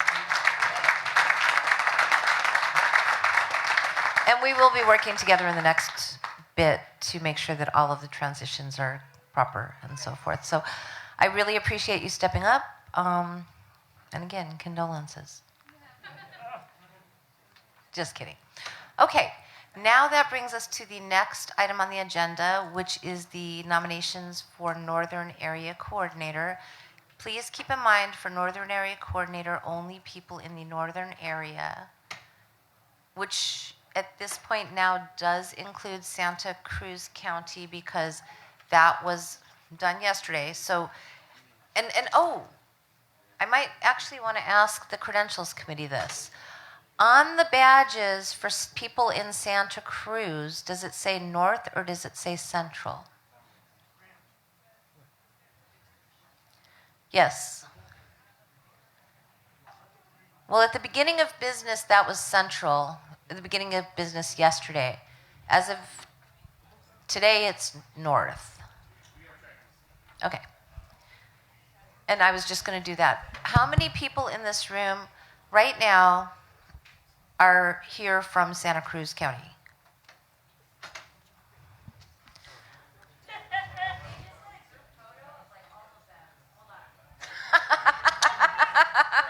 Everybody from that county is outside taking a group photo, apparently.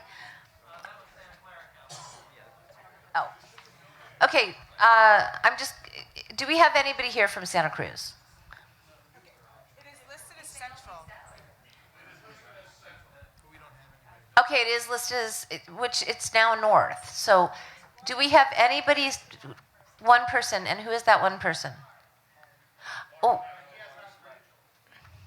And he hasn't, so nobody from Santa Cruz is credentialed. Cool beans. Okay. All right. That means that we have no problem. I just wanted to make sure because we might have had 150 people here from Santa Cruz. Okay. Yes, sir. Yeah, I would like to nominate Elizabeth Stump for Northern Area Coordinator. Thank you.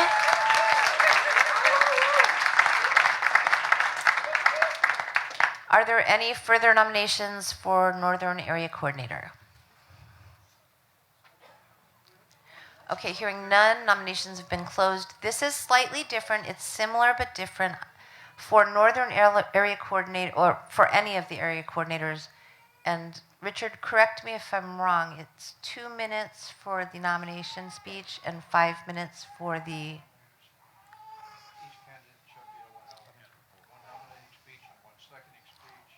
That's 2 minutes.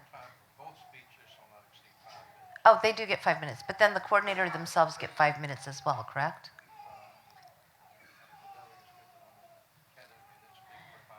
Okay, I was wrong. I thought it was 2, it's 5.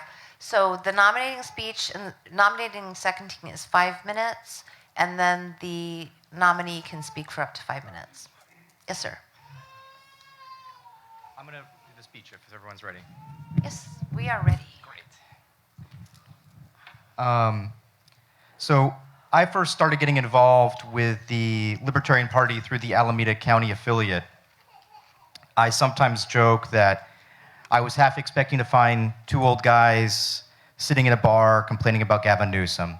But to my surprise, I found a thriving and welcoming, liberty-oriented community in a bar complaining about Gavin Newsom. And it was exactly what I was looking for. As I got to know the Alameda LP, I began to understand that Betts, or more formally Mrs. Stump, was one of the key reasons why the Alameda County LP was so successful. Through fundraisers, social events, outreach events, political campaigns, and newsletters, Betts has played a central role in establishing the Alameda County Libertarian Party, not just as a hub for a liberty-focused culture in the East Bay Area, but also as an effective platform to further the cause of liberty in California. There's a lot of talent and dedication in the Northern area, but I don't think there's anyone who's in a better position to coordinate the North. I believe the party's growth depends on developing our capacity to deliver a message, to persuade, and to fundraise, and I know that with Betts as NAC, we can look forward to larger, more successful fundraisers, as well as more numerous and more effective outreach opportunities. And just as an example, as we saw last night, Betts can literally turn lemons into limoncello, and limoncello into a $150 donation to the party.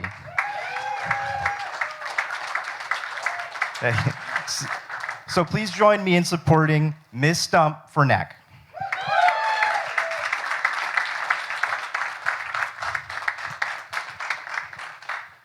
Hi, y'all. I'm Victoria Lepacek, and I second the nomination for Ms. Stump for Northern Area Coordinator. In just a few, I'm going to look at you, makes me feel better. In just a few short years, I've learned a lot about the wonderful works of Ms. Stump and have had the pleasure of closely working with her. She is a woman of her word and of her community. She has and continues to plan and coordinate numerous successful events in the Northern area and currently holds chair of the Libertarian Party of Alameda County. Betts is always the first one there and the last one to leave. It's remarkable. She promotes and supports all of her local candidates and campaigns and will take every opportunity to promote liberty. I can't think of a better candidate to represent and coordinate Northern California. Please support Ms. Elizabeth Stump for Northern Area Coordinator.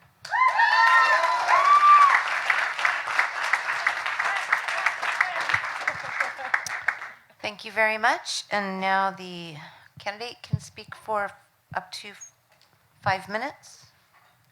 I'm Betts. That's my nickname. All my friends call me Betts. My haters, you may call me Madam Stump.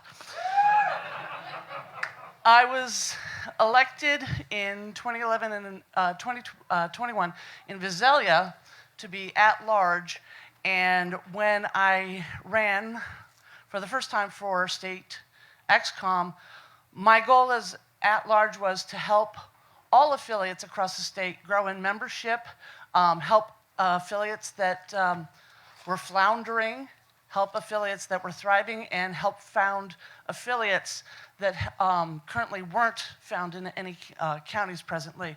And my goal when I took over ENAC is basically the same goal, but now I'm just restricted to the 31 counties, 32 counties, I guess now, under my purview. And I still want to help these counties who are floundering become stronger, help the counties where we don't have affiliates have a voice for liberty. Because there's a lot of counties in the north where we don't have affiliates, but we have a lot of strong libertarian leanings. We have Jefferson County. We got, Sierra. We got so many. We got Yolo. We got Butte County. We got Shasta, which is up and running now. And I want to continue helping these counties find a voice for liberty and help raise awareness that we are here, we are a serious party, and we are going to speak for liberty for everyone. Thank you. Thank you, Ms. Stump. Okay, so this next election is going to be a little bit different, although it's going to be very much the same. So for this one, we only have one nominee, so it's the nominee and NODA that are the two options. However, the only people that can vote are people that, unlike me, have north here instead of south or central. So only those people can vote. We're going to do a voice vote, but I'm going to take you all on your honor that you will only vote if you're in that county. If I kind of glance out and see that there's people from the south opening their mouth, we will end up doing a balloted vote. I don't think any of y'all want to do that. Okay, so I'm taking you all on your word, and I do see things even when you don't think I can. I'm something. I don't know what. I'm living the dream. Okay, so therefore, all of those of you in the north, you don't have to hold up your badges, but I know you, so I know you people. All those in favor of electing Ms. Stump for Northern Area Coordinator, please say aye. Aye. Okay. All right. All those for NODA, please say nay. No, and you are in this? No, you are. Okay. I believe you all were the proper people to vote. Congratulations, Ms. Stump. You have been elected Northern Area Coordinator. Thank you. Okay, now we're going to do a similar thing. We're opening nominations for Central Area Coordinator. And that's the list of counties that are in the center. I'm not going to read them off, but you have bylaws that we just had delineated that tell you. So I'm opening nominations for Central Area Coordinator. Keep in mind, whoever does the nomination has to be from the central area.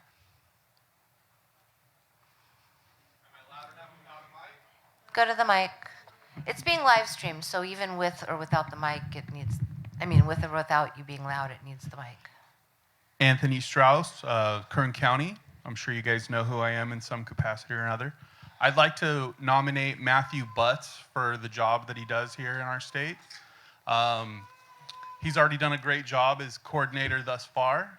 We've already seen to that, and he's done a tremendous job year after year in Kern County. A lot of people try to unify behind Matt, and I'd like to see people continue to do that. So I do nominate Matthew Butts. Okay, and that was kind of like a speech. It's supposed to just be a thing, but fair enough. And this thing's moving. Spike warned me about that yesterday. Okay, are there any further nominations? Okay, hearing none. Now, Mr. Strauss, this would be a good time for you to come and do your nominating speech. No. You were... Okay. Point to all. Right now it's just nominations. Now it would have been time for the speech, but I saw you do the speech, so there are four. Yes. Kat McAvoy, Fresno. Yes. I will also give a nomination speech for Matt. Perfect. And I'm going to take you to 4.5 minutes because of his 30 seconds. Okay.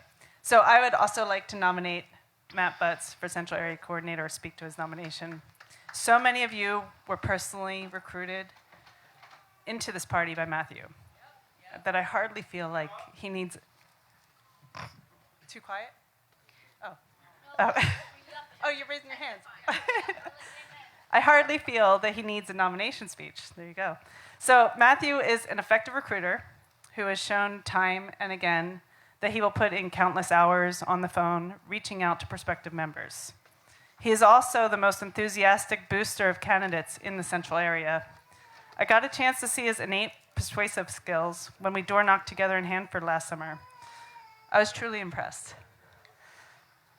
So we all know that Matthew has a great skill set and passion for the role of CAC, but Matthew has another trait that really lends him to a role like this. He proactively generates collaboration within our region. If he needs advice for assisting in a situation, he'll reach out to someone he knows has done that before and get their guidance. He's connected various county chairs and pro tems together through his Central Area conference calls and promoted collaboration between us.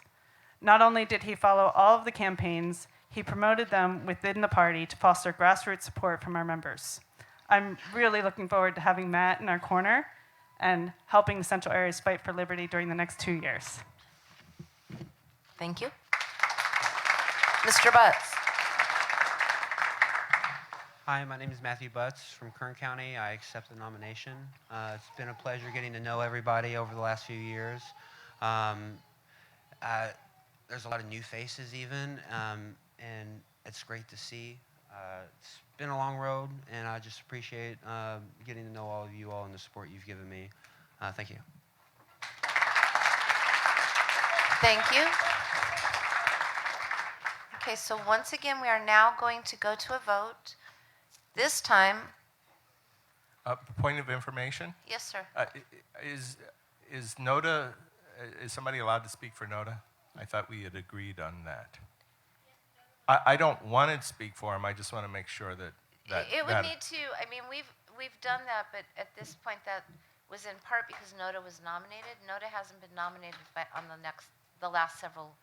I see. So if someone wants to give a NODA speech, they would have to nominate NODA. Correct. Okay, great. Other Thank you. than that, the nominator is the only person that could speak for NODA because NODA can't speak for themselves. Okay, great. So- Thank you. Okay.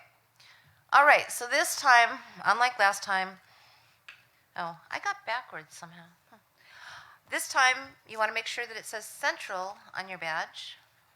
And once again, you only say something if you're in Central, because or else we'd have to go to a balloted vote, and we don't want to do that. So, all those in the Central area that are in favor, or that would like to elect Mr. Butts as Central Area Coordinator, please say aye. Wow, that seemed like a lot of people for Central, but I'm going to trust you all. All those opposed, please say nay. Or all those for NODA, please say nay. Congratulations, Mr. Butts. You've been elected.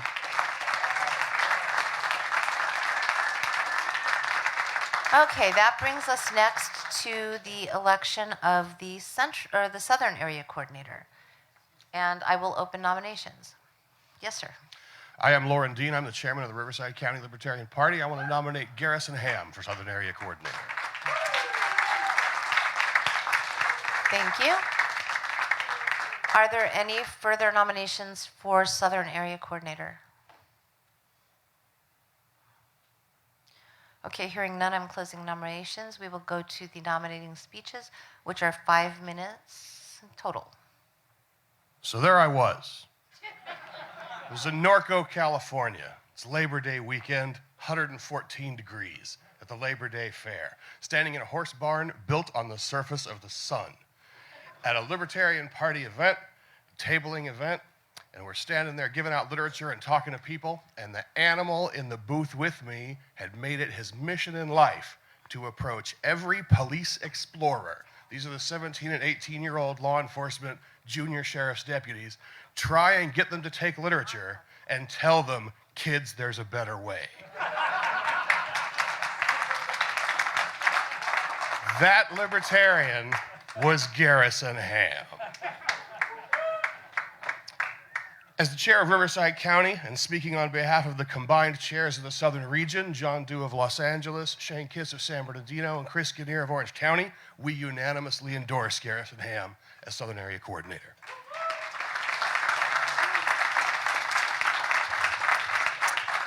Okay, thank you. Mr. Ham, oh, is somebody else speaking on behalf of him?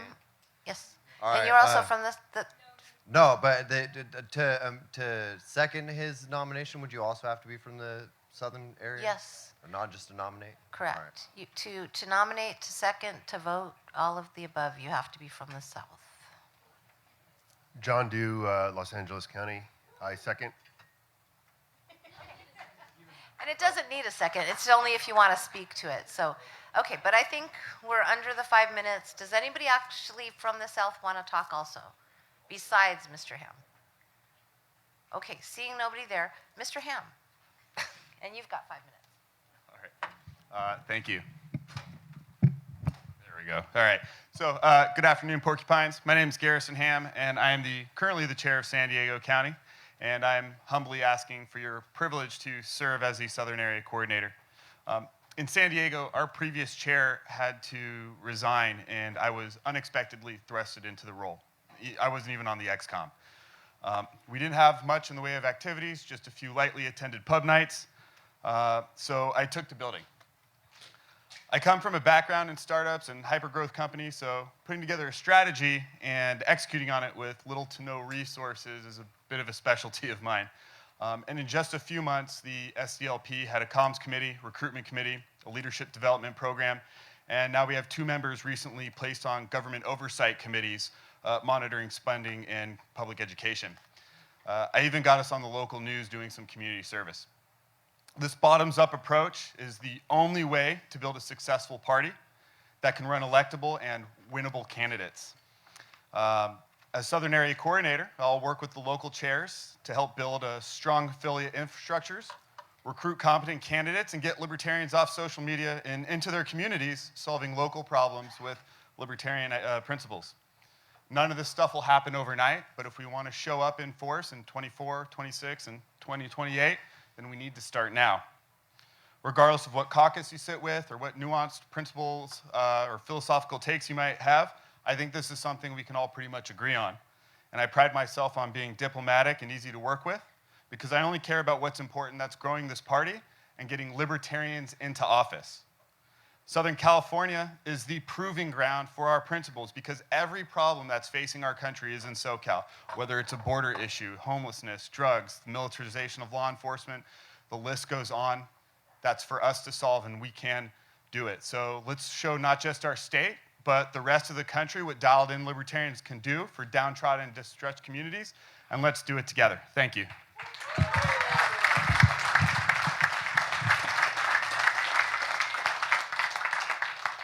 Thank you. Okay, we are going to go to a vote. This time, if your badge looks just like mine and has a South in it, you can vote on this. And again, it's somebody, if you would like Mr. Ham to be your Southern Area Coordinator, you will vote yes for him or I. And if you would like Noda, you will vote nay. All those who would like to elect Mr. Ham for Southern Area Coordinator, please, in the South, please say aye. Aye. All those for Noda, please say nay. Congratulations. You are now our Southern Area Coordinator.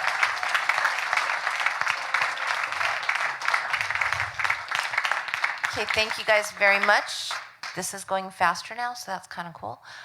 The next thing that we're going to be at is nominations for at-large. I'm sorry? Oh, I thought you were, you looked at me and I thought you were asking somehow sign language. Okay, so I'll tell y'all how to do it. How about that? Okay, so this year last year we had 4 people elected for 2-year terms for at-large.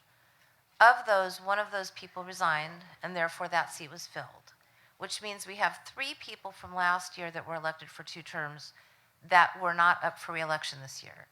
Those three people were Mr. Minnelletti, Mr. Lima, and Mr. Alvstad.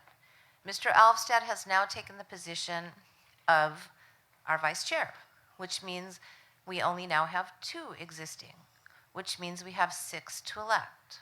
So we will be nominating and electing 6 people to at-large.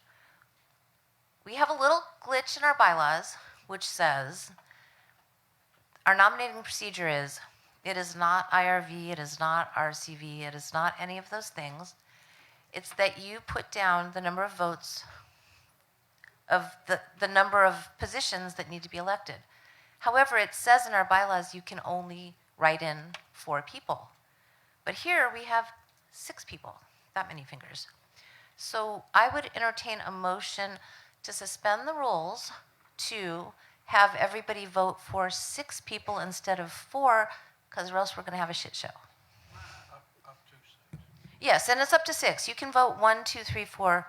Can't vote 7. If you vote 7, that's bad. But right now, you can only vote up to 4, and there's 6 positions, and that's not an appropriate thing. She was at the mic first. But yes. So I move to suspend the convention rule, not Correct. bylaw. Yeah, I said suspend the rules. Yep. That limits us to 4 votes and allow voting for up to 6. Thank you. I will need a standing second for that. Okay, we've got the standing second. I'm going to ask, is there any, this is a suspension of the rules. There is no discussion because it was a suspension of rules to do a thing, so therefore we're going to a vote. All those in favor of the suspension, of the motion to allow you to vote, and this is not changing the rules in the bylaws, this is just, and maybe we should change the rules in the bylaws one of these days, hint, hint, next convention, or bylaws committee. All those in favor of suspending, or of being able to nominate the 6 positions that are available, please say aye. Aye. All those opposed? Oh, come on. I thought that Michael Lima would vote no, but he said yes. I want to go home. Okay. So now that we've gotten that out of the way that we do this one is a little bit different. For the nominating speech and the speech for the candidate, we don't roll a die. What we do is we line up with our candidates. You don't need a second, but you can have a seconder. And I believe it's 2 minutes. 2 minutes and 2 minutes, right? So it's 2 minutes for the nominator, the seconder, whoever, and that's 2 minutes. And then the person being nominated gets 2 minutes. We're not going to do this where we nominate everybody first and then the people, we don't roll the die. We're just going to do it so you line up with your person at the microphone. So the nominator, the seconder, if there is one, and the person being nominated are going to line up.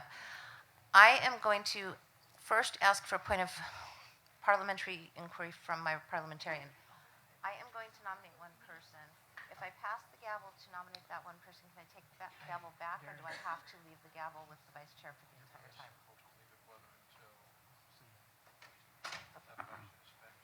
Then I have a question.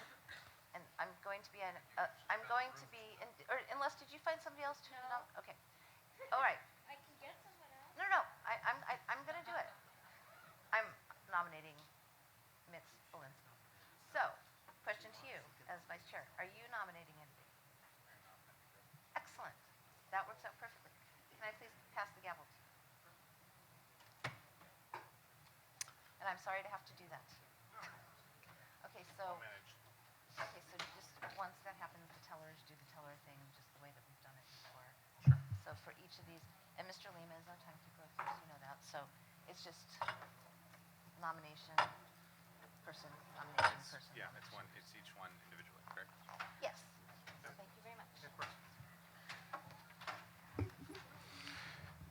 Thank you, Madam Chair. I will now be accepting nominations from the floor for the at-large positions. We are doing 6. Michael Lima, Awards Committee. Can I nominate 2 people at the same time, or do I have to do one at a time? It would just be one at a time. All right, I'll do one at a time. Wait, Mr. Lima? So it would just be one, then you would get back in line until others have had a chance to nominate. All right, Michael Lima, Alameda County. So first and foremost, I would like to nominate Victoria Lepacek.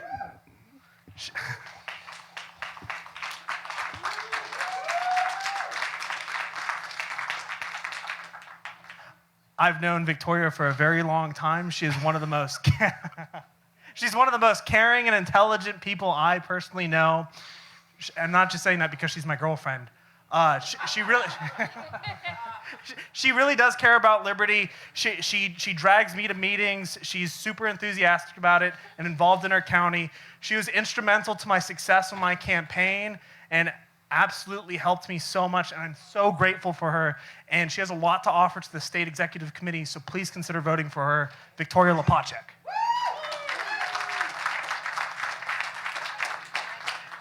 Ms. Lepacek? Hello, it's me again, Victoria Lepacek. It's been quite a year. My time as an at-large member on the California Executive Committee has been nothing short of enriching, educational, and productive.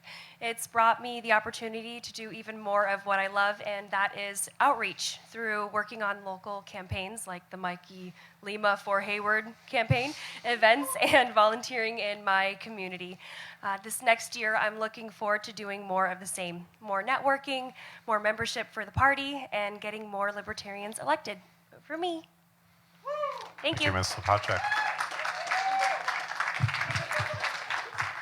Hi, my name is Mimi Robson from Los Angeles County, and I am nominating Alex Belansky, excuse me.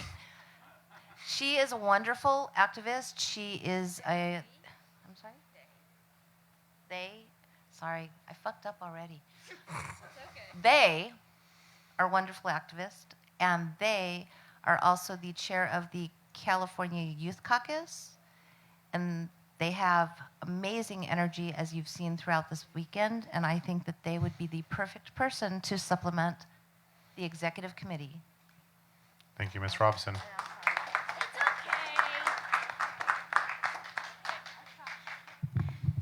Hello, everyone. My name is Alex Blansky. I am a region representative in LA County, as well as California State Chair of the Libertarian Youth Caucus. How many people can say that their LA County Executive Committee has a 17-year-old? Nobody. So why don't we try that? Let's try something new. You can have youth. You can have a youth perspective. You can have a youth person to actually get the youth involved. I have been working as a politician since I was born. My mother had me in a stroller knocking on doors for Obama. So I have been involved in politics my entire life. My father's a journalist. My mother was a journalist. That's how they met. I've been involved and active my entire life, and I would love to help represent the XCOM. So please vote for me. I know I'm not the most experienced person out there, but I still think I deserve a chance. Thank you very much. Thank you, Mix Belansky. Mr. Lima? My next nomination is one of my best friends, Alberto Alvarez. Berto won't brag about himself, so I guess that's why I'm here. He studied undergrad at an Ivy League school and got a bachelor's degree in economics. He currently goes to Chapman University, where he's finishing up his last semester of law school. He'll be taking the bar in July, so that's going to be exciting. And Berto and I served 5.5 years in the Marine Corps together at Marine Corps Air Station Cherry Point, and he deployed in, 2019 to help serve his country. So without further ado, Alberto Alvarez. Thank you, Mr. Lima. Mr. Alvarez, you have the floor. Awesome. Thank you, everyone, for your time. As Michael said, I'm finishing up my last semester of law school. I'll be working in tax law, so my professional life is going to be spent arguing with the IRS, telling government bureaucrats to keep their hands out of the pockets of hardworking individuals. So coming to the Libertarian Party is just a natural fit. I do like the new XCOM's ideas that supporting candidates has to be more than just handing out money. We need principled messaging that stays on brand and stays relatable. We need messaging for average voters that have no idea who Ron Paul is, have no idea what the NAP is, but they would be willing to bet on themselves and their communities to solve problems if we could just show them the way, if we can just communicate our ideas in a relatable fashion. As Mikey said, aspiring attorney, so I'll be making a living on the quality of my words and arguments, and I'd love the chance to do it for free for the LP. Thank you all. Thank you, Mr. Alvarez. My name is Jason Regier from Orange County. I have the pleasure of nominating Craig Strachan for the position of at-large. I've gotten to know Craig recently, just in our term working together on the budget committee. In the short time that we've known each other, I've been very impressed by Craig. He speaks with authority and wisdom. From a long career as a real estate developer, I really have appreciated all of his feedback, just common sense, business, rooted in business sense. So I think the party would be greatly advised to vote for Craig for at-large. Thank you, Mr. Regier. Mr. Strachan. Craig Strachan, Ventura County. So at the end of the month, the California COVID state of emergency comes to an end. Finally, after 3 years during which everything we libertarians knew or suspected about the nature of government has been proven to be absolutely right. We knew the shutdowns and mandates and runaway spending would be ruinous and would cause inflation and shortages. We knew because we know Austrian economics. And I knew personally, because I grew up in 1970s Britain, as you can probably tell, pre-Thatcher, in the socialist citadel of Glasgow. Decades of a stale statist consensus resulted in a stagnant economy, soaring inflation, sky-high taxes to pay for bloated public services, which were nonetheless often poor quality and unreliable due to the stranglehold of public sector unions. I have distinct childhood memories of going to bed by candlelight during blackouts, walking to school in the morning because the buses were in strike, through pouring rain, sleet, and snow, past garbage piled high in the streets. So I moved to California, where at least the weather was better. In fairness, it was pretty good overall for a while there, but now I fear California is sleepwalking along the road to socialism, which is the road to ruin, and we need to be the wake-up call. We were right, we've always been right, now we need to get noticed. And that means turning outwards, putting internal dramas and divisions behind us, cultivating and supporting principal candidates, and engaging in issue-based campaigning in our communities to grow a grassroots movement against government by emergency and all forms of governmental overreach in California. We must never go through a period like the last 3 years again. Thank you. Thank you, Mr. Strachan. Renita Sussman, Ventura County. Members of the party, I'm speaking to you today to nominate Trendlin Halsey for the position of at-large to the Executive Committee of the Libertarian Party of California. I had the pleasure of meeting Trendlin this past July when she became involved with the Mises Caucus. She expressed to me that she became disillusioned with her previous party's lack of follow-through when it came to doing the things that they pledged to their voters. She told me she has been a longtime fan of Ron Paul, so I know she will be committed to the values that we as libertarians seek to uphold. Specifically, she was against COVID lockdowns, she wants lower taxes, no more senseless wars, and seeks to stop the radical left and the right. She expressed an interest in becoming more than just a member of the California LP and has been quite reliable, attending every Mises Caucus meeting since she joined. When she let us know of her intent to run for a position on the ETSCOM, I was excited for her to do so, and the rest of the board thought she would be a good fit. There's a lot of work to do in a state to combat the oppressive government that we've all come much too familiar with these past few years. Please help us hit the ground running by electing Trendlin for at-large. Thank you.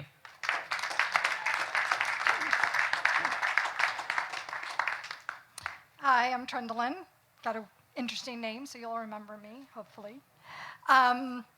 So yes, I've just recently joined the Libertarian Party about 6-8 months ago, and I just wanted to get involved. I feel like you guys are my people.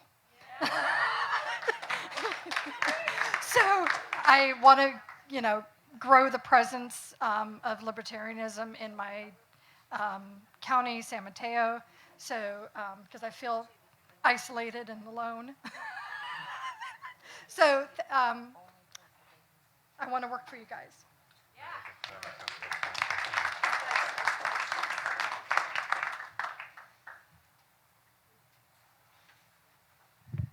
Kat McElroy, Fresno County.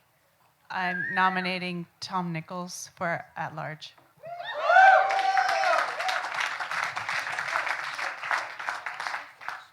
So Tom's been my vice chair my vice chair. We started as co-vice chairs in Fresno County. I stepped up to the chair, and we changed our bylaws, so we only have one vice chair, and that is now Tom. So he's been in the vice chair position going on a couple years now. He's willing to do anything for this party. I think that's his motivation here, is to step up and do whatever's asked of him and take responsibility for getting towards liberty in California. He's really passionate about decriminalization, drug decriminalization, and Second Amendment, and a lot of issues locally. He ran a really powerful campaign where he got out in the community, talked to people in his community, talked to the local representatives, and I think his passion for this party and this movement is what will make him a great member of the XCOM. Thank you, Dr. McElroy. So public speaking is my biggest weakness, and I got to really work on that, especially if I'm going to make any inroads here. I'm Tom Nichols. I'm currently the vice chair of Fresno County, and I accept this nomination. I want to thank our current executive committee for setting the example of selfless service and sacrifice that I've been watching over the last couple of years. Thanks to the convention committee and everyone that worked on this to put this weekend together and make it such a great success. You guys are all starting to feel like a second family to me. You keep me motivated and motivated to stay engaged and make more progress. I've been seeing a lot of progress lately. From my first convention in Visalia to serving as an alternate on the Judicial Committee to helping resurrect our Fresno County affiliate to getting exposure for our party as a state assembly candidate, I stayed loyal to our cause, and I'll be a solid representative for you guys, my fellow libertarians of California. Thank you.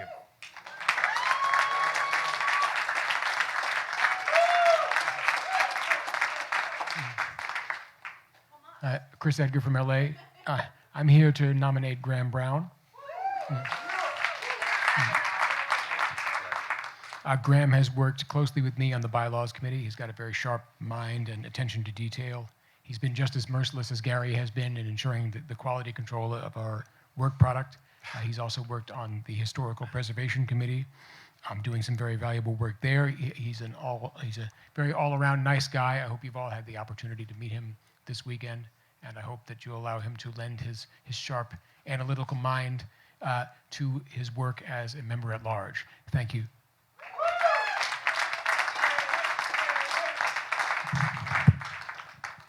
Thanks, Chris. It's been great getting to know everybody here, or a lot of people here, the past couple years. If you haven't met me yet, I want to tell you a little bit about why I'm here and what I'm hoping to do. I've been a libertarian since I've been politically aware. I changed my registration from decline to state or no party preference libertarian just so I could get involved with the party. My attitude about my registration was, and kind of still is a little bit, why the hell would I tell the state about my political inclinations? Like a lot of the newer people here, I got involved mostly because of, with both the COVID hysteria that had gripped our culture so quickly and the tyranny that was so readily embraced by our countrymen. It has become undeniable that California is in urgent need for a compelling, liberty-oriented cultural space and liberty-oriented political options. Thank you. As Chris said, over the past year, I've served in the executive committee. I've been working with the historical preservation committee, the bylaws committee. I was very proud to be part of Michael Lima's campaign for Hayward City Council as his treasurer. Thank you. I'm also the treasurer of the Alameda County Libertarian Party now. And I've had a background in including project management and navigating bureaucratic structures, which I think has made me more effective in some of these roles. And I wanted to say, too, as you heard in my nomination speech for Ms. Stump, I'm very grateful to her and indeed everybody here who has helped to make this party a kind and welcoming place with like-minded people. I'm happy to be here with you today But that isn't the reason I'm here today, and it probably isn't the only reason you're here today either. I'm here today because I see the political enterprise that gives us the best chance to bring liberty to California. I have nothing but gratitude for everyone who's made the LP a liberty-oriented, welcoming space, and to establish it in California. Mr. Brown, I'm sorry, we are at time. Okay. Whether you support me or not, thank you sincerely, and I hope you do support me.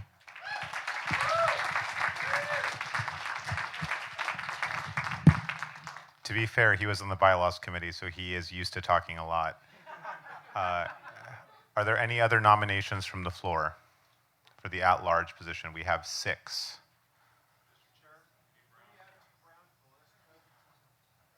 Yes, the secretary is working on that as we speak.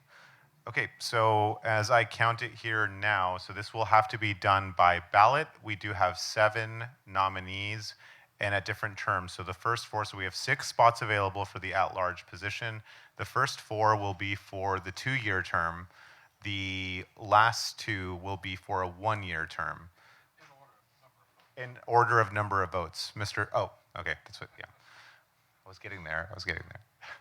But so if I could have the volunteers come up again, and I will read off the names in no particular order. I can't see the screen, but if I could have the volunteers that were doing the tallies earlier for the chairs. Oh, that's fair. Mr. Starr, are you? I just want to point out something that under Roberts, we're required to have a majority vote to elect anybody to office. So I think we'll achieve that. But I want to encourage everybody to vote for 6 people because you're far more likely to get majorities there. So it has to be majority of the ballots cast for any person to win. Thank you, Mr. Starr. So again, those names will be Mix Alex Belansky, Miss Victoria Lepacek, Mr. Graham Brown, Mr. Tom Nichols, Mr. Craig Strachan, Miss Trendlyn Hollisey, and Mr. Alberto Alvarez. So 7 nominees for the at-large position. And yeah, that's where we're at. I think we're okay with the tellers. Who took that spot?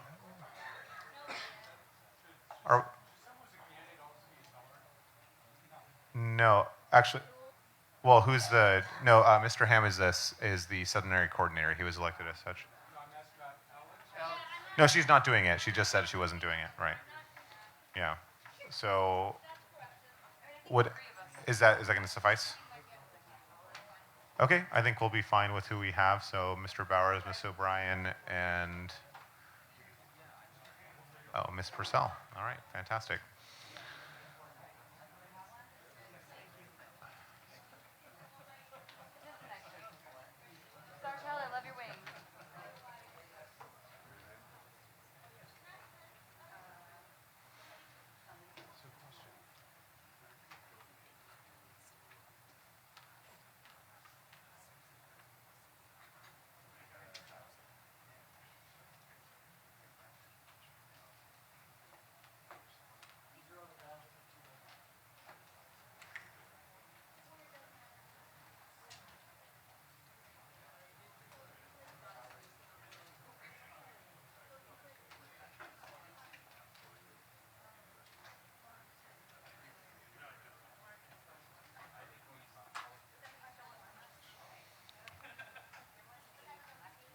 So while we are waiting on the results and the votes and the tallies for the at-large positions, are there any other resolutions that anyone would like to bring to the body at this time?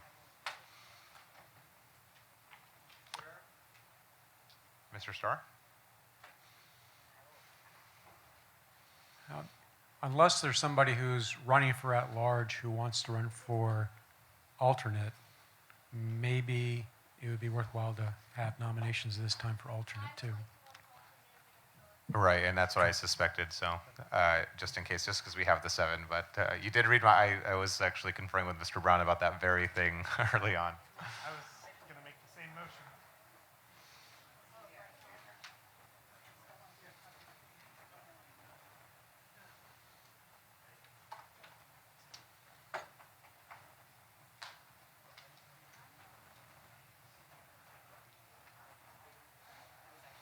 Wow, there are no further resolutions. This is really interesting. We're just going to have quiet time until these just.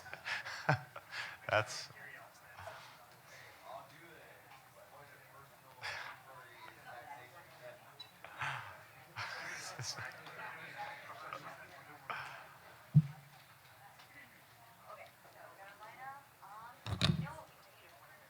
Do we ready?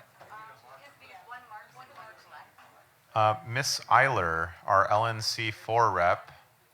Miss Eiler, Carrie Eiler, would you be willing to be a fourth teller? We do need a fourth.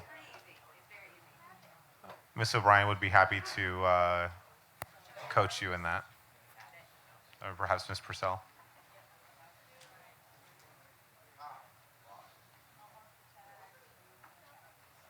Thank you so much.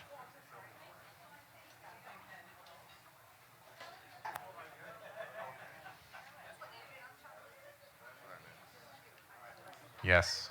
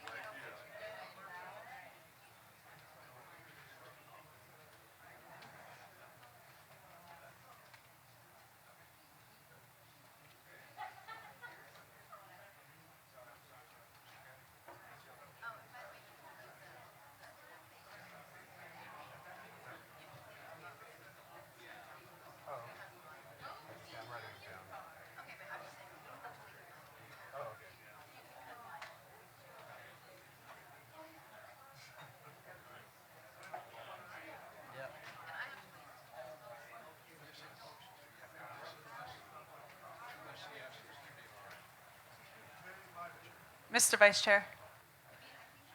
Kat McElroy, Yes. Fresno County. I just wanted to say something. It's not a motion. Dr. McElroy, please. For those of you who stood in a very long line yesterday to check in for credentialing, it really helps, really helps if you get a free business ticket about a week before or earlier. That way we can check your credentials and get it all ready to go, have your name badges printed. The other thing is we don't have to take the time to look through the databases, which are kind of slow to load, and we have to look at 2 of them, get all the names spelled right, and work all that out. So in the future, shorter lines will be really helpful for the volunteers on the credentials committee and also for your experience to not have to stand in line. Thanks. Like today. Today was fast, right? Because you were credentialed from yesterday. Let's make that. Thank you, Dr. McElroy. Mr. Vice Chair. Mr. Dean, Chair of Riverside County, please. Point of information. Yes. Is taxation theft? Some might say it's extortion, but, and by some I mean I would say that. Some might agree or disagree, but yeah, that might be up to interpretation. Either way, it's bad. Not all taxes are bad. Who said that?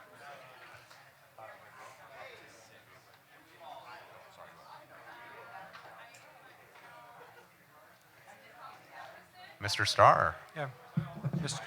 Mr. Chair, by the way, once again, congratulations. Thank you, Mr. Starr. We've had a really good weekend.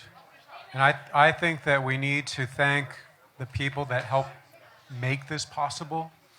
I know that the Credentials Committee was doing a lot of work. I believe that there were a number of people that were organizing this whole convention that did a lot of work. I just want to say to all of you that I appreciate all the work you've done. It's thankless, so I want to make sure, at least now, you get thanked. So whoever you are, thank you very much. I hope that there'll be an opportunity where those individuals can be up in the front of the room and just be recognized for the work they did this weekend and before. Thank you, Mr. Starr. Yes, the Credentials Committee, if we can give it a hand for the Credentials Committee and the Convention Committee. particularly, not in this room right now, Miss Gia Christopher, chair of the convention committee, who made this all possible. If we could give her a huge round of applause.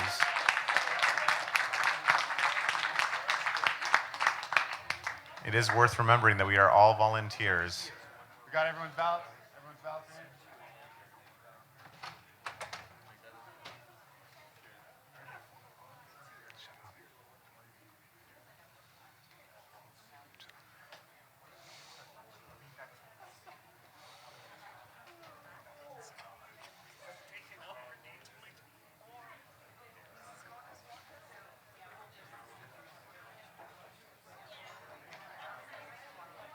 It's unfortunate.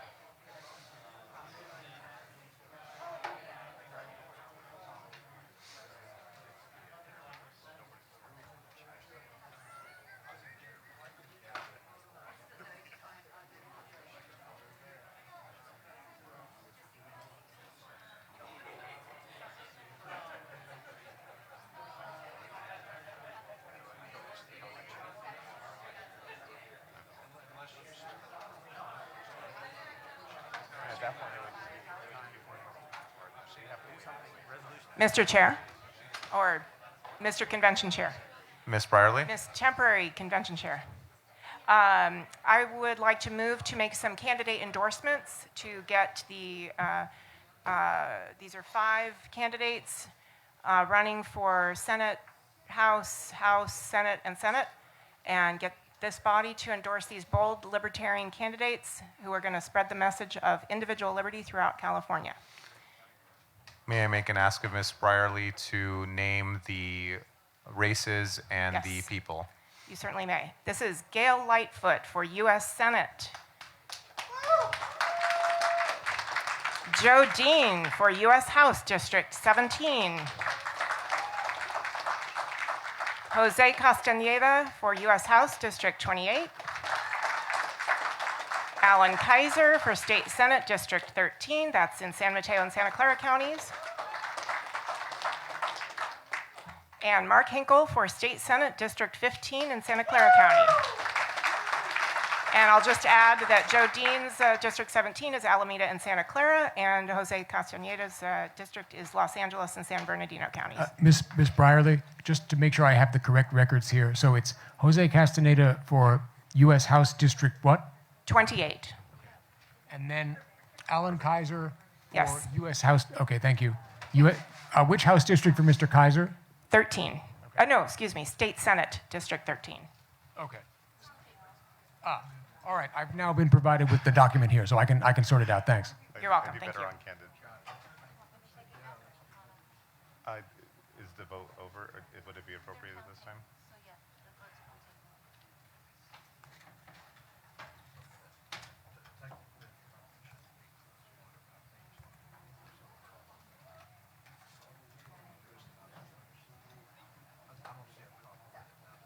Okay. I mean, I can just finish up the. It's up to you.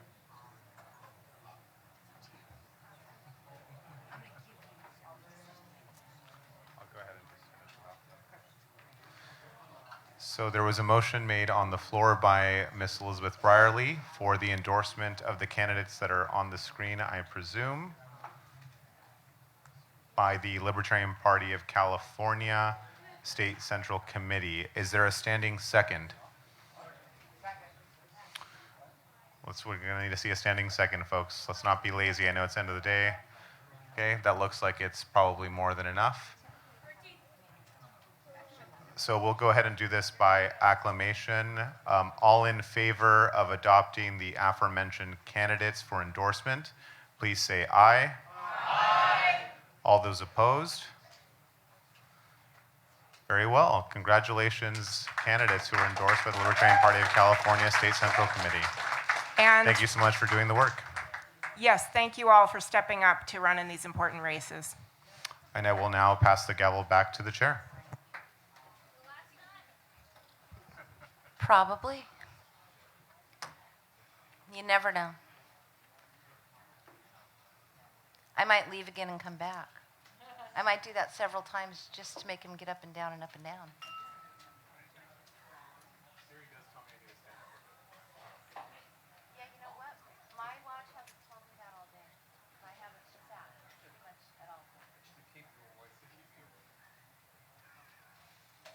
Okay, is there any?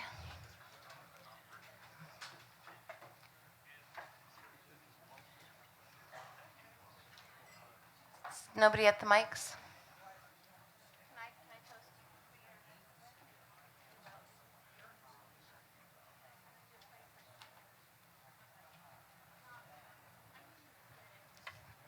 Since nothing's pending, I have a point of personal privilege.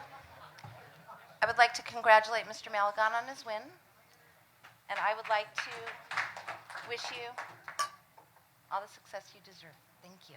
Thank you, Madam Chair.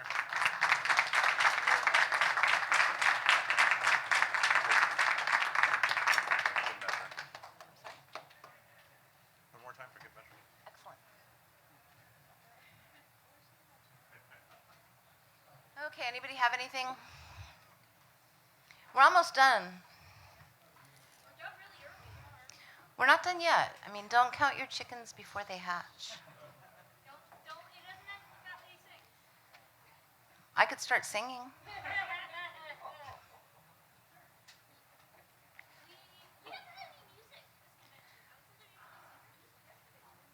No, well, we don't usually have singers. I could serenade you if you'd like. I did used to be in a punk rock band, but it was primarily screaming when I sang, so. Do you really want that? It's much, much, much, much better if there's a band behind me and if I've got my bass and.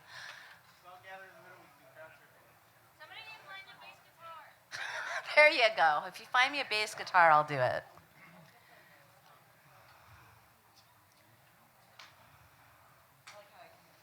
And if I started singing one of my songs, nobody would get it anyways, because, you know.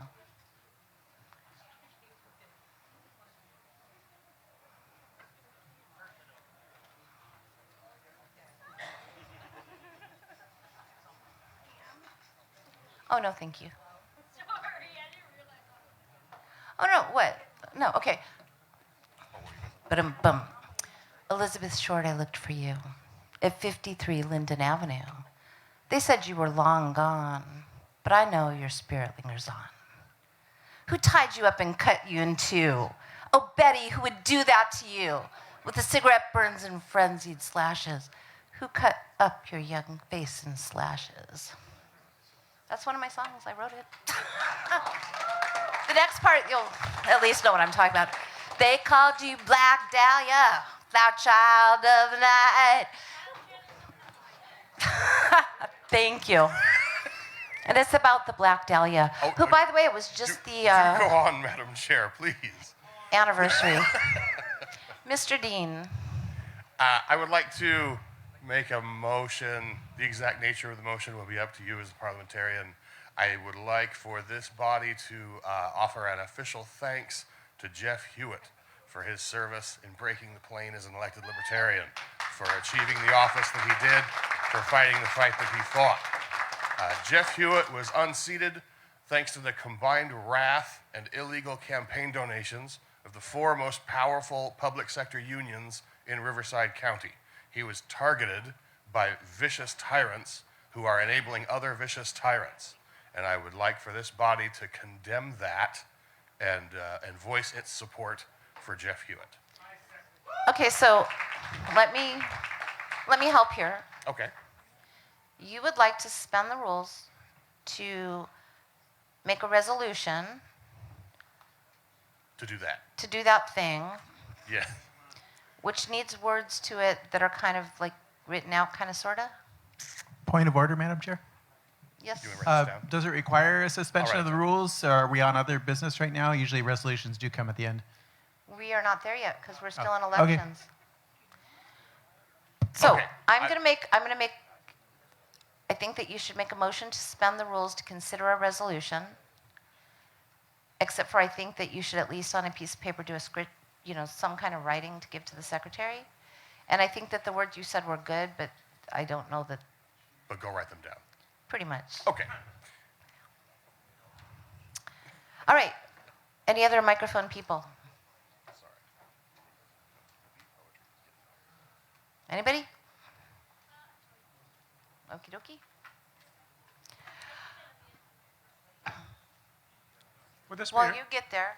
Yes. I mean, given that the counting is going on, we don't have really other business.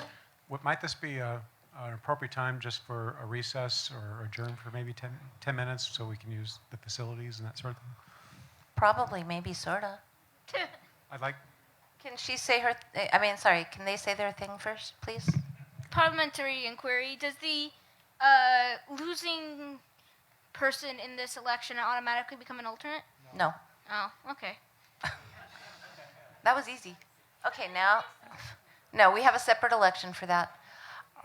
Yes, sir. I'd like to move to adjourn for 10 minutes so that we're actually adjourned because I want it to come back at a specific time. I don't want people to have to hang around. So I want to adjourn for 10 minutes and then reconvene then. So hopefully the counting will be done by then. I believe, and two people have asked me on two different sides why adjourn. I believe it's because typically for recesses, because with the people recess, are expected to kind of stay closer, and I think he may want to, walk across the street. So the distinction is that with a recess, you can call people back into order at any time. So they have to be right next to the room to make sure that happens. Whereas with an adjournment, you can leave and come back for a specific time. I think we're talking longer about what the right way to do it is than to just do it. So let me just try this. Sure. Is there a second to an adjournment for how many minutes? 10 minutes. Is there okay, there's a second. Is there any objection to adjourning for 10 minutes, which would bring us back to order at 3:56?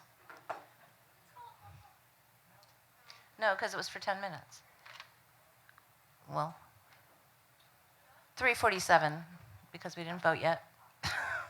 Is there any objection? Hearing none, we are adjourned for 10 minutes with a time to come back at 3:57. Yes, sir. Huh? Yeah. Someplace further away than this? Okay. All right, I will do that. But I'm going to, if we're going to do that, I'm going to do a thing on the way there. All right.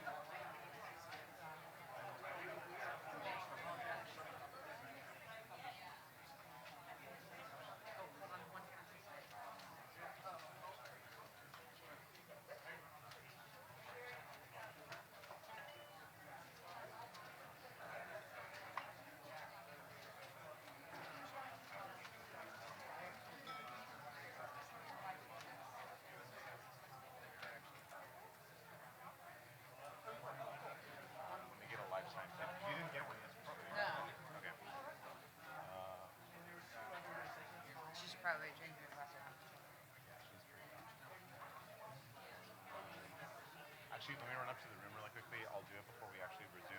And then we'll do that.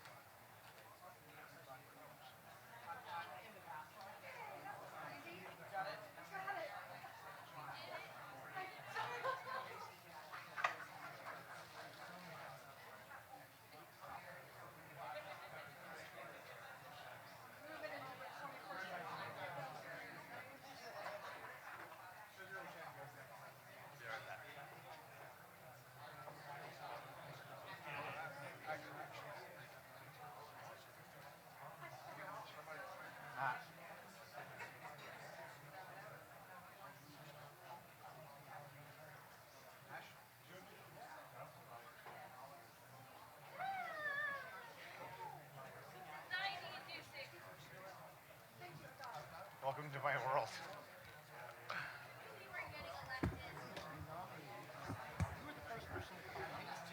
So really quickly, while we are at ease, I will say we do have someone looking to become a lifetime member, Mr. Matt Kuykendall from Orange County. If you would come up to the stage, I would be happy to pin him, assuming that he's okay with the soon-to-be new chair and not the current chair.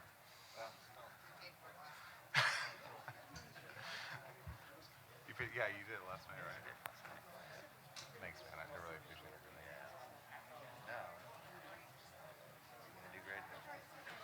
I will make you all proud. I really appreciate it. Thanks for the support. Let's take a...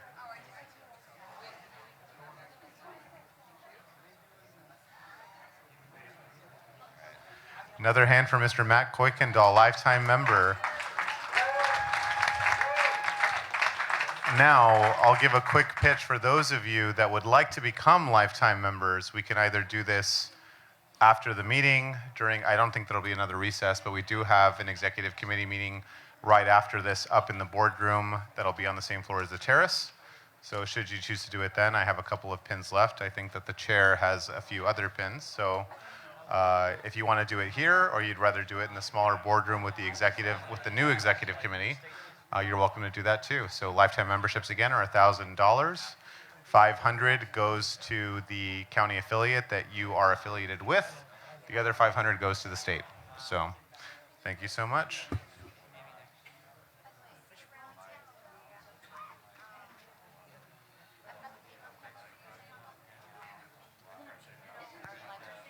Oh, okay.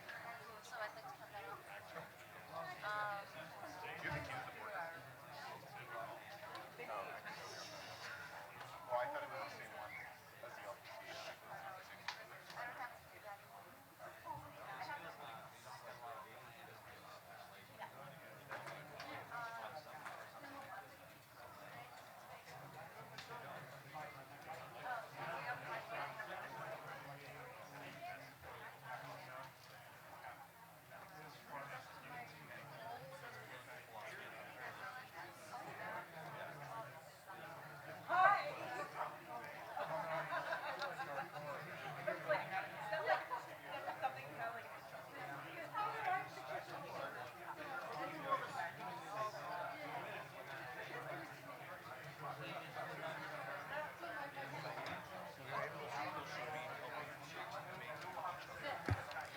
Okay, everybody.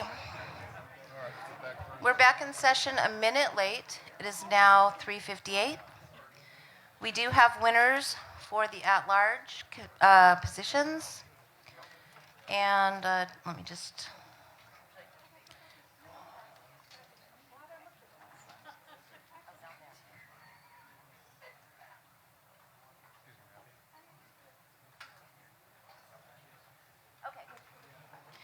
All right, so we do have winners for those elections. And so it was all done on one ballot. And so I will read all of the results in order. The first four will be the four people that will be serving the 2-year term. And that is Tom Nichols with 77 votes. Graham Brown with 76 votes. Greg Strachan with 74 votes. Alberto Alvarez with did I just say him? Whoops. Did I? Okay. Okay, so Greg Strachan with 76 votes. Alberto Alvarez with 74 votes. So congratulations to those four. Then the 2 members that were elected for a 1-year term are Victoria Lepacek with 72 votes. Trindlin Halsey with 65 votes. Did I say that right? Okay. So those are the 6 winners. Alex Belinsky received 20 votes. She did not win, but they did not win. They didn't win. I'm sorry. 20. There you go. Okay, so, and just so everybody knows, the ballots cast were 86. A majority was 44. So all of those people did have a majority, so therefore, congratulations to those 6.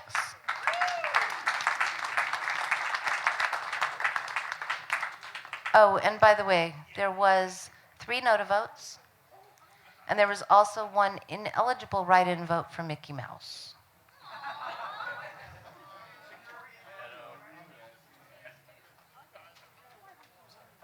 Okay, so now we're going to go to the next item on the agenda, which is the election for alternate at large. There are 2 alternate at large members. They serve for 1-year terms. And we will do the same as what we did for the last election. You'll line up together, the nominator and the nominee, and you will each have 2 minutes to speak. Okay, and I would like to nominate myself. Is that possible? you can. Yes, I would like to And nominate myself. you get 4 minutes now. Oh, well, I'm going to go and try this again because it didn't work the first time, so here goes the second try. Like I said, I am the youth. I can bring a young perspective to this. I am the hippie that we all need. I just want to be helpful in any way, shape, or form. My parents have always told me I am too helpful, which I don't know if is a real thing, but whatever. And I think that I would be a great at-large member. I can kick ass, take names, and be a libertarian. So, I don't know what else to say. So, I'm going to yield my time. Okay, thank you.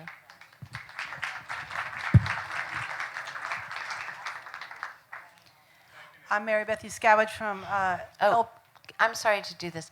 It doesn't need a nominations don't need a second.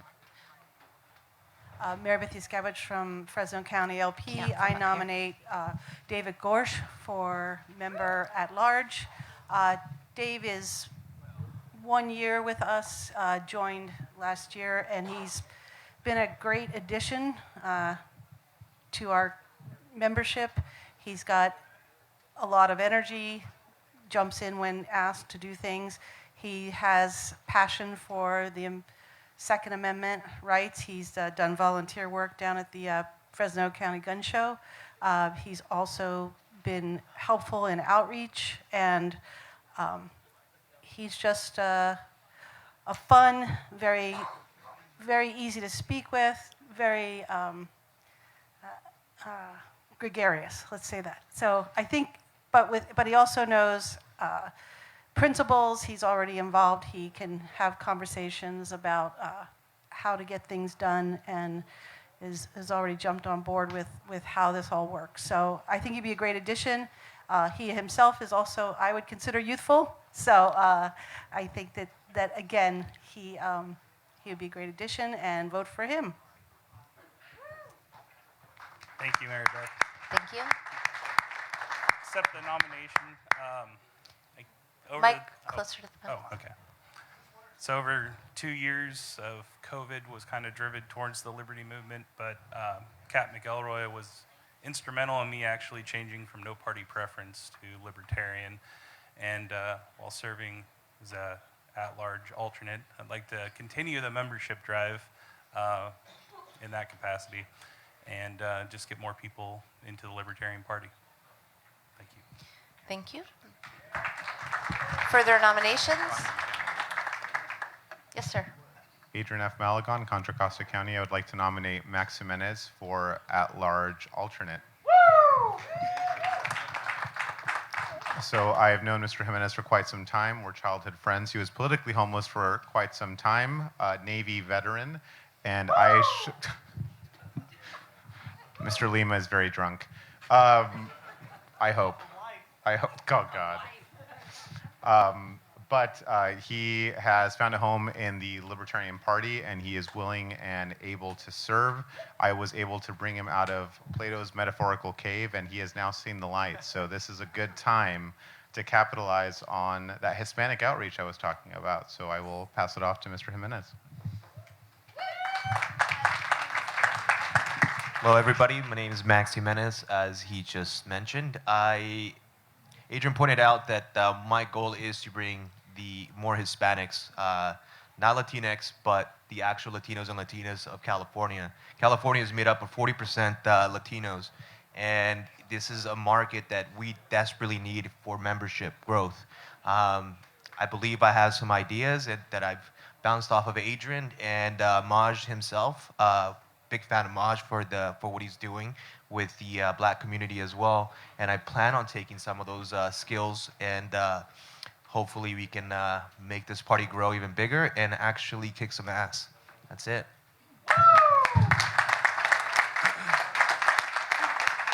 Thank you very much. Are there any further nominations? Okay, seeing none, I will close nominations.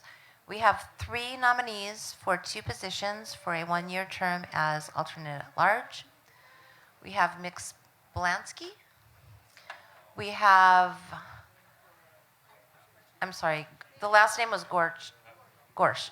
Okay, thank you. David Gorsh and Max Jimenez. We will once again have the tellers come down here. You will be voting for up to 2 people. It's not ranked, it's just 2 people. And there you go. That's what you guys know the drill at this point, so.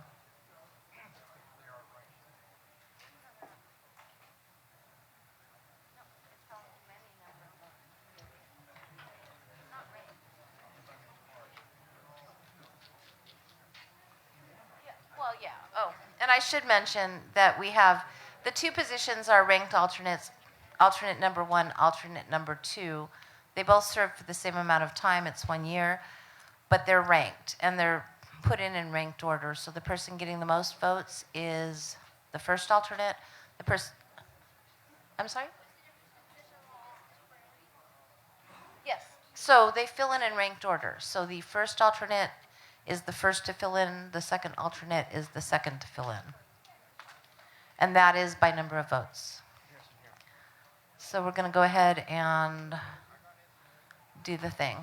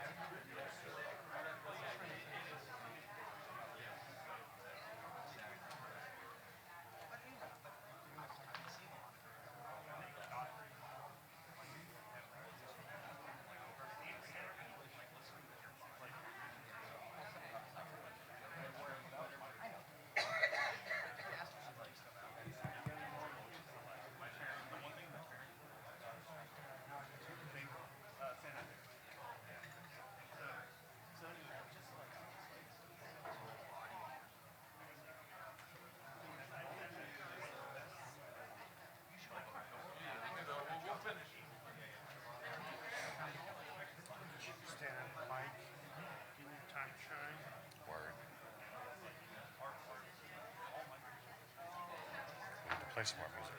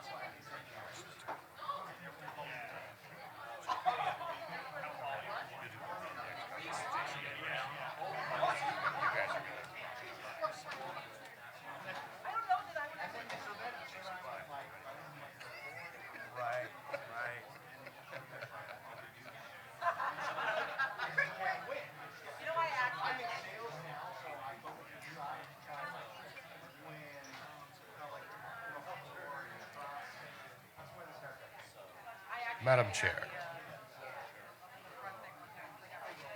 Do I need to bang it out louder? Madam Chair.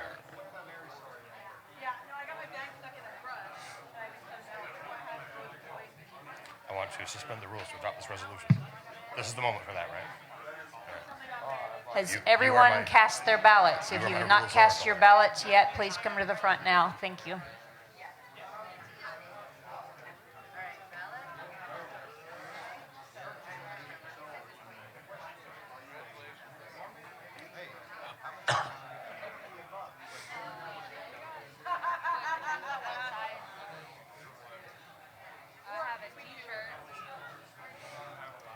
Mr. Dean, you're at the microphone. Are you ready? I am at the microphone. I am ready. I would like to move to suspend the rules to adopt a resolution in support of Jeff Hewitt. Okay, give me one moment. I think the last person is voting, so I'm going to just try to get people's attention real quick. Everybody, I want your attention because we're actually going to do a little bit of business while this count happens. So I recognize Mr. Dean. I move that we suspend the rules to adopt a resolution in support of Jeff Hewitt.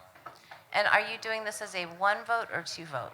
I'm happy to do this as a single vote. Okay, so he's making a motion to suspend the rules to adopt a resolution. The resolution is up on the screen. Can you please read the resolution? I will. It reads, Jeff Hewitt lost his county supervisor seat in Riverside County thanks to the combined wrath and illegal campaign donations of the county's public sector unions. We salute Mr. Hewitt for fighting the fight he fought and breaking the plane for libertarians in elected office. That's short and sweet. Okay, we need a standing second. We still need 13 people standing. And we've got, I don't know if they're standing, everybody. Okay, now everybody is standing for it. Okay, so we've got 13. This was a motion to suspend the rules to adopt the resolution, therefore it is not debatable. Does everybody know what they're voting on? It's up on the screen. It's pretty short. I can't read it from here. Okay. All those in favor, please say aye. Aye. All those opposed? Wow. Libertarians. Okay, thank you very much. It passes. Congratulations. And by the way, Jeff Hewitt, I'm just going to take a point of personal privilege here. He is fighting the good fight, and he is going to fight this, and he's got attorneys, and I support him completely. One of the things I'm going to do after I leave my chairmanship is I am going to be involved in that effort because I've been railing against this for years. It's collusion. So. Let's go, Jeff! Yes.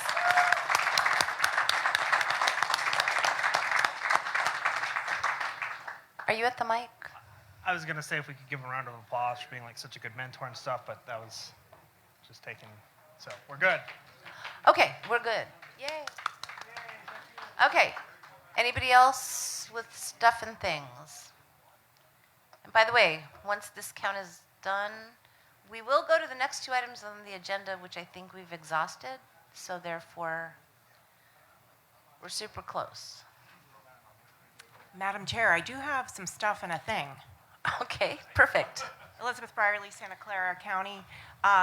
This book, Libertarianism, John Hosper's The Libertarian Party's 50th Anniversary and Beyond, edited by C. Ronald Kimberling and Stan Oliver, is available for sale. It's a great type of thing to take when you're going to be in line somewhere because it's short essays contributed from many, many libertarians.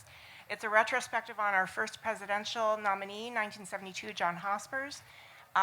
It has contributions from Joe Jorgensen, Mary Ruwart, Ron Kimberling, Tom Palmer, Elizabeth Brierly. And there are some flyers around for a special bonus to receive an additional libertarian book if you order this from that flyer with the, I guess there's a coupon code, and you'll get another libertarian book that you can give to a friend or a family member. So wanted to just mention that. And if anybody would like to take a look at the essays in here while I'm here, I only have one copy, I apologize, but you can come see me. Thank you. Thank you.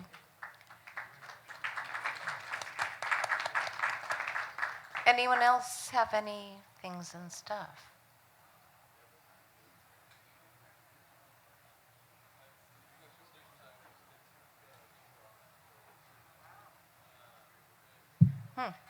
Okay.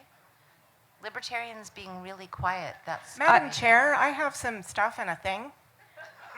Another stuff and a thing. Perfect. Elizabeth Brierly, Santa Clara County. Carla Howell, who did amazing work in Massachusetts, getting 45% of the vote for 3 different measures.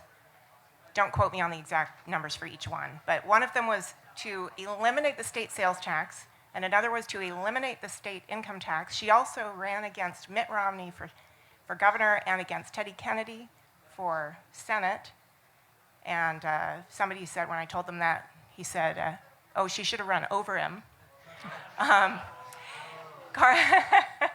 Sorry.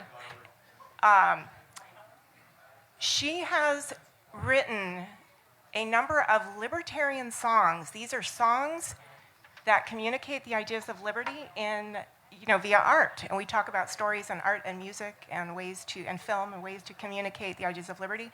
If you go to carlahowell.com, you'll see her songs are professionally produced there, and you can send people to the site or send them MP3s, download them. And she's also created 4 professionally produced music videos of these. So carlahowell.com, she is a tremendous communicator of libertarian ideas to the general public. Take a listen. Thank you. Thank you. Madam Chair? Yes. Sandra Callender, Contra Costa County. I just have a request for information.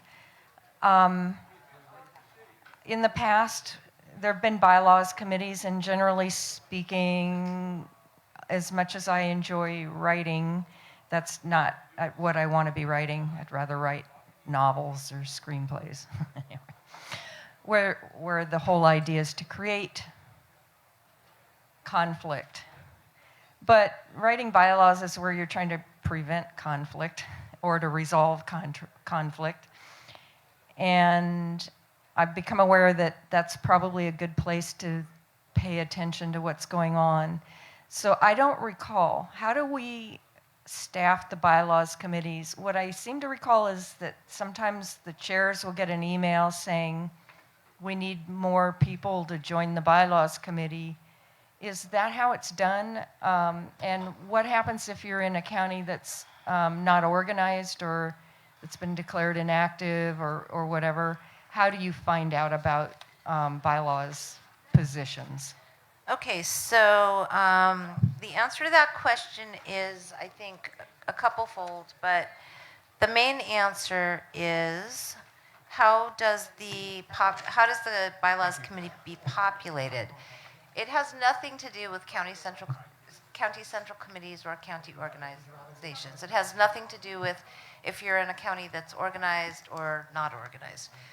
I will just read from the bylaws that not later than 60 days following the close of each convention, the executive committee shall appoint a bylaws committee of 5 state central committee members to recommend changes to the bylaws and convention rules. So that means within 60 days, where it's typically the first although we went through this yesterday, we don't have regular meetings or we don't have quarterly meetings, except for we usually do have quarterly meetings. So it's usually at the first quarterly meeting following the convention that it is on the agenda to elect the positions of the bylaws committee. To just go a little bit further, there are 5 members of that committee and they are voted on by the executive committee. So I don't know, I mean, in the past we've had a committee application on the website to apply for committees. I know right now, I believe that that application is not there, but it directs you to send an email to the executive committee. So I would suggest, yes, Mr. Maligan.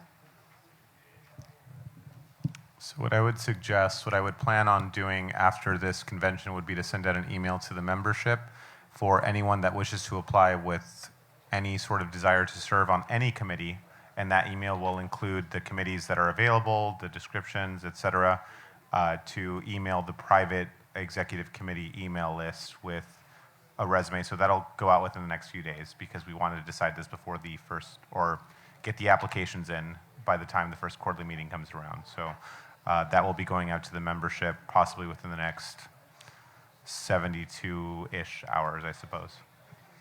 And just as an ask to you, so currently on the website it shows to email the exec.com@ca.lp.org, so that would still be a way to find it is on the website, correct?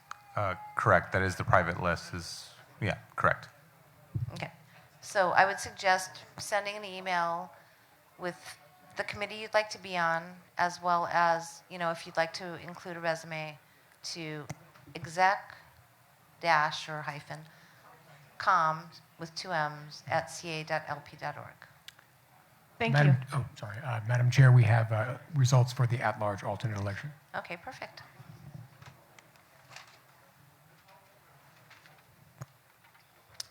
Okay, so we have results, and we did in fact have 2 winners on the first ballot. Ballots cast were 73, a majority was 37. Max Jimenez is now our first alternate with 60 votes. David Gorsh is the second alternate with 54 votes. Alex Belansky received 23 votes. Noda received 3 votes, and Angela McCardle received 1 vote. So our first and second alternates are Max Jimenez and David Gorsh, respectively. Congratulations.